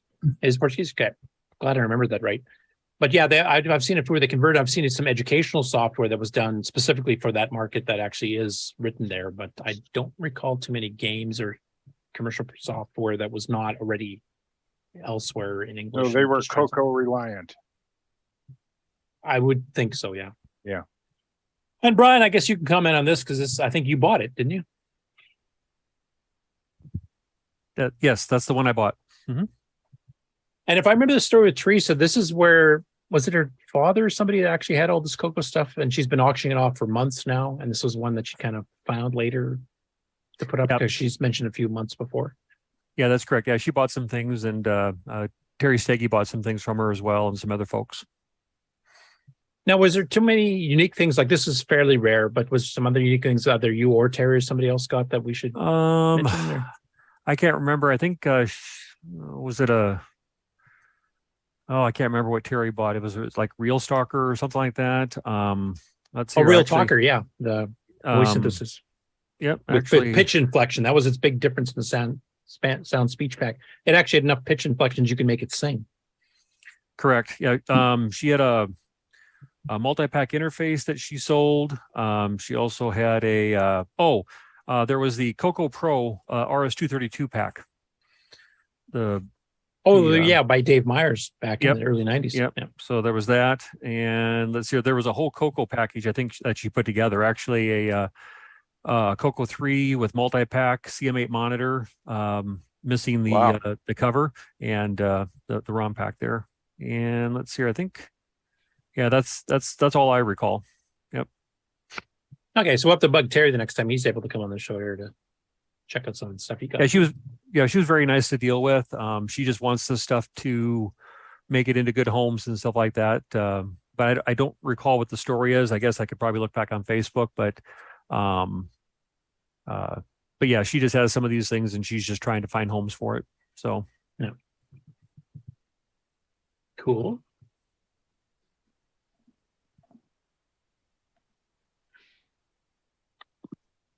Okay, and this is a group I don't often go into because I never had an MM1, but David Ladd and a few others do. Rick, did you ever have one? I can't remember. No, I had PK and Delmar. Okay. Everything else. So Keith March, who actually just joined our Discord recently too, if I remember correctly, but he's been uploading a ton of stuff from his MM1. So he's got like some schematics and some of the original documentation, et cetera, for like the IO board. And if David was still here, I'd let him explain what everything is on there because I can't remember all the details. I remember there was a main motherboard that had like a serial port or two and up to 3 meg of RAM. And then the expansion board added more serial ports and up to 9 meg of RAM and a bunch, maybe a SCSI hard drive interface. So I can't remember all the details, but Keith has been gradually uploading all of the documentation from these here. And I basically have just showing the group because he's put everything up there last week. But if you have an MM1 or are interested in what exactly it was and what all it did and what was available, he's actually been uploading a ton of stuff. Kind of recreating all the original documentation, et cetera here. I won't bother showing a bunch of it here. I'd rather have somebody who knows what they're talking about explain that. Maybe David can do that next week or something, but there's a lot of stuff on here. And may I just add that the MM1 Multimedia One Computer Facebook group is from Rondell Lowe. Oh, I did not realize that. He is everywhere. Do you still have yours or did you sell yours off, Ron? I sold it off. $700 back in the early 2000s. You kind of regret that now? Not really, because I wouldn't use it a whole lot. Oh, okay. Someone is. Yeah, that's good. Let them do it. So, David, if you're able to hear this here, we'll have to have you maybe get it up and running enough. I know you were having problems with your SCSI drive thing, but maybe even a floppy boot just kind of show. Tom Eric Anderson says he still has his. The one at the top of the group here is actually mine. Oh, wait, no, he's talking about something else. He's not talking about the M1. Never mind. He's talking about the CP400, I think, or one of the... I had a Panasonic multi-standard VCR with a world map that lit up when selecting different systems. That's why I remembered Brazil was some kind of PAL instead of NTSC. Oh, so they might not have had it affecting color. That would have been a cool VCR. I wanted it. So was the MM1 sold as a complete computer or was it a motherboard that you bought? It was sold both ways. It was originally planned to be a full computer right off the start. And then like Tandy had with the Model 1, you had the FCC problems of getting it approved to sell as a complete thing. So they sold it as a kit for a long time. Yeah. And then eventually they did get approval and they did start selling it as a whole thing. But that was a good year or two later, if I remember, Rick, if you remember correctly. It was quite a while before it got approved because the FCC is slow as molasses. Well, because if everything worked perfectly, it would take a year and a half. Yeah. And that's like 12 computer years. Because I remember the first ads that I saw of the MM1 in Rainbow showed a nice pizza box. Yeah, pizza box case, and you had the CM8 sitting on top. I always thought that's what they looked like, and that looked cool.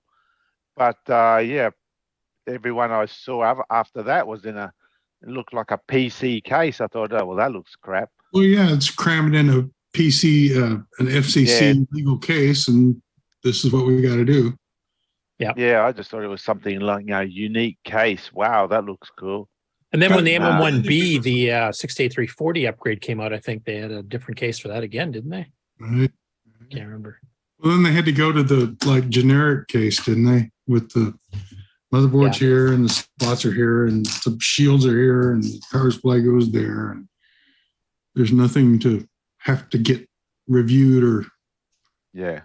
The TC9 and TC70 were sold the same way as well. You can get it in kit form, quote unquote, with just the board.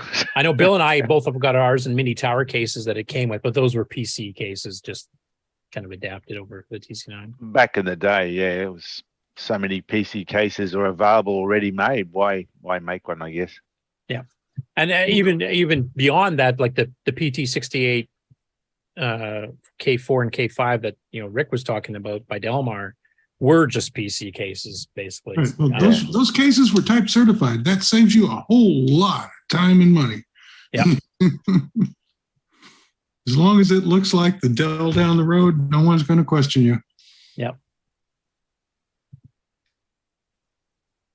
Now, this is just to mention that Tandy Assembly is going on, as we know. I didn't know Slippy was going to be on, so this was going to be. I mentioned that if you're in the Springfield, Ohio area, it still runs today and still runs tomorrow, so you can pop by. This is the actual website for it here, kind of giving you the dates and where it is. The ticket prices, et cetera, to get in. It already said that exhibitor registration closed, fully booked, obviously, because the show's already running. But if you have time, pop on by. And then I wanted to show the fact that the Tandy Assembly's got these live videos. And I've got videos from the previous years too, if you wanted to catch some of the other stuff that was around. But the last few here are all the ones that they've been streaming this year. So Vintage Computer Repair by Jeff Burt's already up there. Modern App Development for the TRS-80 is up there. The Dick Smith System 80, PMC 8081, Video Genie, which is the names it had depending on where it was being sold. Dick Smith was Australia. PMC 8081, I believe, was North America, and Video Genie, I think, was in Europe and England. In the Europe, yeah, I think it was. But basically, it's all the same machine. There's multiple versions of those. We go through. It was just a Hong Kong-based, I think, computer originally, or where it's made. Didn't you say laser at one point? That would be. Laser also was one made as well, yeah. Yeah, I'm trying to remember the name of the company. Something Tech. Yeah. Why do you think Radio Shack didn't make a 6502 machine? Because they had taste. Because they're shit. Ha! That was good. Surprised me there. Yeah, but it was so popular. So they went, well, yeah, because they were cheap. They were cheap. They had their choice. They went with the 6809. Yeah. And I don't regret that decision whatsoever. There's a lot of decisions Tandy has made over the years that I do one regret. Of the good which ones. They had. That was Yeah. not one of the bad ones. That was one of the good ones. Yeah.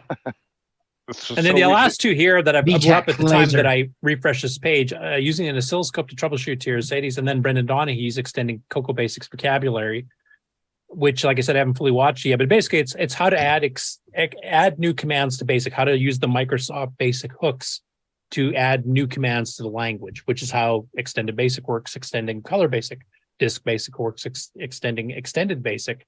So, or ADOS and RGB DOS and HDB DOS, how they extend, Disk Basic type thing. So it's kind of teaching you how to do that, because he's actually done some commands specifically for the CoCo VGA. And that's kind of where that presentation comes from. And he shows you exactly how to do that in the nitty gritty going through the Unraveled books. So that's actually quite an interesting one. I will finish watching that one later. And here's the actual, his presentation from yesterday as well. I'll play just a couple seconds and kind of get an idea what it's like. Half of this, the first 5 bytes, are specifically for the for commands, and the It's probably pretty second quiet 5 for you guys, I'm bytes guessing. Each of these is for functions. So I'm not adding any functions. I'm not interested in adding any functions, right? Functions are, they return a value, right? I'm interested in adding commands. I'm just sending information to the hardware. So I'm only interested in this part. But let's walk through these just a little bit. Now, one thing I have to say I do like about this way of presenting live seminars, and maybe we got to look at that at CoCoFest, is sometimes it's really hard to read, what's being projected on a screen behind the speakers. And what they've done here is that, they've got the live camera feed showing Brendan in front of his presentation, but they've also got the simultaneous, super crisp, clear, like here's the direct video feed in a separate little window on the left where you can actually read things. And that's actually not a bad idea. I wouldn't mind seeing that at CoCoFest, because I know I had some people that are asking, like, we watched your seminar, but we couldn't see on the screen what the heck you were doing anyway. That's post-production stuff, right? I'm not sure. I mean, it probably is, but it could also just be that they've got a direct feed off the laptop split out. So instead of just going to the projector, it's also going to something that they can just show. That sounds like a little too complicated. No, I mean, OBS does it very easily. Yeah. Restream would do this. Yeah. The studio would do this. And yeah. But that's not a bad idea, like for CoCoFest, because we had two main issues that I got complaints about on seminars at CoCoFest was audio quality, because we didn't have a proper mic system set up. And that was due to the hotel changing hands right at the last minute, and a bunch of things went kind of wrong there, not beyond our control. But the other was the fact that, they were just had one camera showing, here's the back of heads of people watching it. And then, whoever's doing the presentation is a little guy way up in the front type thing. And then whatever projector screen they have that takes up the size of a postage stamp. So doing something like this, I think would actually improve the presentation quite a bit. Speaking of Tandy Assembly, right now they're live on YouTube doing the auction. Yeah, but if you want to actually read the stuff, you need to be there. Maybe I can tell the auctioneer to when he comes back to Australia, bring me this. Ian, is Ian doing the presentation? Yeah, he's the auctioneer. Yeah. I can Anyway, pay this is a real- good one to see, and like you guys just mentioned, they've been doing live streams as these seminars and things are going, and I'm assuming that will continue tomorrow as well. So if you have an interest in the general Tandy, TRS-80, Model 1000, etc., or Tandy 1000, I should say, then I would definitely check out their channel because they're doing live streams as the show goes on over the weekend. So.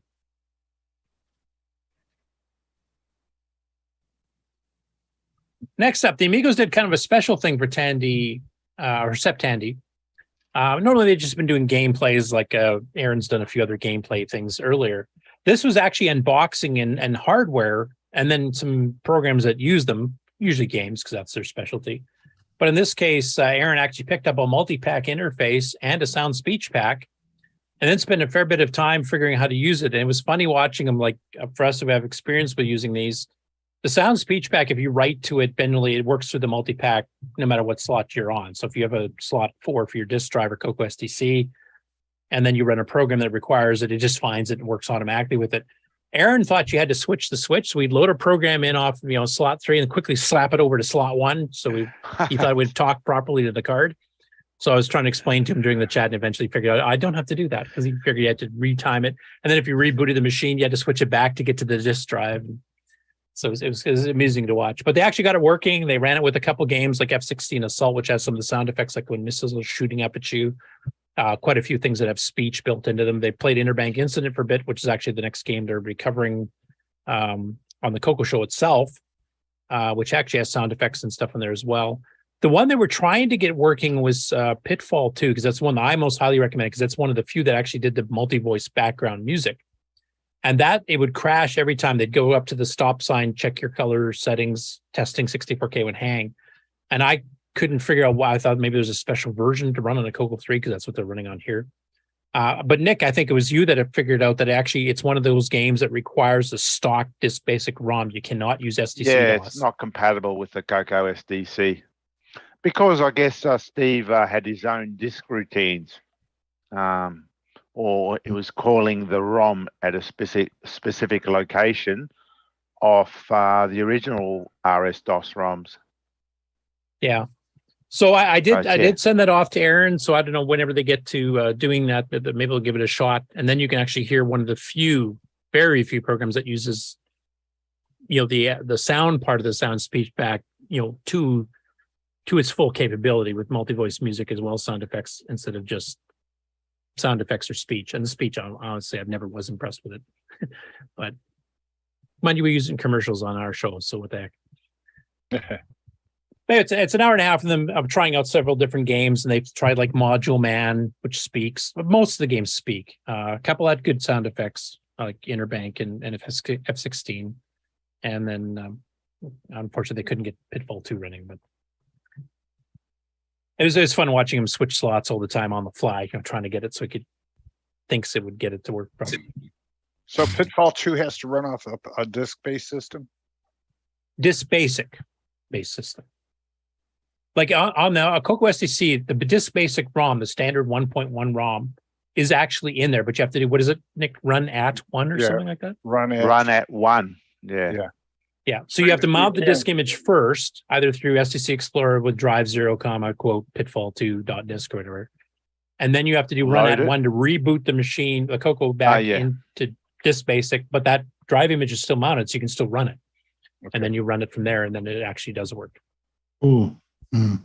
And I completely forgot about that. So my apologies to Aaron and Boat, because I should have known that. It's a good hour and a half going through, figuring out the hardware, showing the unboxing, because he's actually got the original boxes and documentation for the multi-pack and the sound speech pack, and then figuring out how to get it to run, and then trying out some programs that use it. I just didn't read the manuals. Yeah, well, Rick or Nick, you don't read manuals either, so. No, who reads manuals? You occasionally write them, but you look at the manual after you're stopped. And then you go, where's that manual? Yeah. So this one, unfortunately, it's in Chinese, and the auto translate is not enabled for this one. I didn't know that was the setting you could shut off, but apparently you can't. But he actually shows how to do repairs on a CoCo 2 motherboard. And he's got a really nice presentation, like with multi-panes and, different zoom ups of different parts of it. I will kind of lower the sound here because it's in Chinese, which I don't think too many people What's the And he's keyboard instal- there? Sorry, two people talk at once or what? What's that keyboard? That's not No, a that's CoCo. That's nothing to do with CoCo Yeah, at all. No, that's a USB. separate thing for a yeah. Pi or something like that. I'm not Kind sure of what it looks is. like one at first. Yeah, that got me when I first saw the thumbnail for the video too. Yeah. 'Cause it does look like it almost looks like an HDL 57 or something. Yeah. Notice he's insulated the fuse. The little Sure. the green blob down here in the corner. Oh, So yeah. you don't explode yourself. Yeah. Oh, okay. Yeah, it's like the first time that you go to power it on with the cover off, you find some insulation. Right. Anyway, like I said, I've lowered the volume a bit. Let me know if it's still a little bit too loud if you guys want to talk over it. But I just want to show the presentation because they did a really nice job here. I just unfortunately it's in Chinese and no English translation on the closed captioning.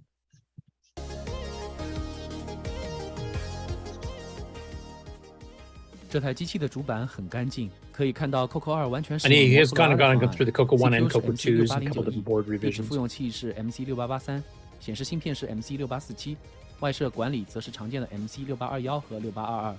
And this is the 8th episode of his Geek 再来 Logic 整理一下 show. 显示问题的诊断思路。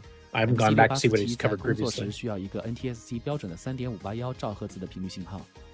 But he seems to know his technical 33 details. 号引脚时钟信号是否正常？如果正常， He should 可能是 come 设 on 备模块 on 故障导致信号 the 过 show. 分。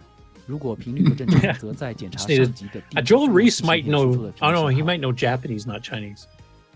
我们用示波器测量发现6847的33号引脚的频率只有2兆赫兹左右，很不正常，怪不得显示画面不同步。 Keep Chinese scope probes checks. 上级的 74LS783的7号引脚也是一 Got a 样， closer up of his keyboard in the background there too. That one that looks similar to a. Oh yeah. 但是主时钟 That's where he's running his scope 14.318 and 兆赫 things. 兹， Mhm. But you can tell it's modern because it has a Windows key and an 难道 Alt 是 key and stuff. CCLS783芯片坏了？ You're saying he's Chinese. 我又用 Is 外 he 表 actually 量下电 Chinese 压 or 突 Asian? 然发现 Oh, 所有芯片的五伏功 Could 率 be I don't know if he Japanese or- personally is Chinese, but his description here I ran through Google Translate and it says this is Chinese. okay. Hmm. He's Asian. With a He's name the- like Wells Wang, it's most likely Chinese. Yeah, he's a Wang. Okay. He's probably got But money. he could be Japanese, I guess. Most Japanese names are longer, the surnames. Oh, are they? There's a keyboard. 先把故障机上的地址复用器芯片 74LS783 He's 安装到 replacing 我 a 的 chip. Tandy CoCo 2上测试。 Let's put it in backwards. Is it a 6309? 工作正常， I don't No, think I don't 看 think 来 it 这 is 个芯 actually. 片是好的。接着，我又陆续将故障机上有芯 Like 片 I said, he goes through a couple. He goes through CoCo 1s, CoCo 2s. Doesn't do anything with the CoCo 3, but he definitely seems to know what he's doing. He's got a really nice presentation, especially when he does a split screen thing where you can see different angles and different zoom ups of different things that he's doing. So I wish it had the closed captioning because that would be a pretty cool one to watch, but unfortunately it just says not available.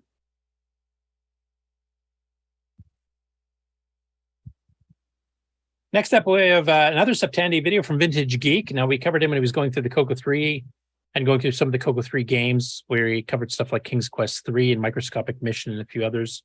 So this is his following follow-up. And I won't play the very beginning, but we've covered before in the show that Tandy had a promotional thing with DC Comics where they had, some stuff published in regular DC's things as little bonus mini comics inside of a regular comic. And also Tandy themselves gave away some, which had like Superman and Supergirl and Wonder Woman and Lex Luthor and some other characters. And one of the ones that he showed at the beginning here with Wonder Woman actually mentions an educational software package, which we have covered on the show. Somebody actually digitized this once before. But basically it's the pioneers of technology. And I think, Ron, this is one you liked back then, because I think it was covering some like history of computers and stuff. And basically, he'd found the copies of these with the audio and the programming stuff on the main software archive, not the Color Computer Archive, but the main Internet Archive, which had some audio issues. There was a lot of hiss and background noise and stuff. So he's tried to clean it up and try to get everything to work again. Now, unfortunately, MP3 players on the PC don't have motor control stuff like that small pin on the cassette cable we have, where we turn the motor on and off under the CoCo's control. So he has to sit here and like hit pause, when the motor relay would click on the CoCo to get it to work. But I'll play it just a little bit, maybe 30 seconds to a minute, to kind of show you what the program looks like. And this is from Dorset Educational Software, done in 1981. So this is an early one. And they did stuff for multiple platforms, but this is back when we were talking about multimedia, really, really early multimedia. So this has the program doing graphics at the same time that you have audio coming through under the CoCo's control on the cassette as educational. We've shown some of these before because there's another YouTube channel that's gone through a lot of these, digitized a lot of stuff off of this, showing the various things. Like there's the stuff from Clyde Tombaugh discovering Pluto. There's stuff on the history of money. There's a bunch of financial ones that were done through this type of situation. But this is showing one of the pioneers of computing type things. I'll play a little bit of that. Lesson tape ready, and we're going to go ahead and load the program. Radio. Grandma makes thank you, communication YouTube. at work one click simpler. Thank you for breaking my Oh, no ad software. Radio Shack Talk Tutor monitor system. To get ready, remove the monitor cassette, insert lesson cassette, press record or play button. Of course, we're going to do this all on the laptop, and then we're going to press any key. And we're going to have to start the audio manually because, again, we don't have tape transport control. I remember the first time that even this screen came up on the original archive cassettes and being excited to see anything come up on the screen, but seeing this come up perfectly is really cool. In 1975, a gallon of gasoline in the United States cost about 35 cents. Since then, the price of gas has doubled and is still rising. All of the cars and trucks made in the United States need Still gasoline. rising. Oh, yeah. Besides You predicted the that high one price right. today, gasoline has other problems. In the United States, Now that's the cost per gram. gasoline seems to be in short supply. Also, it pollutes the air. Most people want the auto industry to find and use a better fuel for cars. Many people believe the electric car is the car of the future. In a way, it is also the car of the past. Electric cars have been around since the 1890s. Today, gasoline is very expensive. What other problem is related to the use of gas? Now, I heard the click on the actual color computer, so I went ahead and stopped the playback of the audio, just like it would have stopped the cassette from playing here. It's looking for the user to insert information here and to answer the question. Now, because this is a basic system, the only thing it's really capable of at this point is either moving on or not moving on. So I'm going to try putting in the wrong answer and seeing what happens here. Let's put on nuclear risk. Okay, so it just says no. If you hit a key, it goes back to the question. And then if we go and hit the correct answer, which would be air pollution, it's going to move on, which would then start the tape again. Today, gasoline is very expensive. $1.39. The first car ever made was not electric. He's It ran on complaining? steam. A Frenchman, Nicolas Cugnot, invented it in 1769. This car was 20 He's feet got my long, last name wrong. and in some places it was 8 feet tall. Seems like a fairly large car. Cugnot's car had a top speed of 2 1/4 miles per hour. Setting some speed records there. Some people claim that Cugnot also had the first automobile accident in history. One day, while driving his car, he crashed into a wall.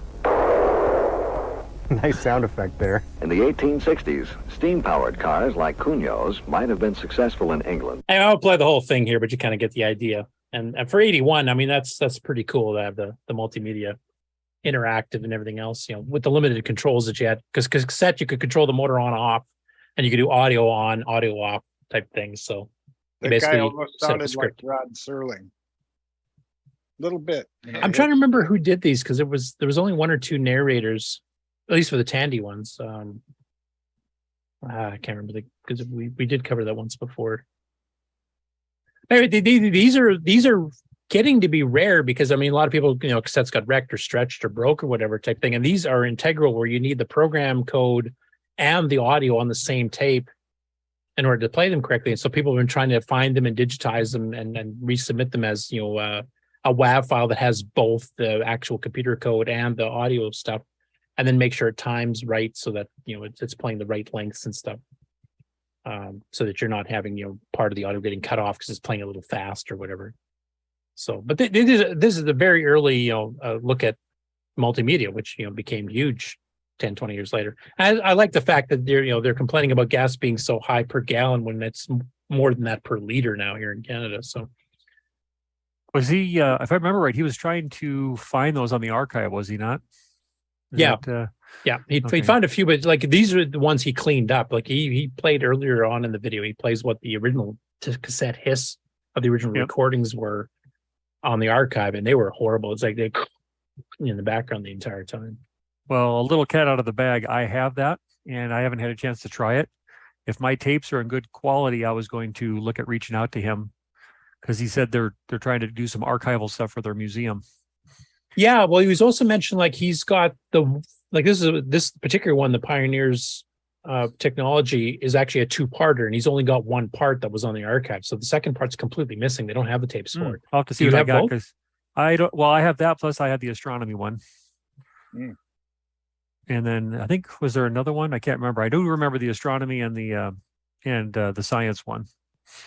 Yeah, I mean, when we watched the YouTube channel from the other guy that's been doing a lot of these digitizations, he actually there's a whole financial package. It's got 16 different modules, so 16 different programs and tapes that have, converting money and doing, spreadsheet type stuff.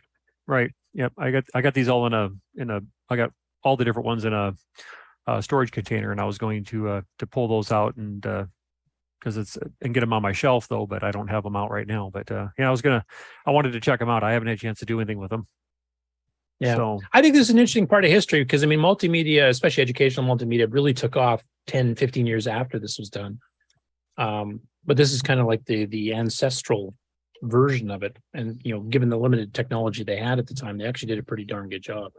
Right. Yeah. It's very interesting. Like you're saying, by having the program data and the audio, mixed together with just timing with motor on and motor off type thing. Right. Yep. And this one actually had animated graphics. Like he was pretty impressed. Like a little later one has this car driving up to a house type thing and has a little moving the car across the screen while audio is being done. Sorry, go ahead, Nick. Bruce is getting that MP3 device made up where he's going to use it in his game, and that's sort of a similar thing, but it's using the MP3.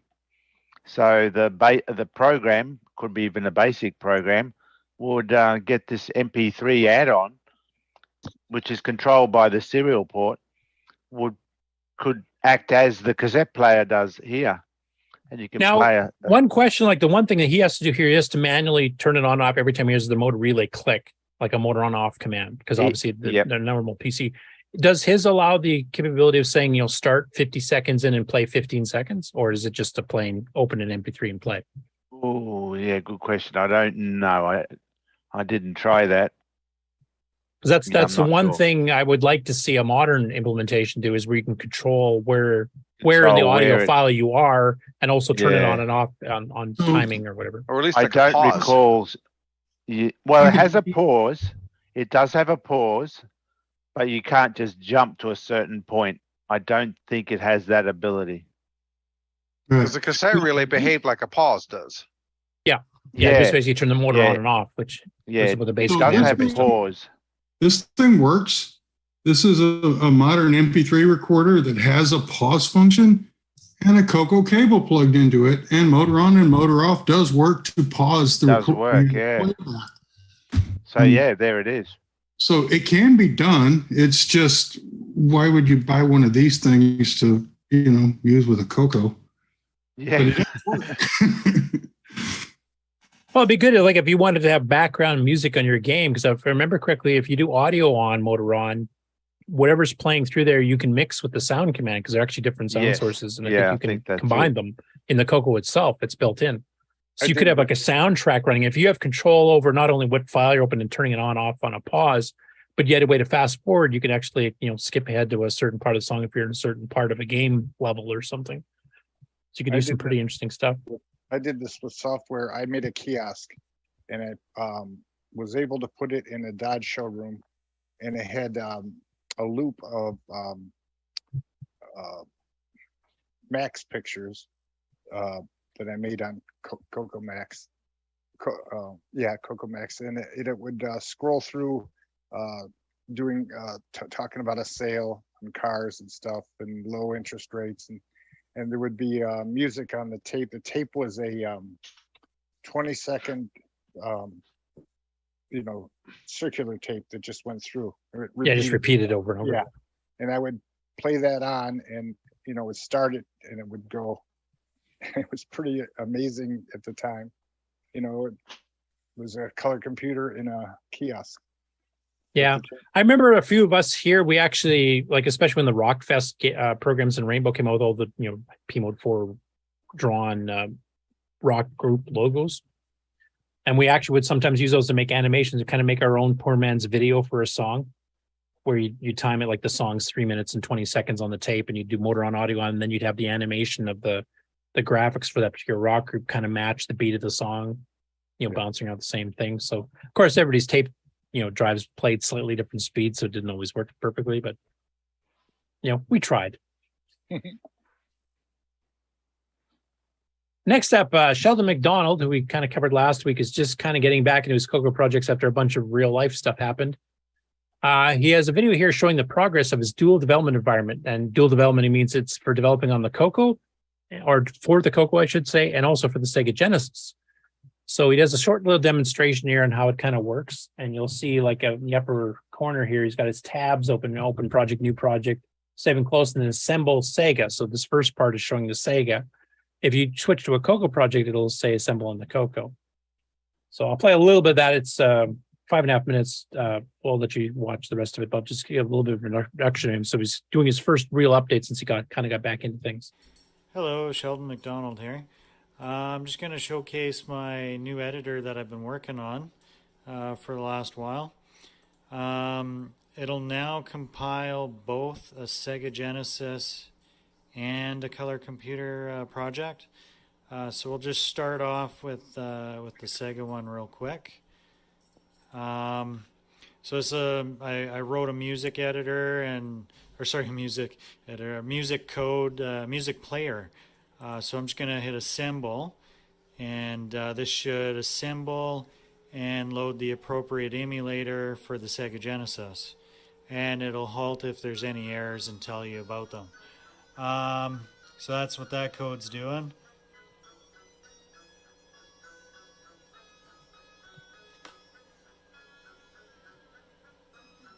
Okay, now let's have a look at a color computer project, which is what I'm posting onto the color computer forum for. Okay, so I only just started migrating this stuff over. I literally only have one command, but I'm obviously testing it and making sure it works at the same time. Notice it now. And for those who don't remember, he's got a whole library of assembly language routines that you can call, that we've shown on the show before. He's used for developing like Treasure Island Defense and his ice brawlers, etc. Says assemble CoCo. So the first thing to point out,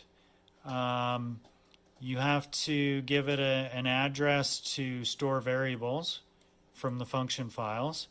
Right now I'm including this one library file, which happens to have one command, which will clear the screen. Then this will just loop. So color 7, let's see what this looks like. So notice how it assembled and it's using VCC to run it immediately. So you can change that color. Let's see. Let's go with 4. Red, yeah. Okay. Hey, I'll let you watch it for more further details. But Nick, is this something that would interest you? Obviously, you wouldn't be using his library functions because you have your own optimized routines. Yeah, this is too advanced for me. No, I was just wondering, like, if you just typed in your assembly code in this editor right here, like not using library functions, but you'd be able to hit assemble CoCo, it immediately makes the disk image and launches VCC and launches your program in one shot with one click. Well, logically, yeah, it would be good. It would be a big benefit to me, but I'm so stuck up in the past.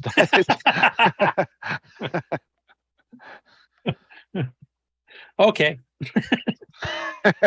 I think that was a pretty accurate answer. Yeah.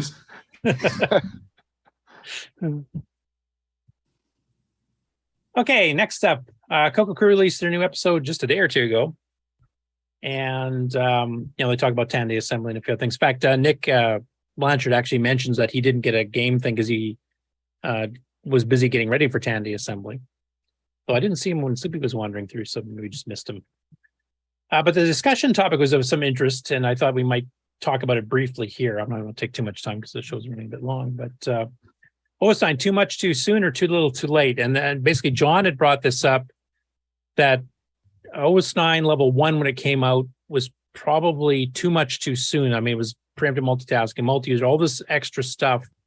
But to fully use all that, you need some extra hardware, like, you know, a terminal or an R32 pack to use it properly, et cetera.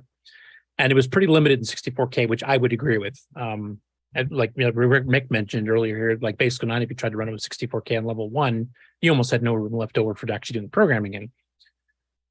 So I kind of agree with that. I mean, Boise obviously being heavily involved, both working at Microware with OS9 and then also working on Nitrous 9 as part of the first open source versions of it. Obviously had, you know, so a bit of a different take. And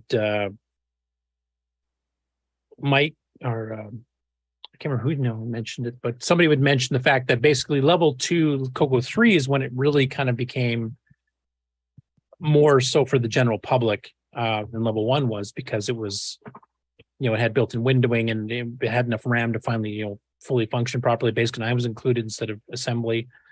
So I basically agreed with a lot of Boise's points. Level 1 was kind of like a technology demo. It showed you what a 6809 can do, but it didn't really have enough resources, especially on the CoCo, because we didn't have hardware serial ports and a bunch of things built in, what you could do with it. And then level 2 kind of took it to the next level where it became towards being user-friendly, programming-friendly anyway. And of course, these users were trying to extend that into the user side of things too, which Multiview originally did try to do, though was a bit more complicated than it should have been. So I'm just wondering what your guys' take was on that, because it's a fairly interesting topic of discussion and has stuff like ease of use change your mind from what it was back in the day. Have at it, or whoever wants to talk about it. Well, are we talking about OS9 level 1 here? Or this was more discussion of OS9 in general, either the CoCo 1.2 version or the CoCo 3 version or Nitrous 9 or ease of use or whatever levels you want to go to, like where basically the question that John had, because he's not quite as optimistic about OS9 as some of the rest of us are. Was it too much too soon or too little too late? Like he said, did it hold things back? Was it even popular enough when it did come out at various times to make a difference on the CoCo market type thing? I will honestly say on the CoCo 3 level, once the CoCo 3 was discontinued by Tandy, I think it actually helped keep the CoCo 3 alive somewhat in the mid to late 90s, because that was a time when basically Nick was one of the very few DisBasic people still making stuff. And almost all the new development was happening at that time. Rick, you might remember this too. Like there was tons of new hardware that had drivers for OS9, but nothing for DisBasic. Well, I'll be honest. I was really broke in that time frame, and the CoCo 3 was my business computer running OS9. That was it, and that was my Windows 3.1. And so that's why I was so conservative with what I did with OS9 at the time and so forth. But it was a really practical system. I had a decent printer, and that's all you really needed in the late 80s, early 90s to be a successful business system. You know, a good serial port, a decent printer, and 80 column screen so you could do something useful. Yeah, and it had a lot of compatibility even with PCs at the time, because I remember, like, you know, GIF viewers and stuff. We eventually did get those in RS-DOS, but the first ones were all under OS9. At the time, the best viewers were under OS9. We had unzip utilities and, you know, LHA, LZH, or sorry, LHA, LZH, you know, compression, decompression. As far as I know, DisBasic still doesn't have most of that. So we were able to work with a lot of PC and Mac and Atari ST and Amiga files that were coming across that, you know, you couldn't do under DisBasic. So at that one brief period for about 5 to 10 years in the late 90s, I think 90% of all software development on the CoCo and what kind of kept the CoCo 3 alive was OS9 stuff. Right. And I mean, I wrote a point of sale thing in Sculptor, and that ran for a while, but,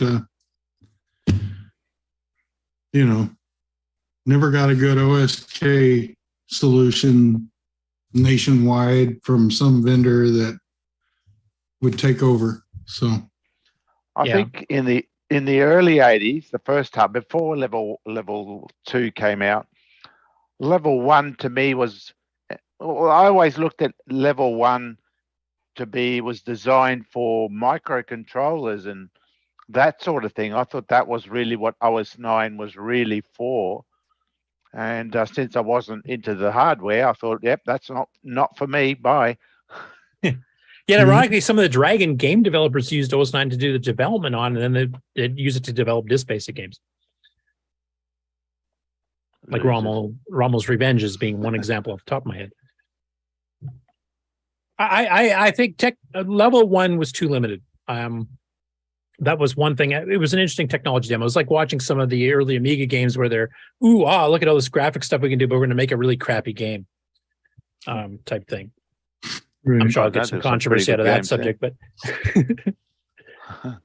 but I think, Nick, you're one of the people that kind of pushed things back in disk basic, because then in the early 2000s, I think it was mostly the games that were going. There wasn't as much OS 9 development happening, and you kind of swung it back the other way. Now it's kind of like a mix of both at this point. I mean, I did try to get to move into level 2 OS 9. And I'm probably one of the first people in Australia who bought the OS 9 package, because Tandy actually called me and said that we've got OS 9 and we, as a software developer, are you interested? So I just went straight out, ordered it, got it in, tried to learn it. And after pulling my hair out, I just decided, no, and went back to just the good old RS-DOS. Anybody else that was around in that time period, or even just reflecting, from what you know about them now, what your opinions might have been if you had been in the CoCo at that time? I think you've got to have a hard drive type device for OS 9, level 1 or level 2. I don't think if you're just trying to run OS 9